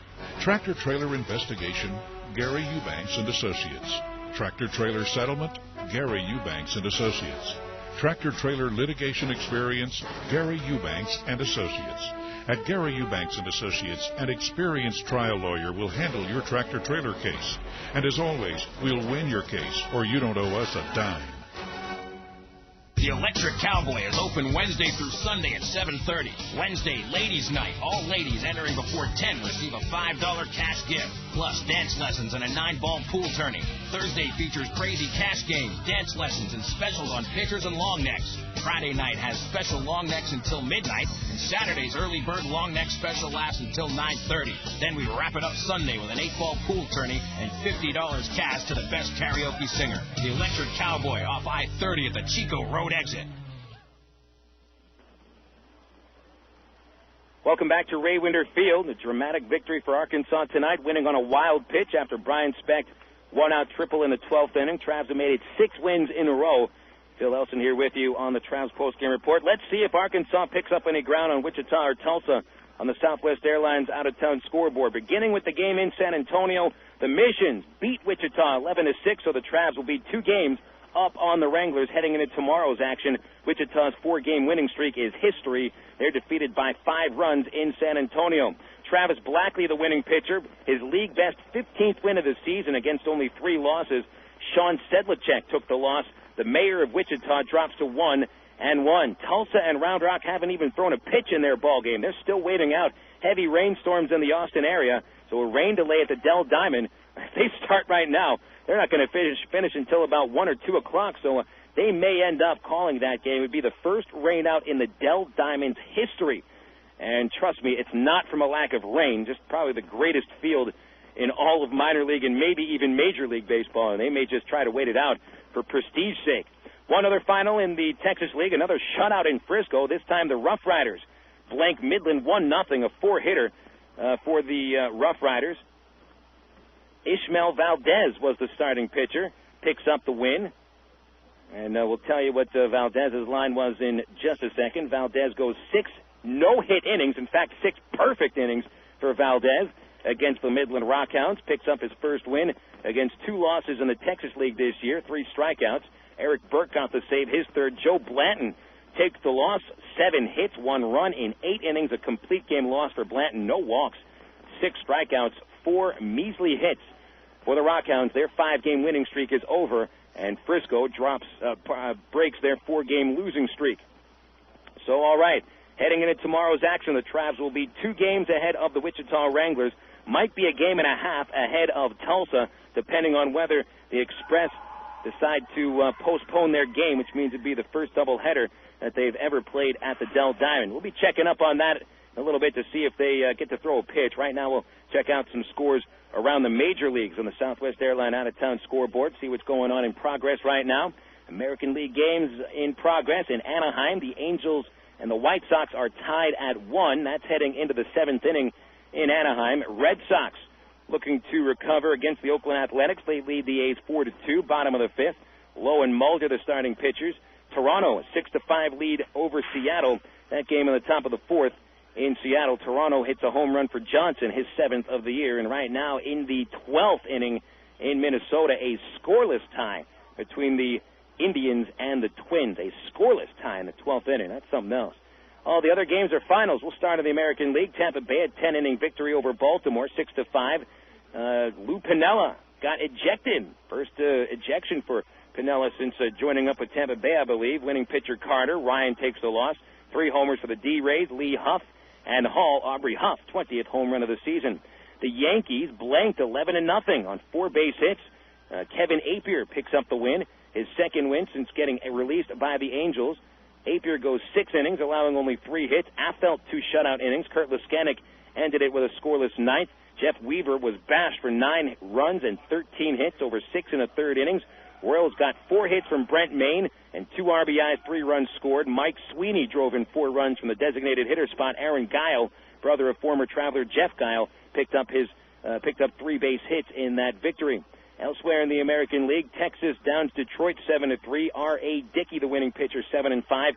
Mike Moroth, 3 more losses. He's got 20. He's 6-17 after this loss. Palmeiro and Alex Rodriguez with home runs as Palmeiro shooting for 30 home runs this year. That's his 29th of the season. A-Rod hits his 32nd. Carlos Pena hit his 12th for the losing Tigers. That's the American League. Here are the National League scores. The Cardinals defeated in Pittsburgh 6-5. Craig Wilson, a pair of home runs. He's got 8 on the season. Reggie Sanders hit his 25th.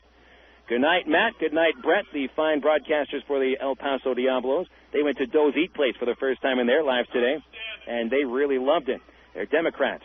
And the Pirates beat the Cardinals 6-5. Albert Pujols does hit his 4th home run in as many ball games, 34 in the season. Julian Tavares, the winner. Pedro Borbon, the loss. He drops to 0-1. See if the Cardinals will lose any ground to Houston. The Astros earlier today were defeated at Wrigley Field 6-4. Mark Guthrie, the winner. Jeremy Robertson took the loss. Borowski saves his 22nd. Hidalgo, 21st home run for the Astros. Alou hit his 18th for the Cubbies. And Chicago is now a game and a half behind Houston. They're half a game behind St. Louis in that tightly packed NL Central. Atlanta beat San Diego 7-1. Mike Hampton, the winner, 10-5. Homers for Castillo and Chipper Jones. Philadelphia beats Milwaukee 11-4. Tomey, a pair of home runs. He's got 30 this season. Kevin Millwood wins for the 12th time this year. The Marlins keep their hold on the wild card spot in the National League by defeating Los Angeles 2-1 in 11 innings. Nate bumped the winning pitcher. Alvarez the loser. Mike Mordecai hit a home run, his 2nd for Florida. Arizona 3-1 winners in Cincinnati. Steve Randolph picks up the win. The former Diablo 1-0. Matt Manti to save his 17th. Arizona's Luis Gonzalez hit home run number 21. And a final score from New York. Shea Stadium sparkling today as Mike Piazza comes back and leads the Mets to a 9-2 victory in his first game back after a few months out. Piazza goes 3 for 5 with a home run and 5 runs batted in. That's certainly a way to come back from injury. Well, now you're up to date across the Texas League and the majors thanks to the Southwest Airlines out-of-town scoreboard. And don't forget, you can always log on for low fares online only, www.southwest.com. Travelers win tonight in 12 innings, 2-1. We'll come back after this break. We'll finish it up with a post-game interview with Brian Speck and name our BC Powder Player of the Game. That's 6 wins in a row for the Travelers. We'll be back after this with the final segment on your Travelers post-game report. Hey, what's up? This is Lala, and welcome to Coke FM, bringing you the hottest new sound. Can't be bought or sold, taught or told. The boy tried to keep it, but he lost his soul. On the road to the riches, he lost control. About the eye of a needle, I was often told. If your step is not too far for gold, in your actions, all is told. This is Lala at Coke FM, keeping it real with a full taste of Coca-Cola. It's toaster time anytime this month at Sonic, because Sonic offers their full menu all day. Choose from our chicken club toaster sandwich, our bacon cheddar burger toaster, or our 3 breakfast toaster sandwiches, made with egg, cheese, and your choice of sausage, bacon, or ham. All on thick, delicious Texas toast and made after you order it. So now when you drive into Sonic, you can get a toaster sandwich for breakfast, lunch, or dinner. Whatever you want, whenever you want. Only at Sonic. Welcome back here to Ray Winder Field, the final segment on our Traveler postgame report. Phil Elson with you alongside Steve Marston. 2-1 the final score. The winning run was scored by Brian Speck after a clutch one-out triple in the 12th inning.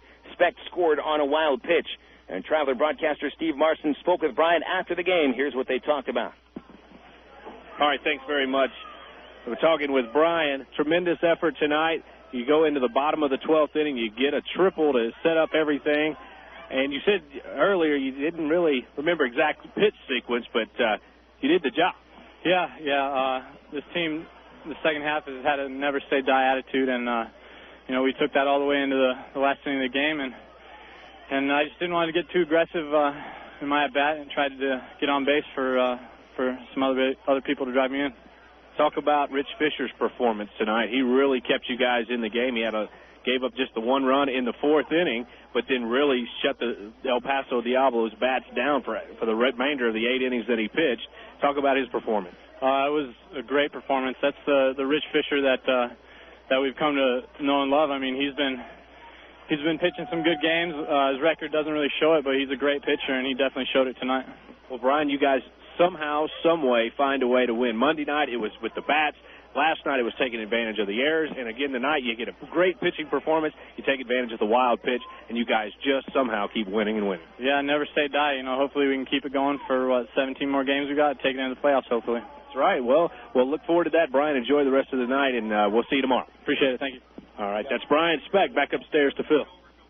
Good thing that Speck said there, trying not to be overly aggressive in his at-bat. He really did take a couple close pitches on curveballs that other Travelers might have been overly aggressive on. Speck did wait back on them and got his pitch to hit, and that triple was some real clutch hitting. And Speck over this series has come through with some base hits here. He's got 5 hits in the series over 14 at-bats, 3 extra base hits with 2 doubles, the triple here, scored 3 runs in this series, the game winner here. And Brian Speck picked up that game-winning run. Now, we've seen some crazy ways to win a game before, not maybe this year, but I remember 2 years ago the Travs won a game on a bases-loaded hit batsman, on a bases-loaded balk, and this one just kind of fits into the mix. I'm just wondering, the Travs had trouble with the clutch base hits, meaning clutch with men in scoring position. Maybe it took something like this for the victory. Bellflower's had his troubles, however, and that pitch in the dirt was a pretty bad pitch. Who knows if someone would have brought him in, but heads-up base running by Brian Speck, and a great chance to get up there and get up there with that triple. It certainly was, and Brian did a fine job coming in, waiting, as you said, picked out his pitch, hit the triple. But to me, the overlooked hero would be Jerome Alviso. In that second at bat, he got down 2 strikes after Brian tripled and was able to work a walk, and he wasn't, you would think in that situation, a young guy like that would be up there and feel the pressure of the situation, but he was very, very cool under pressure, was able to work the walk, and then that led to the wild pitch of the Travs victory. And, of course, we can't overlook Rich Fisher, and you made a point of asking Speck about that.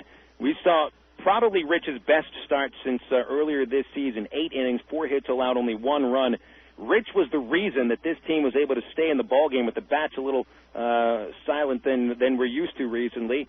Fisher went out there, and what I like to hear from Speck there is we just saw the Rich Fisher that his teammates have grown to expect. And it's been a rough season for Fisher, mechanically, mentally, and with his statistics as well. The record doesn't show it. He has pitched some great games, had some rough nights. This is a game to remember. Too bad it gets a no decision, though. But his teammates will remember this start from Fisher for a long time. And I think that the Travs they've now got 2 pitchers that they really can rely on, pitched game to game when they're out there to pick up a victory. Bobby Jenks, Travs have won 7 in a row for him. They've now won the last 4 starts that Rich Fisher has taken. Yeah, I think you're absolutely right. Fisher, again, if some breaks had gone the other way, could be sitting at 10-5 instead of 5-10 like he is. But again, a fantastic performance. He stayed away from the big inning like we talked about earlier in the ITT Technical Institute pregame show. He got down with 2 men on in the 4th inning with nobody out, only gave up the single run. That was the only thing El Paso had tonight, and Rich just did a fantastic job keeping the Travs in the game. Well, my vote for BC Powder Player of the Game would go to Rich Fisher for a tremendous pitching performance, and I'd give an honorable mention to Brian Speck for the clutch triple and scoring the winning run. What do you think? I agree with that. Rich Fisher, I think, deserves the BC Powder Player of the Game. All right, so Rich Fisher, our BC Powder Player of the Game. BC Powder, the official pain reliever of the Arkansas Travelers. If you have an extra BC in your pocket and you have a friend in pain, you share the relief. BC Powder, use as directed. Well, 6 wins in a row for the Travelers that pick up a game on the Wichita Wranglers, who were defeated in San Antonio 11-6. So going into tomorrow, the Travs will be 2 games ahead of Wichita, and still got that giant storm over Austin. It's even down in the San Antonio, Killeen, Waco area, so that whole Texas Hill Country up I-35 is just getting inundated with water. I doubt they're going to be able to play baseball at the Dell Diamond tonight, so we'll just make an assumption and say the Travs will be a game and a half ahead of Tulsa going into tomorrow's action.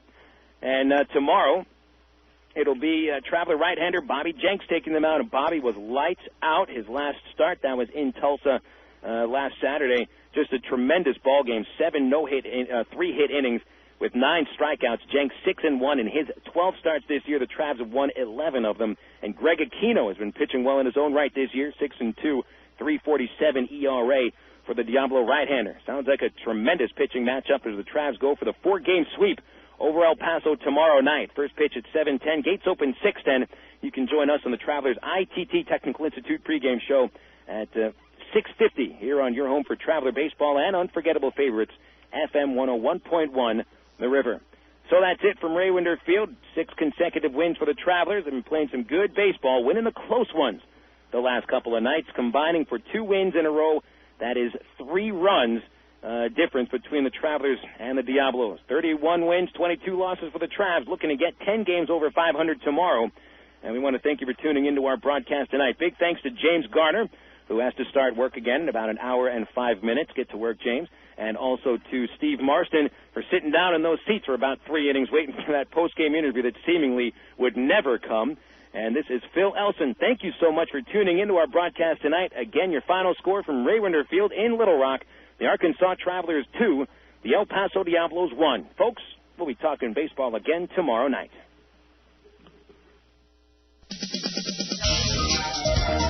Arkansas Travelers Baseball has been brought to you by Miller Lite, Sonic Drive-In, BC Powder, Coca-Cola, the Arkansas Prostate Cancer Foundation, and ITT Technical Institute. Remember that all Arkansas Travelers games can be heard only on Unforgettable Favorites, FM 101.1, The River.